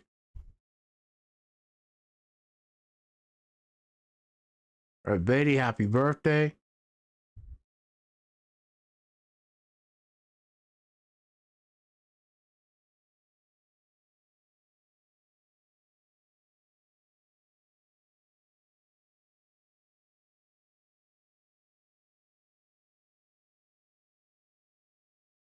Okay. And enough of that. We're playing some Destiny, folks. Destiny. Insert theme song that might get me clapped on YouTube. No. Or on Twitch. Sorry, YouTube. Yeah, he's streaming on YouTube until he gets kicked off of that, too. For some hot take. Oh. There it is. There it is. Where is... No capture, right? I should start up. It's taking a little bit longer than I thought.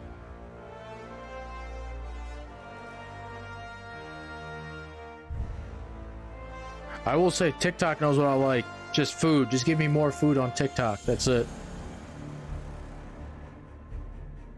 Oh, he's cutting that in half.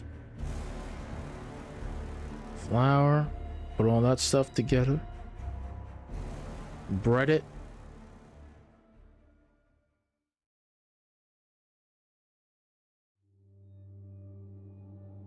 Some more flour. Deep fry it. Look at that. Fresh mozzarella. Put it on there. Oh. Beautiful. Oh, what the hell?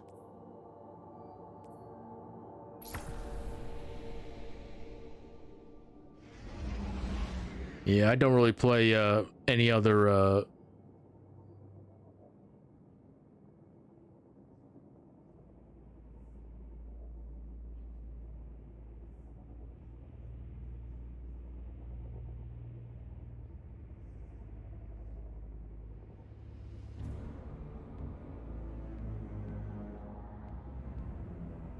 what is this guy doing?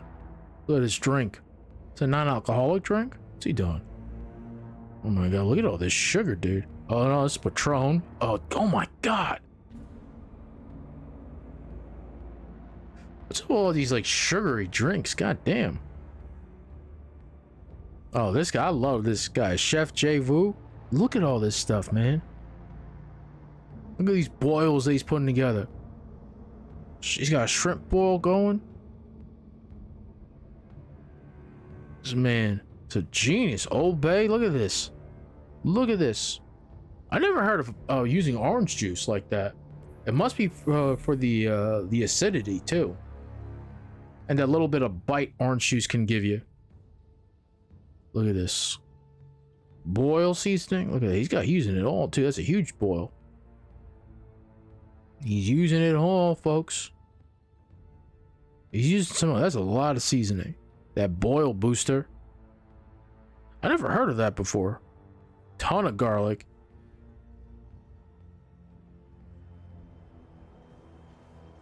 There's the sausages. There's the potatoes. You got the onions in there too. The celery, of course. Green peppers. Yo, that looks delicious right now. Look at that. Cooking all that up. Yep, he's getting all that stuff in there. Look at that. That looks delicious. Now he's gonna put it in the shrimp.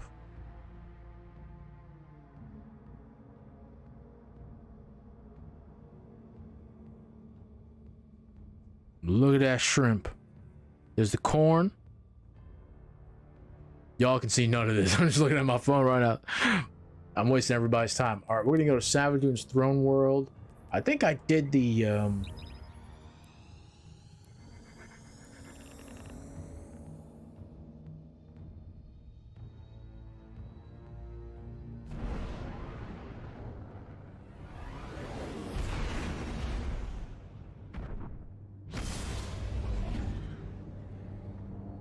Okay, that's enough of that.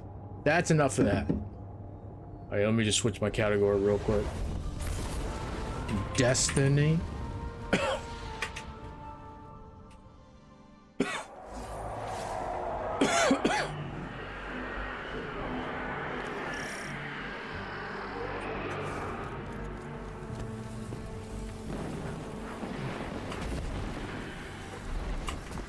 Let me see if I can do like, I won't get that high. I'm trying to get more high stat armor. There was a video I saw that last season's armor, I forgot what season that was called, that gave you like the best like high stat armor like in the game so far, outside of like if you're a solo player like me.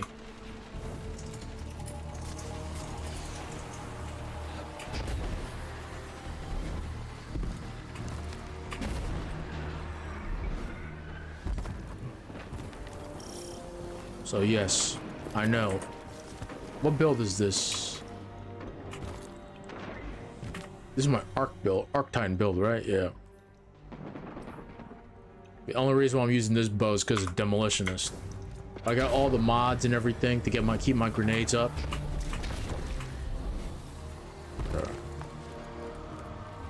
So this isn't here. Okay. I don't know if I got it already, or if it was yesterday. It's every day, so I try to get it like a little bit every day, but I got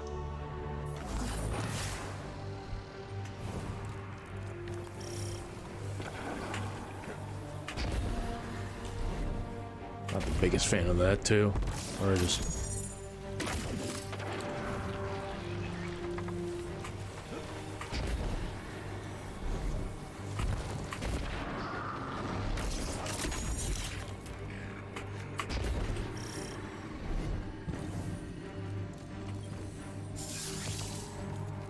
plus 20 throne rank.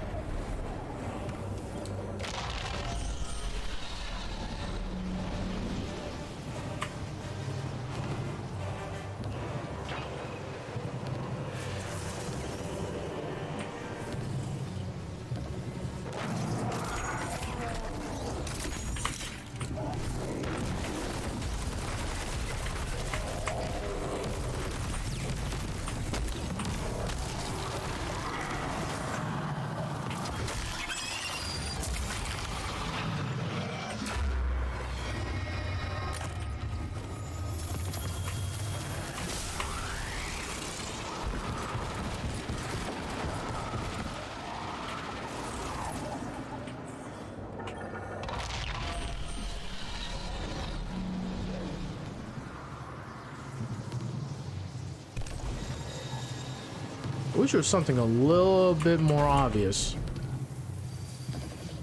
Because I don't see it. Ah, there it is.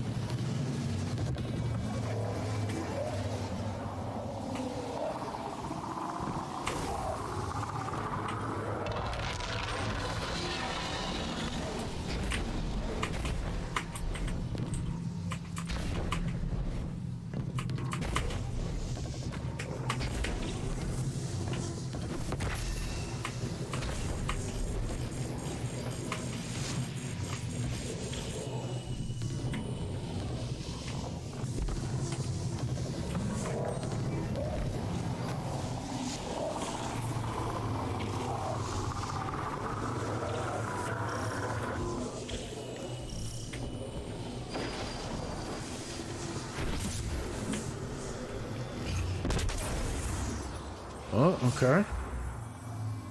Okay, hold on. I think I got it. Hold on.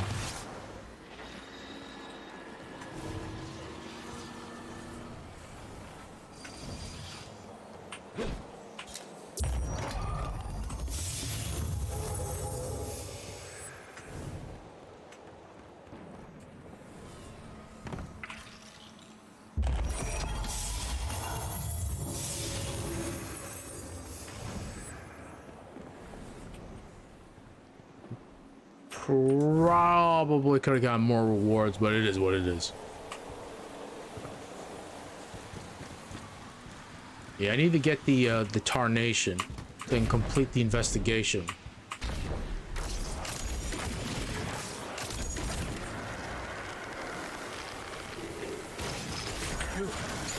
Pyramid super weapons down. That was a close one. All that matters is that the throne world remains standing thanks to your efforts. As always, we thank you.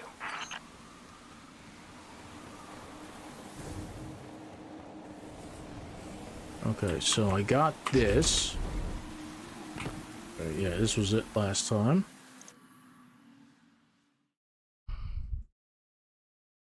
I need to go on the Discord. Let me just check this out. It's the only thing I want to do. I also need to run and use the bathroom as well. Destiny. Dun, dun, dun, dun. I'm sorry. That theme. Whoever you commissioned for that song, Godspeed. You hear it once, it's stuck with you for the rest of the day. Ramming speed.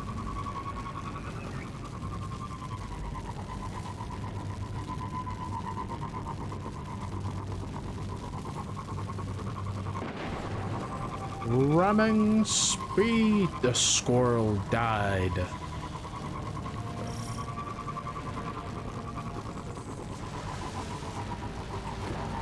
Yep, there it is.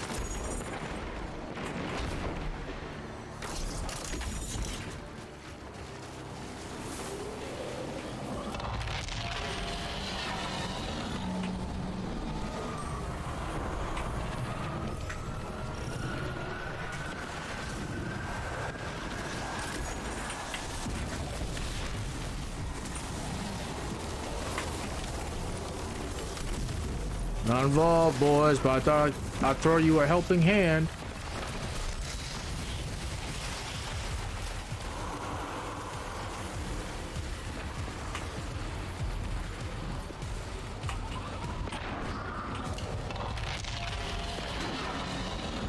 He's on the case with me.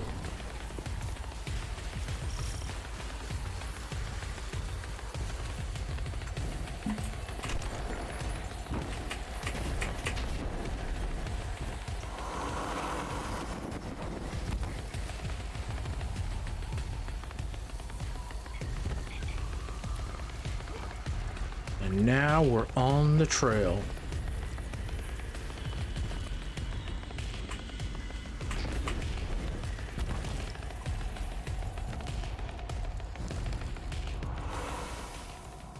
On the trail. On the trail.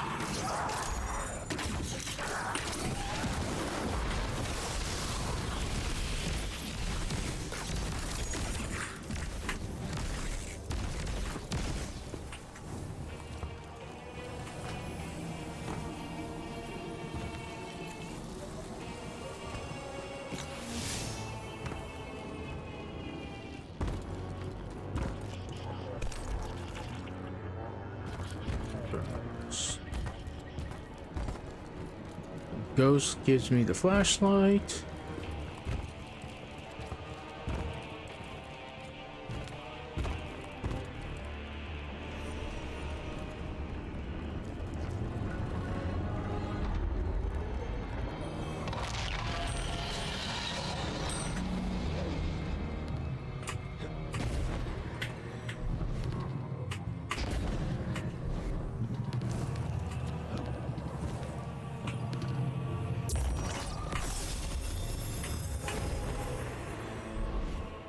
fucked. Oh, shit. Gonna give me a tarnation?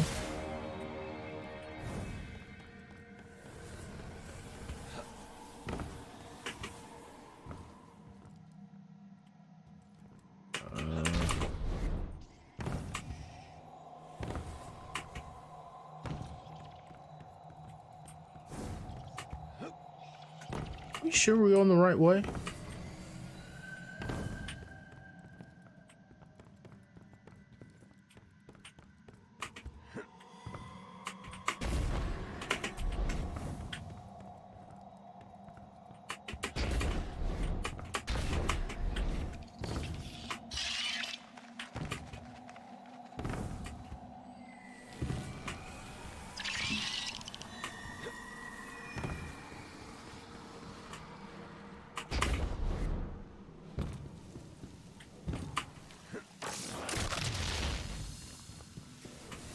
We're still on the trail.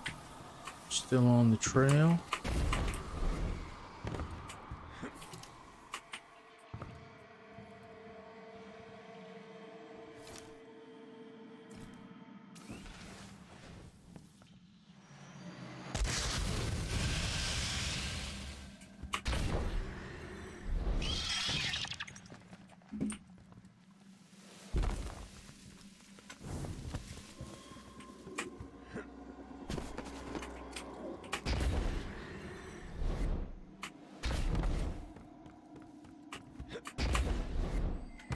I do not remember this.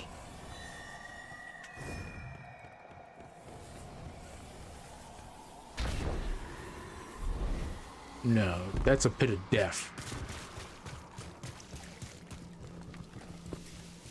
I do not...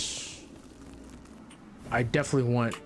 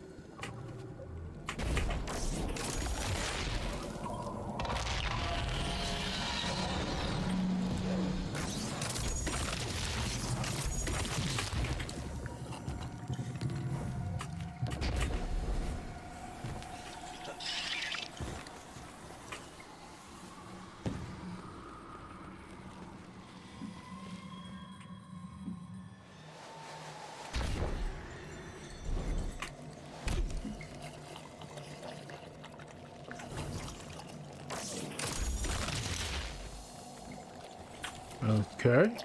Alright, I remember this being like a boss battle for the campaign, but saying that I'm on the trail.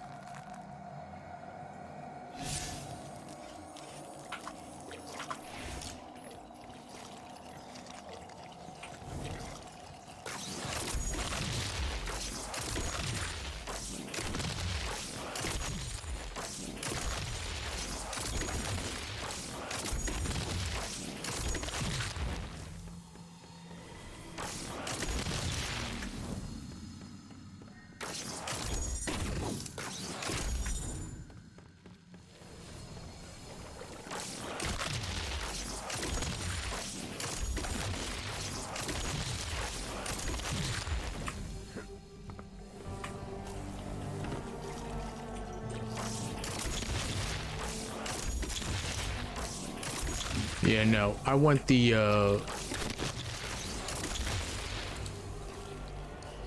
yeah. I went the wrong way.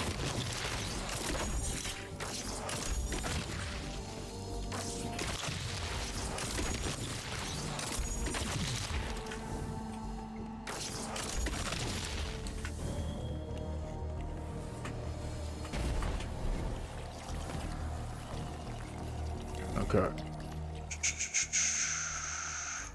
I went the wrong way. I was like, I don't remember going this way when I got that one. Unless it's like something different. So this should be, I think it nets you like 20 or 25% every run.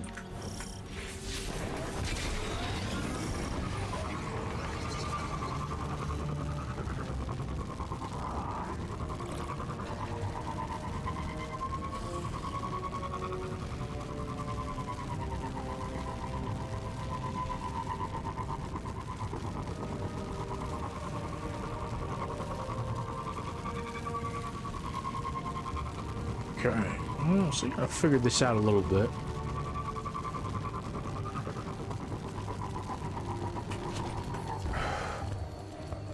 Okay, let's reset this.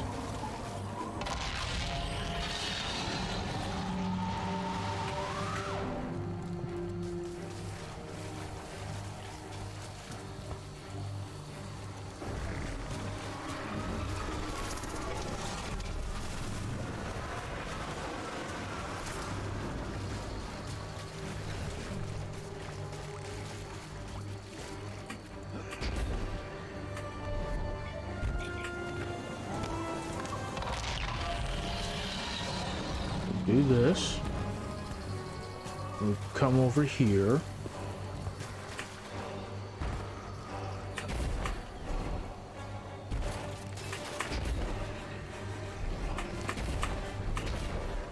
No, this is too far.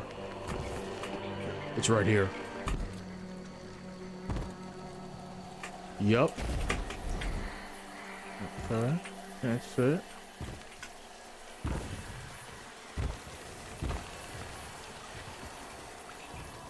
And we're on the trail. Bada bing, bada boom. Weirdest guy in the room. How you doing?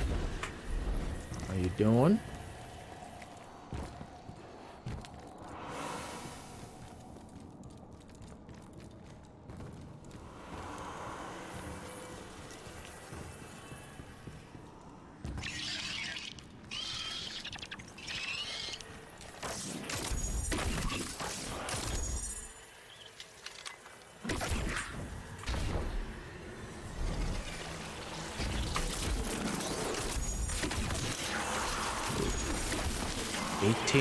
Trying to get to 20.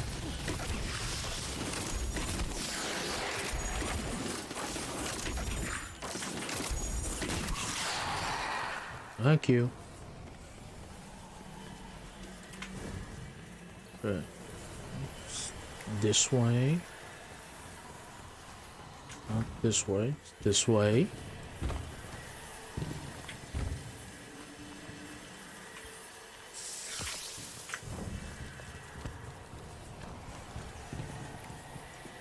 Yup, I went the wrong way.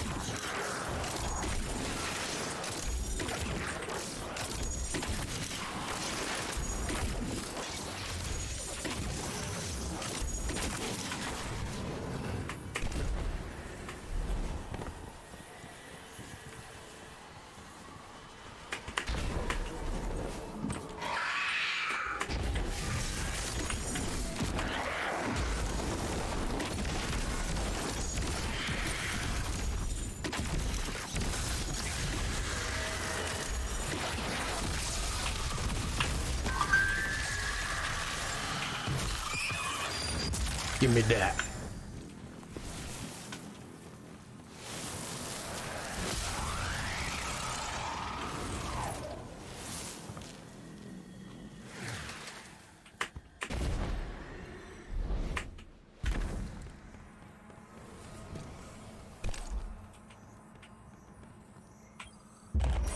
Oh shit. That was the chest right there? Oh, it got like buried, dude. I was like, where's the chest?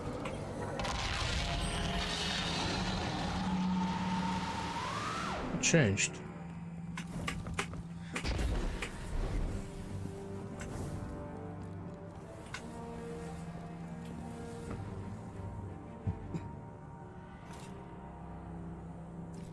It changed, I don't see it.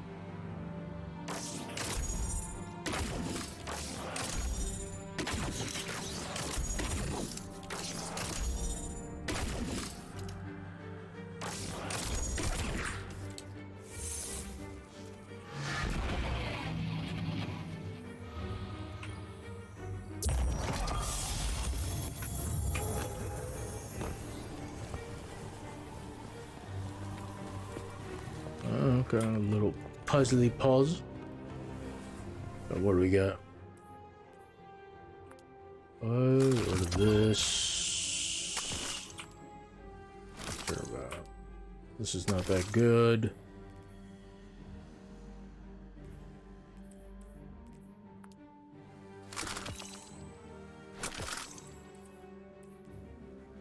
This is actually pretty decent.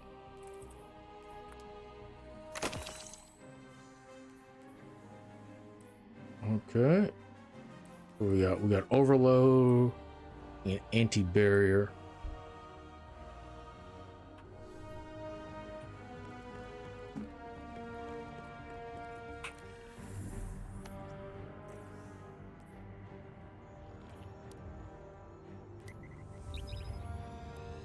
Let me run to use the bathroom real quick, and then we'll look for some groups. All right. Let me just be right back.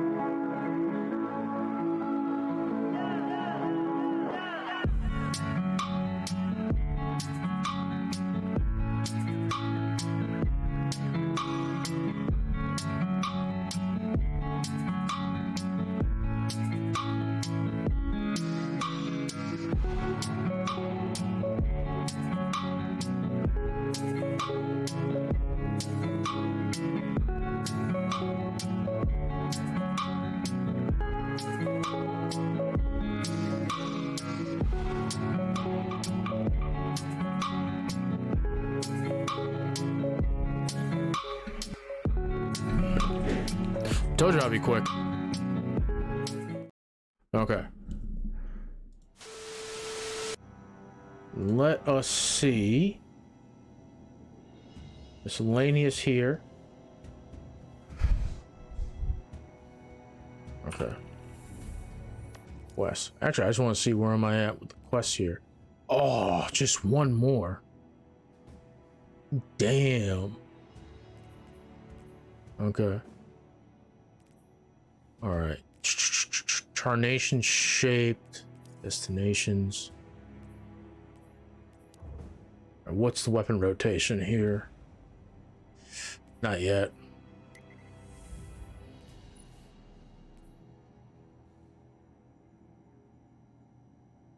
Never thought I'd say it, but I'm. This is actually pretty quick.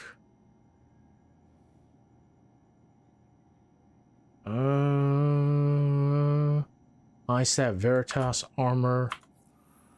What about this? Hero, master,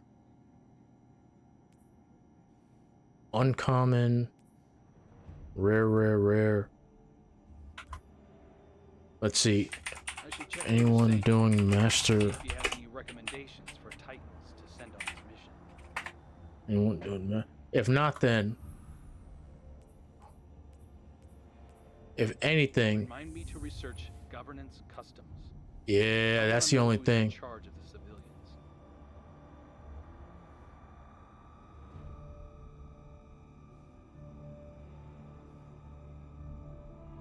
Anyone doing master wellspring? Glint, patch me into Misrax. Let me see. Oh, someone is. I thought I understood what the Traveler saw in me. Slash. Now. Join with the capitalists, guys.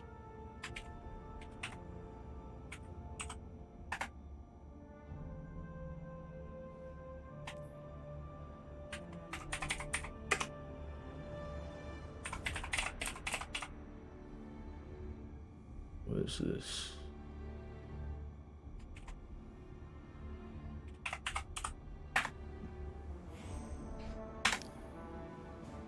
Boom.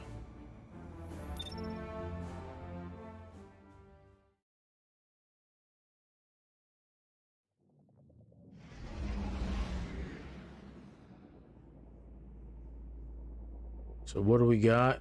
You have this mode adds additional champions. He needs 4 more. Let's see how long this takes. Sometimes this can be a bit of a slog, to be honest with you. I need unstoppable champions too. That means I'm gonna need a scout rifle. Or at least a pulse. There you go.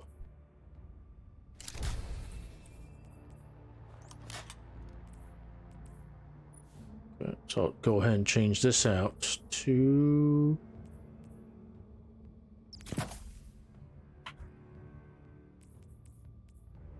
74, 84.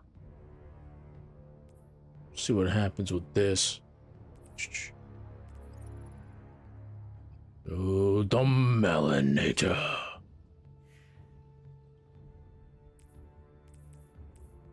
Yeah, I'll stick with the arc. Arc is so incredibly powerful.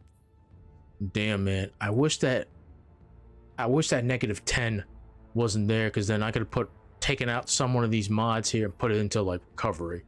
That's the only thing.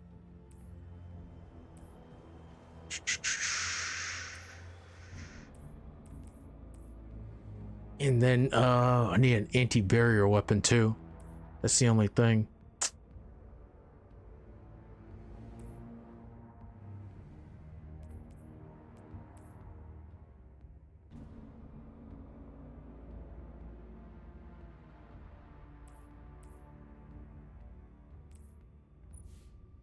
So like an anti-barrier. What is it? Ah, scout rifle. Fuck.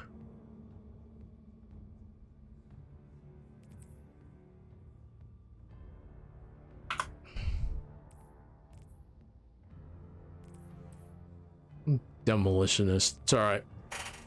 I pump out enough. Just gotta keep using abilities. Well, using your class ability in your targets, or just keep dropping the class ability. And then I have ionic traces continuously coming in too. So I should have multiple ionic traces coming in. Yeah, lingers, jolts. So if everybody's jolted, I defeat them. Yeah, that shouldn't be too much of a problem, especially if I'm doing this.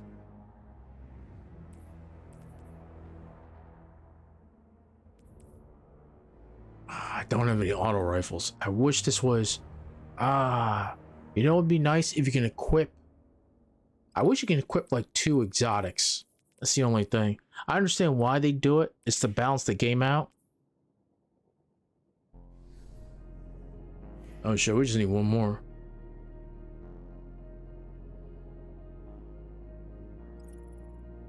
Now we got 2. Somebody's got to drop.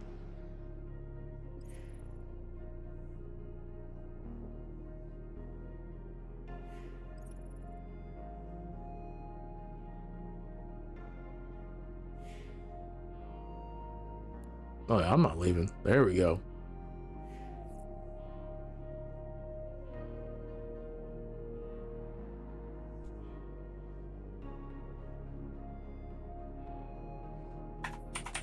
Yo.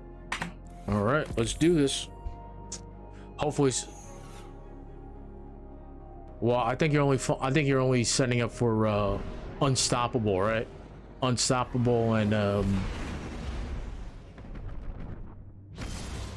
barrier. So somebody should have it.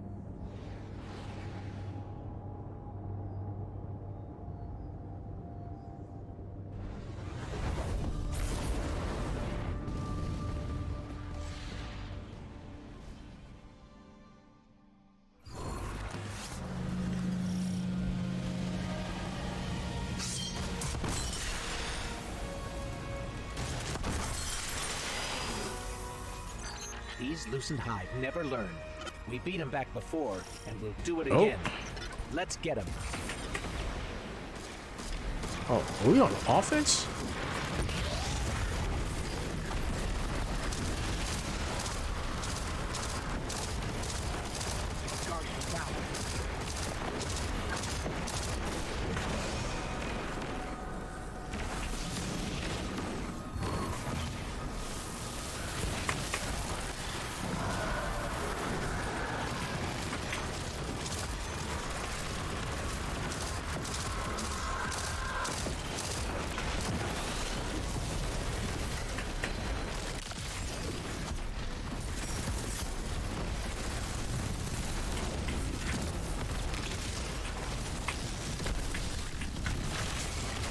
Oh.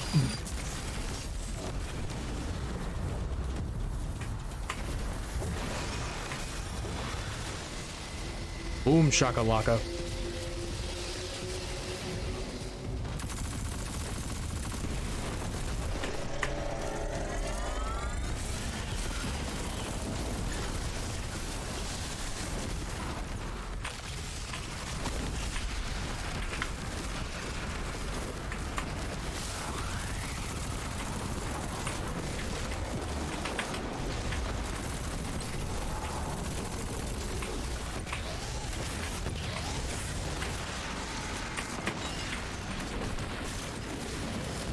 Why wasn't my,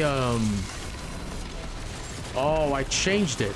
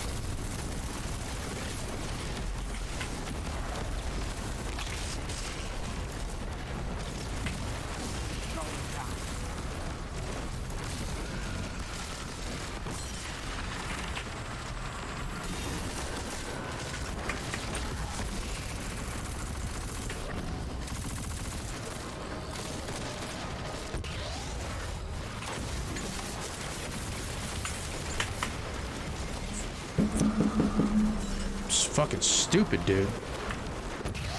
I don't like this. Fuck, I can't change it.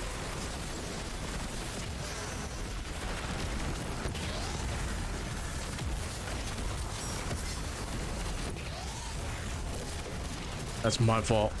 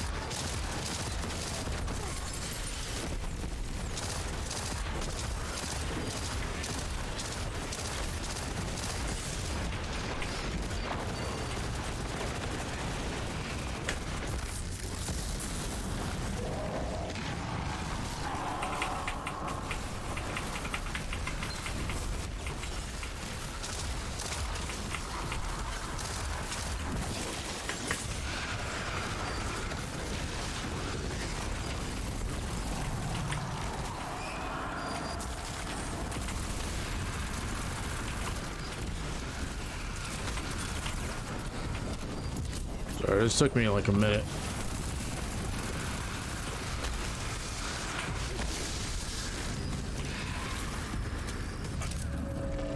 Fucking...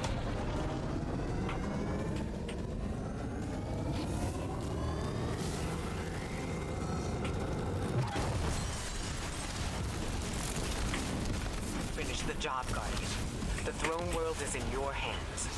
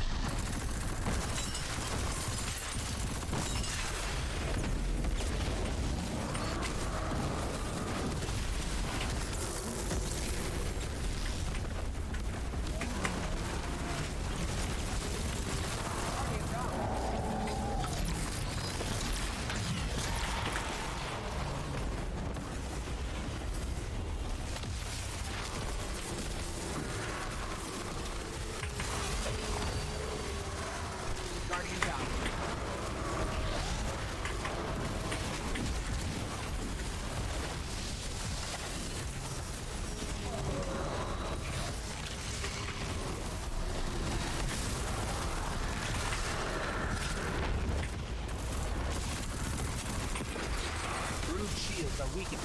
Let's get him.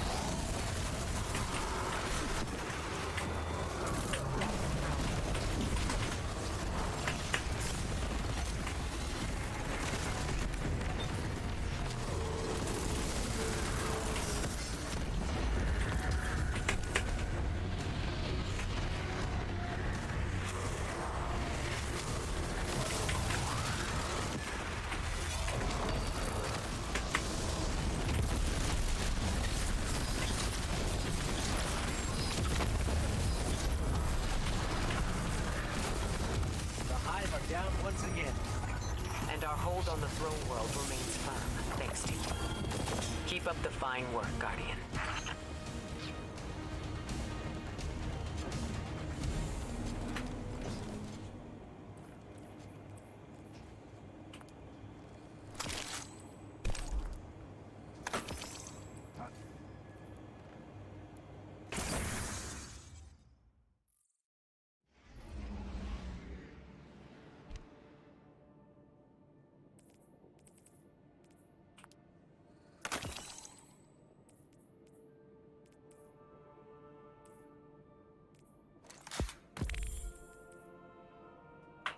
Fuck. Okay.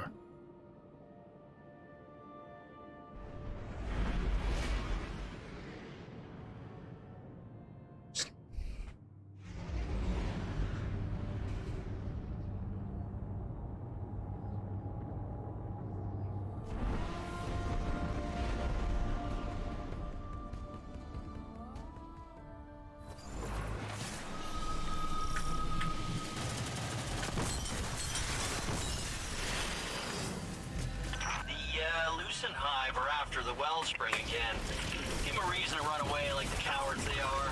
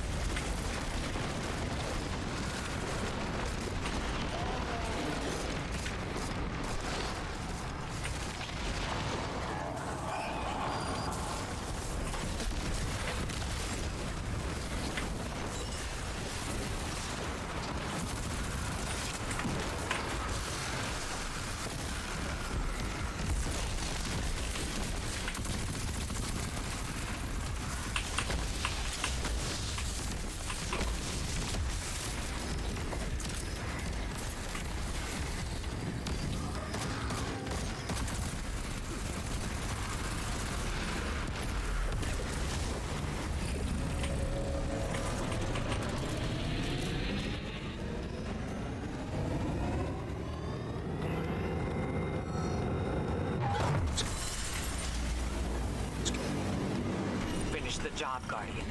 The throne world is in your hands.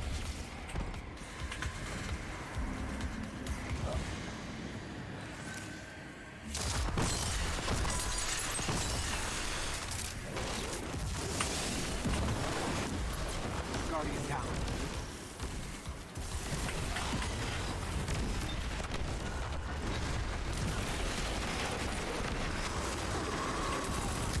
Guardian down.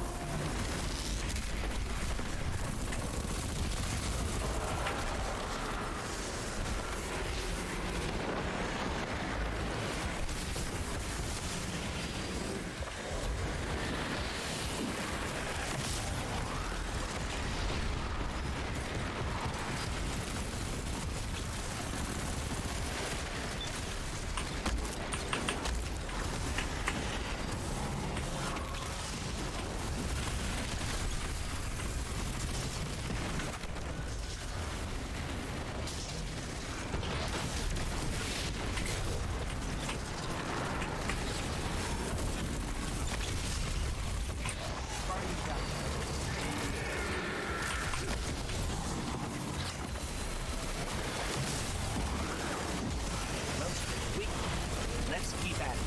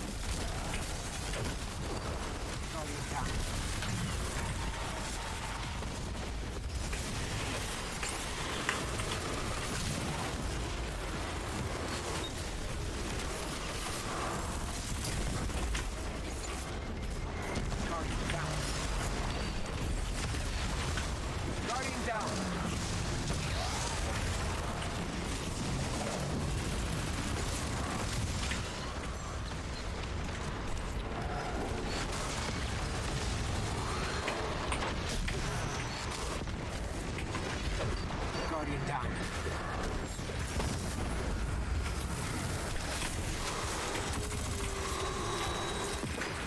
Brood shields are weakening. Let's get him.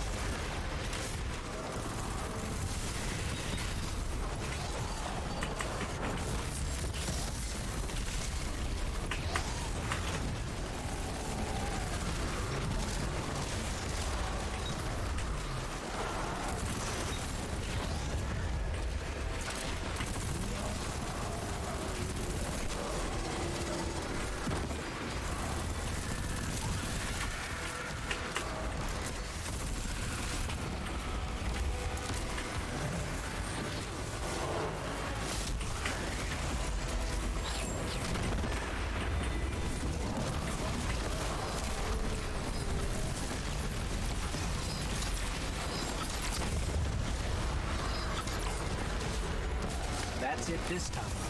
I don't care how many more Hive they send. We'll be there to keep them at bay. Hey, I never doubted you for a second. Thanks for always being a hero.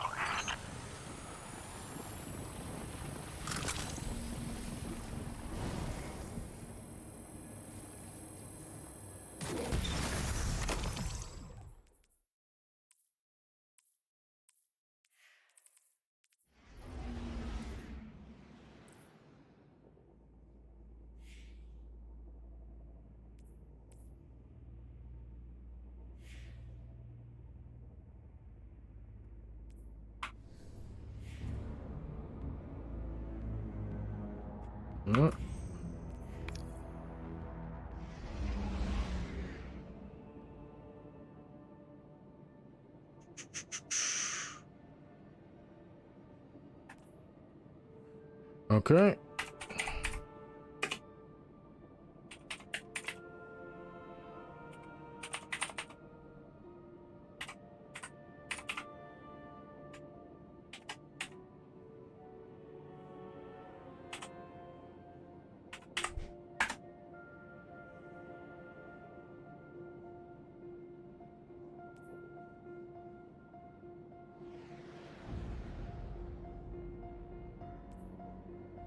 Okay, moving.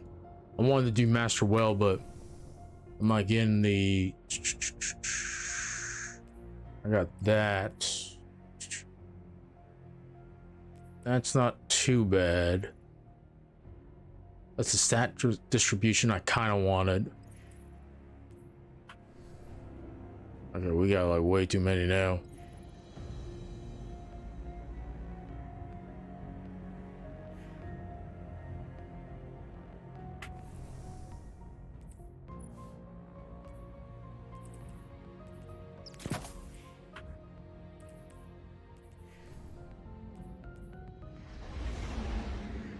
I just got removed. Okay.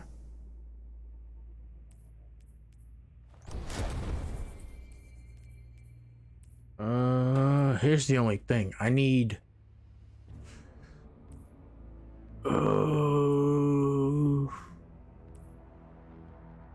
Damn, I got kind of.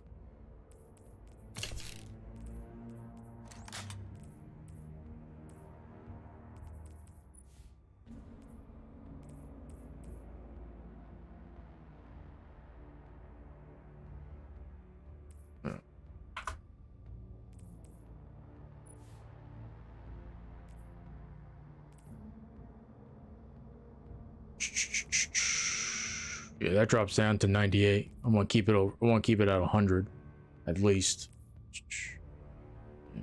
Or rather have the firepower. Yeah.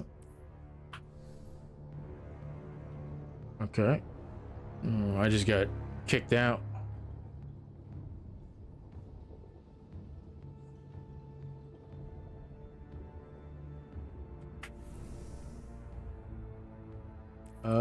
We can probably grind out Master Nightfall. That's not bad. That's a good stat distribution, especially at 24 discipline. I'm looking for a little bit more in resilience and recovery too. That's the only thing. Because everything else, it's like, with discipline being where it is, it's not too bad. Take out this. What's this? 65, 16, 7, 21. Ooh, that's way too low in resilience. But if I have something else to pick up resilience, that's not too bad. Okay, let me drop off.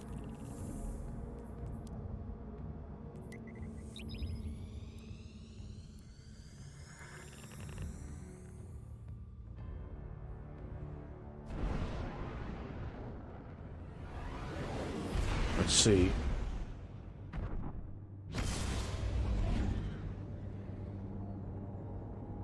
Let us see. Let us see.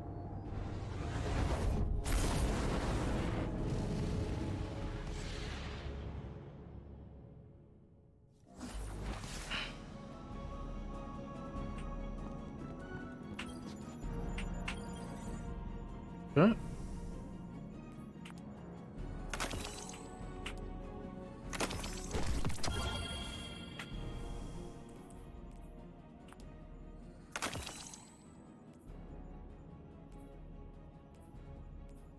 I'm not gonna lie, I actually kind of prefer this Veritas mark over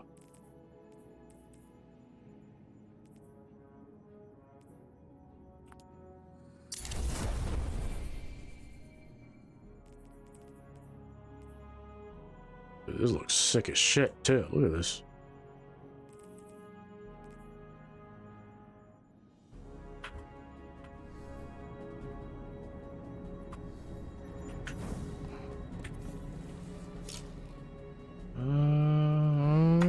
Let me see.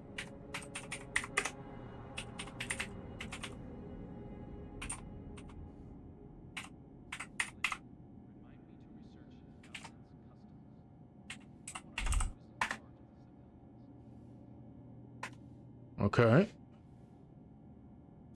Let's see. Let's see if anyone's doing any nightfalls.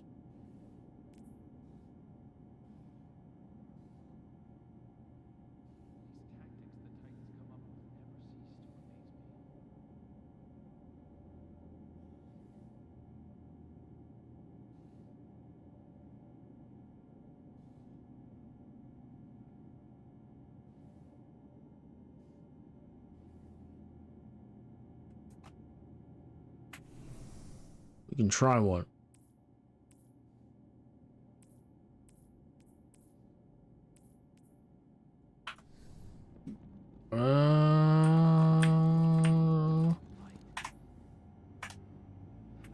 What are the rewards for GM Nightfalls? I know, like, you have to like be like really careful. Players. Let's see. Overload champions. Radars disabled. Grandma. Mob. Locked load on match game. Extra.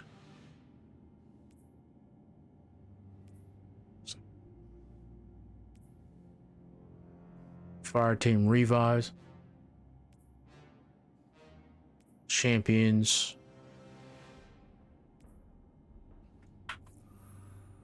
That's a Grandmaster. Common Ascendant Shards. Okay. Exotic. Alright, let's do it.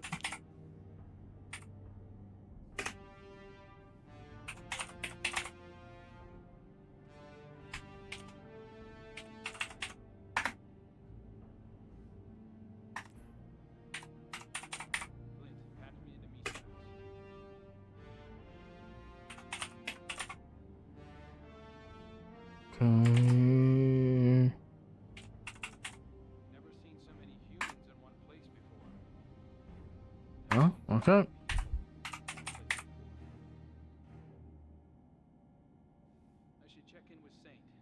Let's join.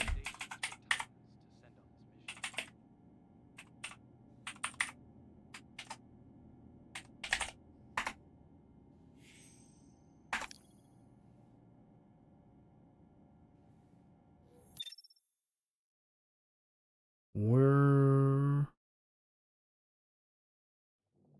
number 5.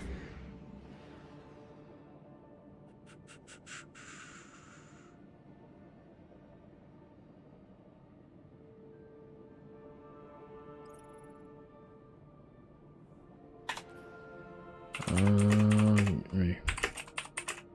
One sec, guys. Raid room, Gambit, dungeons, Nightfall. Oh.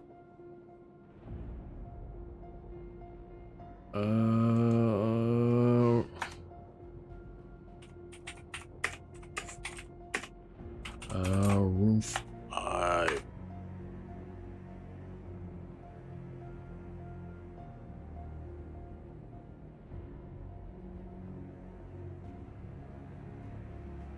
Hold on. Sorry. You want everybody in room 5.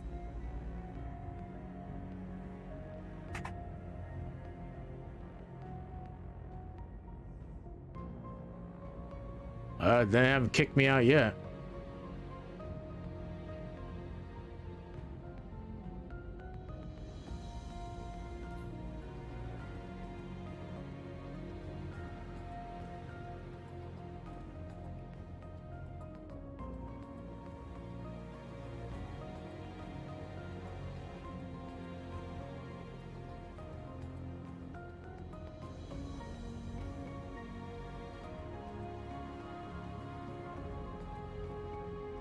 Okay.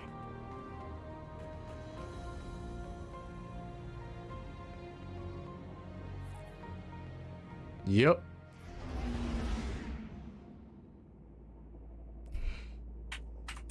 That's what I figured. They got somebody already on the team. Okay.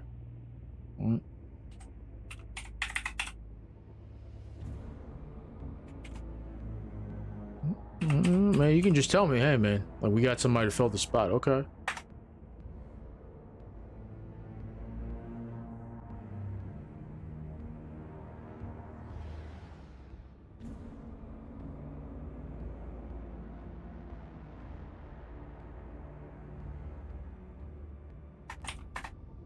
We'll just do some master farming then.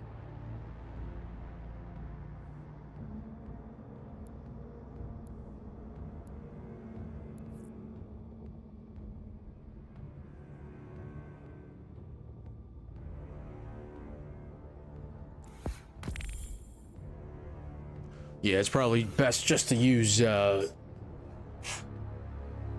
you're just so dependent on the, whatchamacallit. I do need an arc, The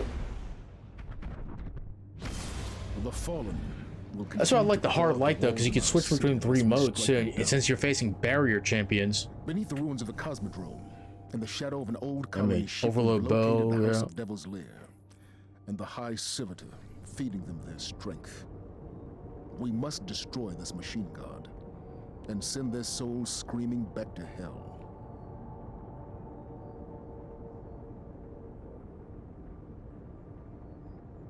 Let's see if anybody else is doing any GM farming after this. I do want to do a Grandmaster Nightfall, just to farm. That's the only thing.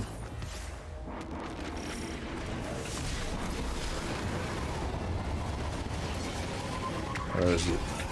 Let this guy go. Fuck this shit.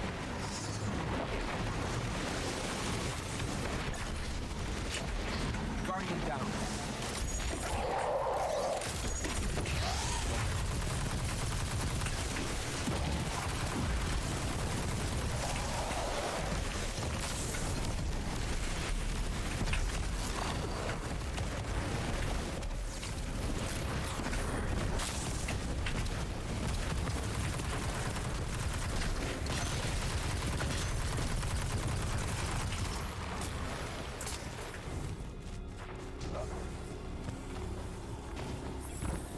It's okay. I think it's more, this is more like you're trying to close the gap.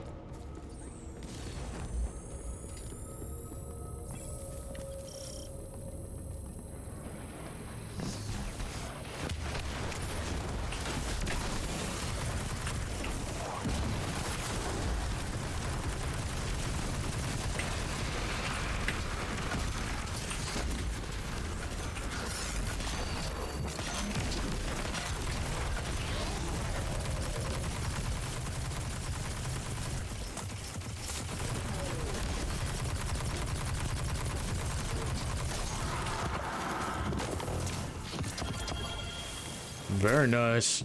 Very, very nice.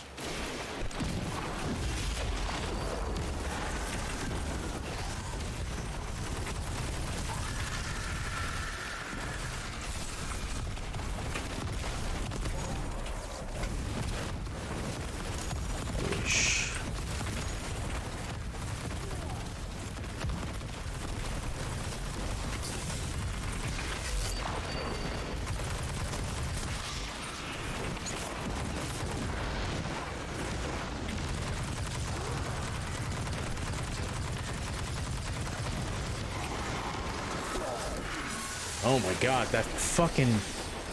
Those motherfuckers, man. I hate those snipers.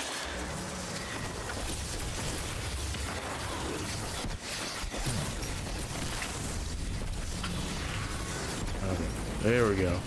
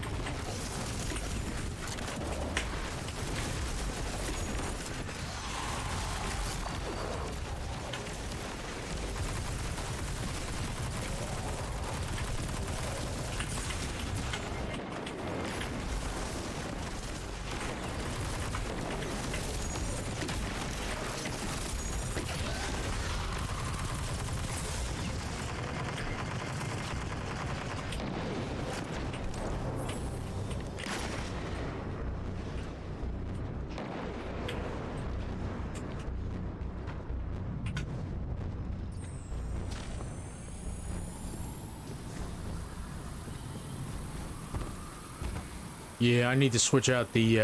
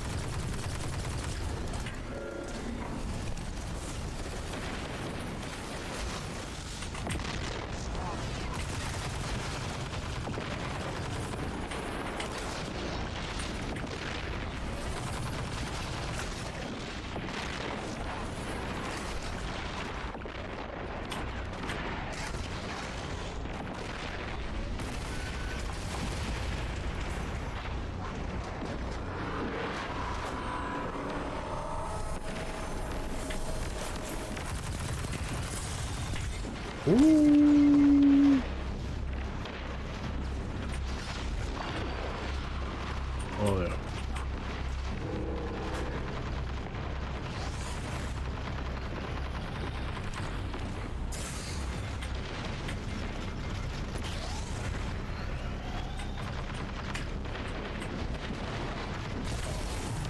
Holy shit. Bro, that's crazy, man.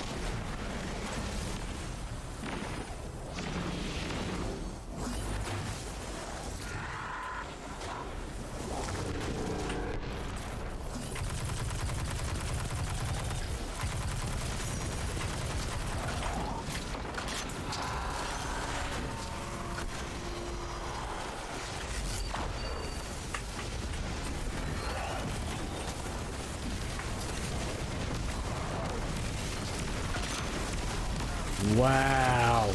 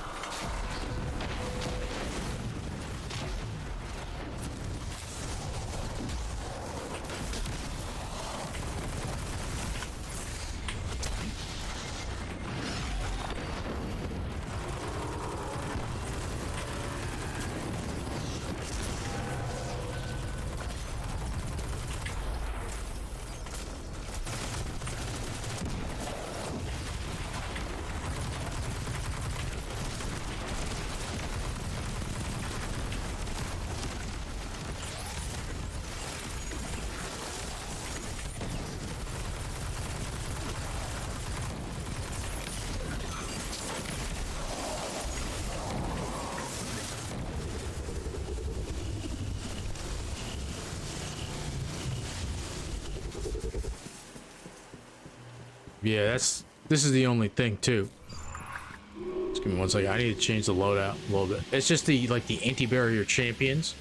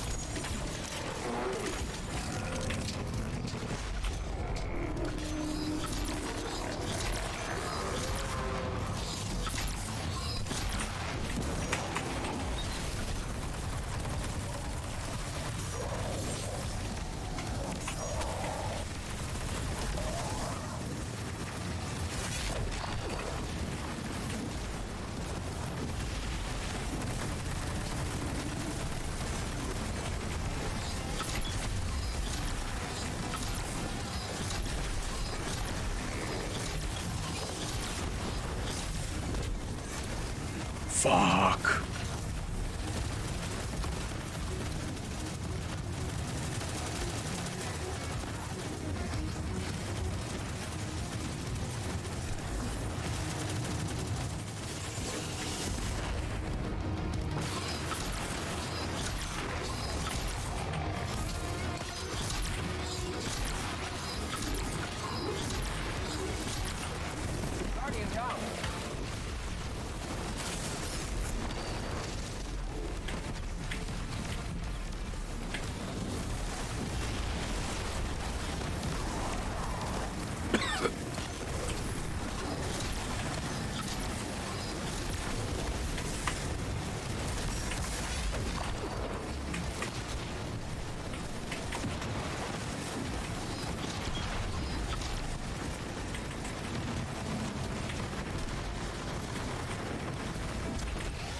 Fuck.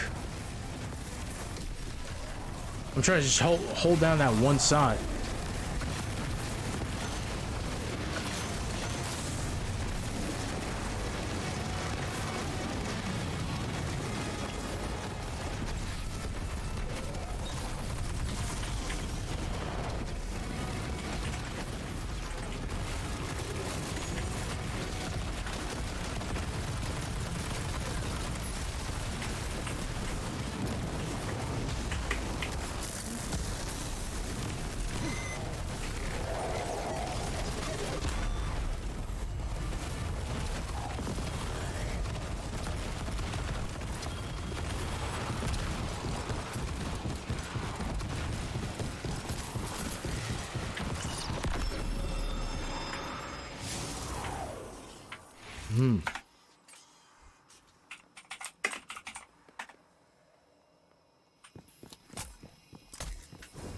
That was some good shit, boys.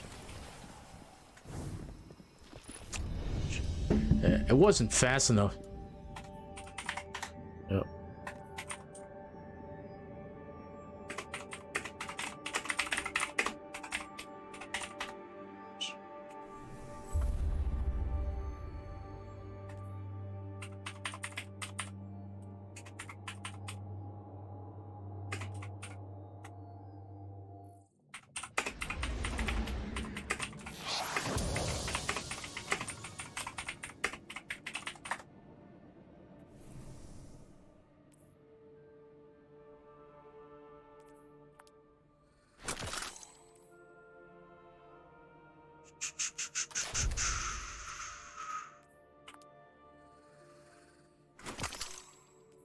No.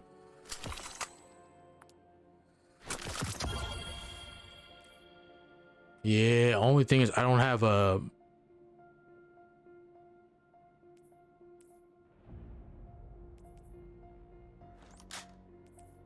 And then... Yeah, that's the only thing. Yeah. No.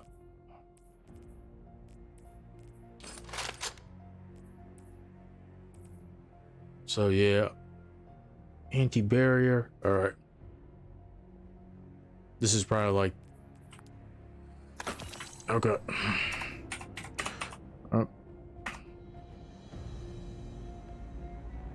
Yeah. This is probably like the best loadout for this. Overload. Barrier.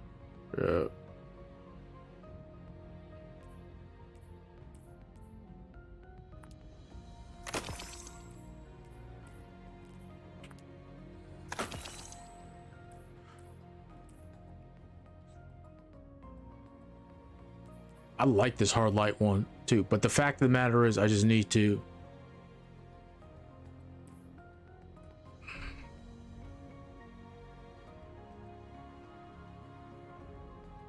everybody's liking my TikToks. I didn't have to put anything like crazy out there today. This is actually pretty nice.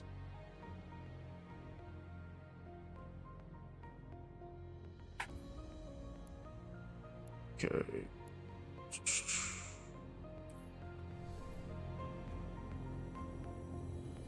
Let's go.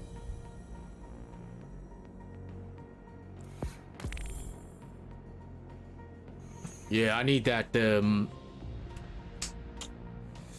Damn. I think in the video in that video, I forget the creator. He said like you should have an arc heavy weapon with demolitionist on it. I would have to farm one. That's the only thing. If I can get an arc, I might have to farm that arc logic and get a god roll on that. But it's not, to be honest with you, it's really not that good. That's the only thing. We must destroy this machine god. These arc SMGs are probably the best, but the problem is like with the nightfalls and everything too, like it's just for the barrier champions, really. The barrier champions are like a problem. Switching is not a big problem. I think I need to use, I got the MMO mouse for a reason. I need to start using these keys, the 1, 2, 3 keys. I'm just gonna let these guys go in front of me.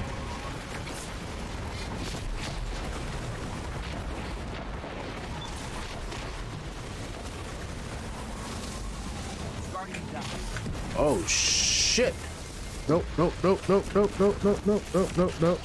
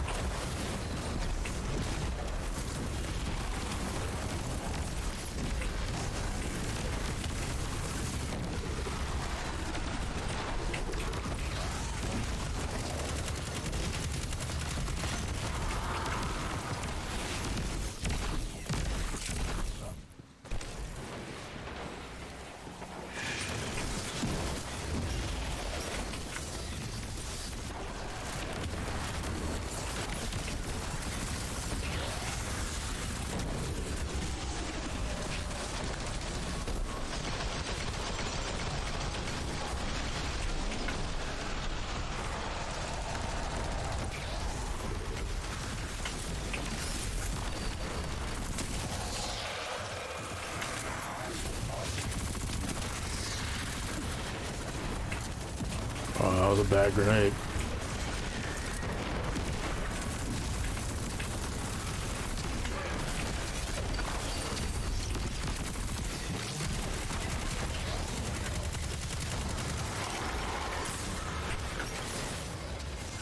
Oh.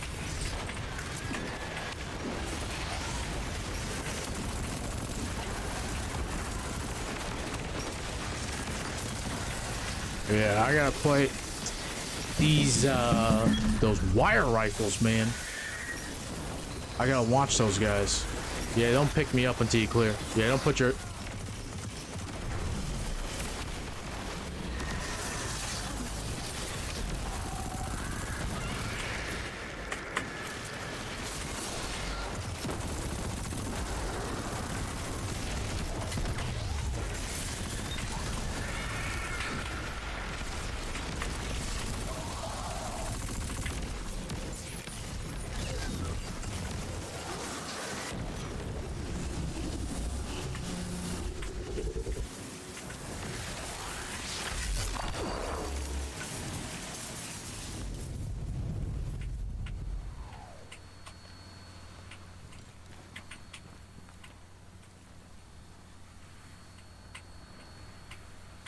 oh, there it is.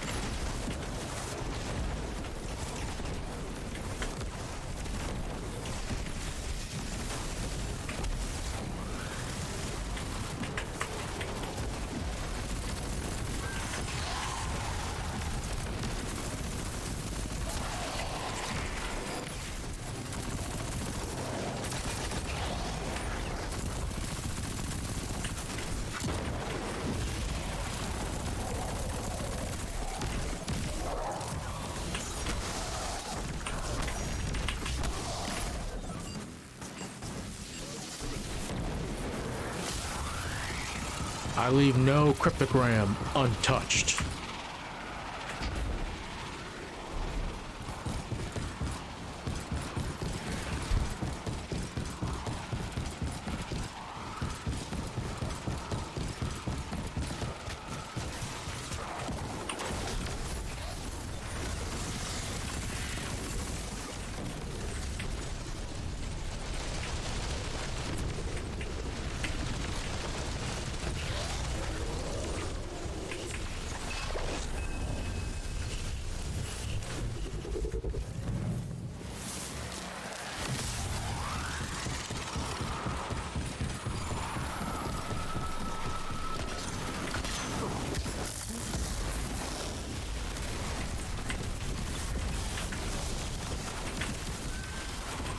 Guardian down.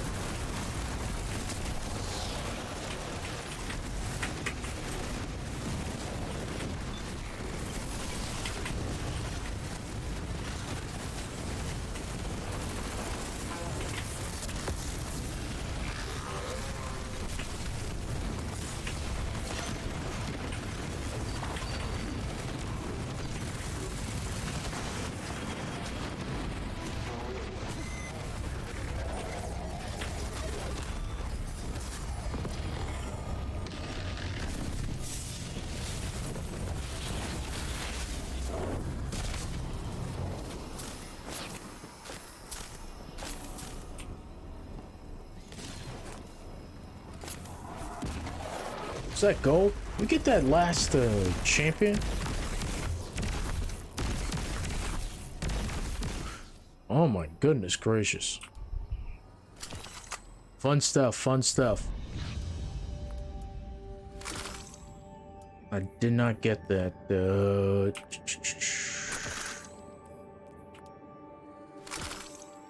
What? What? Oh.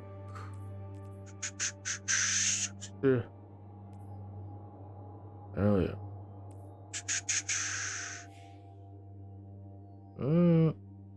She can shoot through. That's actually really good.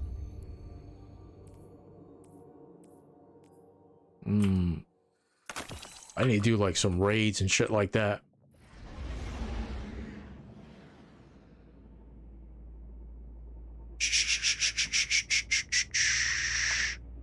What did I get? I got 2 of these. Let's go.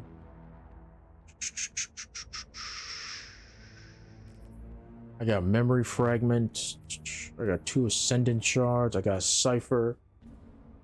Ooh, I can get really, really good with that.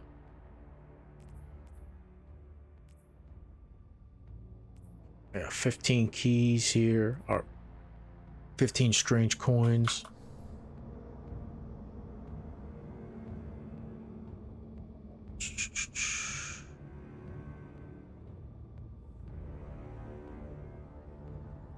Kind of want to do a grandmaster. See, overload bow. Yeah, for this makes it like super easy. The only thing down is with this though. That's the only thing. Let's see here. Since I don't need this, seems like a auto rifle reloader.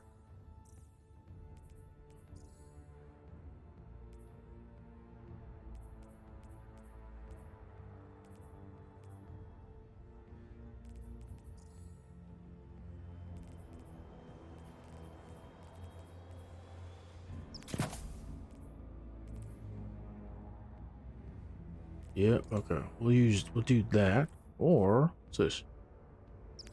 Boom. Yeah, let me change this back to the thunderclap. Clap, clap, clap, baby. We clapping them cheeks. Impact induction. There was something else too that I could do. Which was it? Was it on my legs? No. This is like super good too. The overload.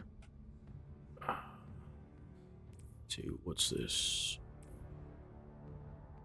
And using your clap. That's actually really good.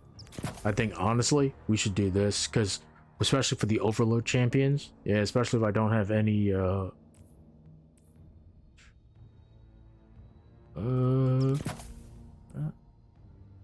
Charged with light. Oh no, it doesn't.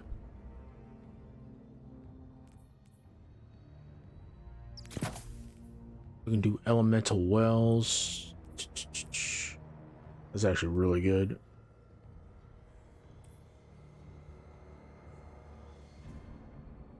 Surge detonators, strong against overload champions. Yeah. This is okay. Class ability. I just want to get my grenades up. Let's see. Absolution reduces all each time you pick up an orb of power.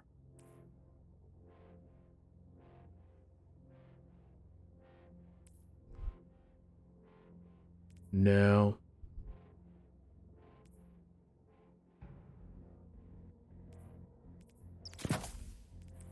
Yeah. Honestly, this is probably like what's best with this loadout. Yeah.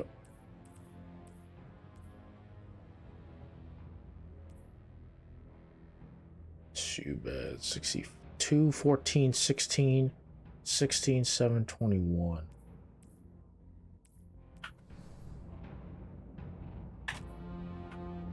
Yeah, we'll do like another run of this. Let's see if anybody joins us.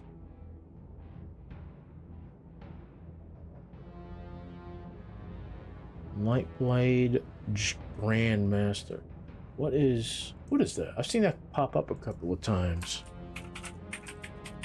Nightblade Destiny 2.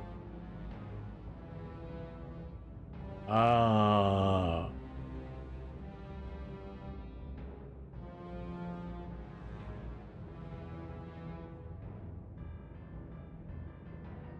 Okay. You get barrier scorn. Ah, okay.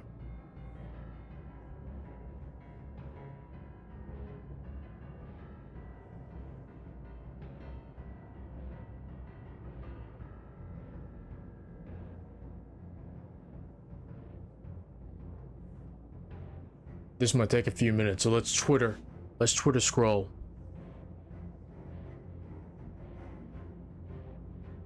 Trump has invited some members of Congress to Mar-a-Lago for his announcement. It is the same day as the House leadership elections. Dun dun dun.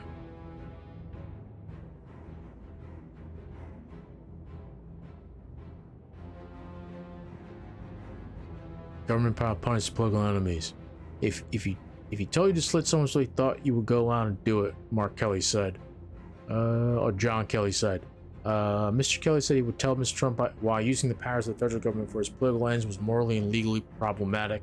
I would say it's inappropriate, it's illegal, it's against their integrity, and the IRS knows what it's doing, and it's not a good idea, Mr. Kelly said he told Mr. Trump. Yeah, but they're writing bad things about me, Mr. Kelly said Mr. Trump told them. Bro, what the hell, man? And you want this guy to be in charge of the country again? Oh, we got some money?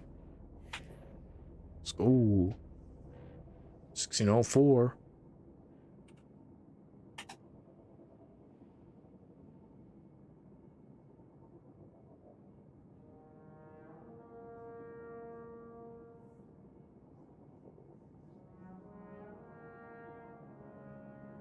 God damn.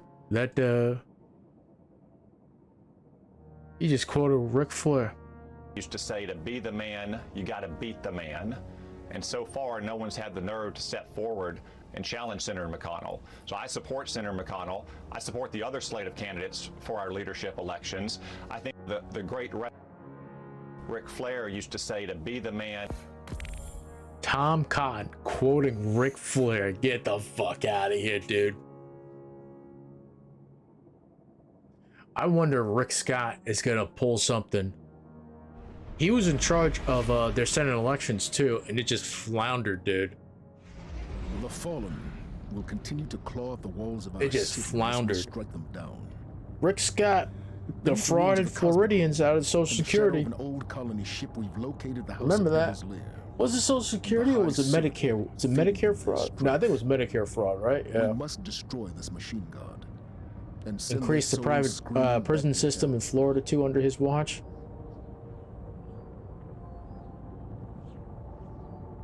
Oh, was it Medicaid? Medicaid fraud, I think. I forget. I'll Google it after this run.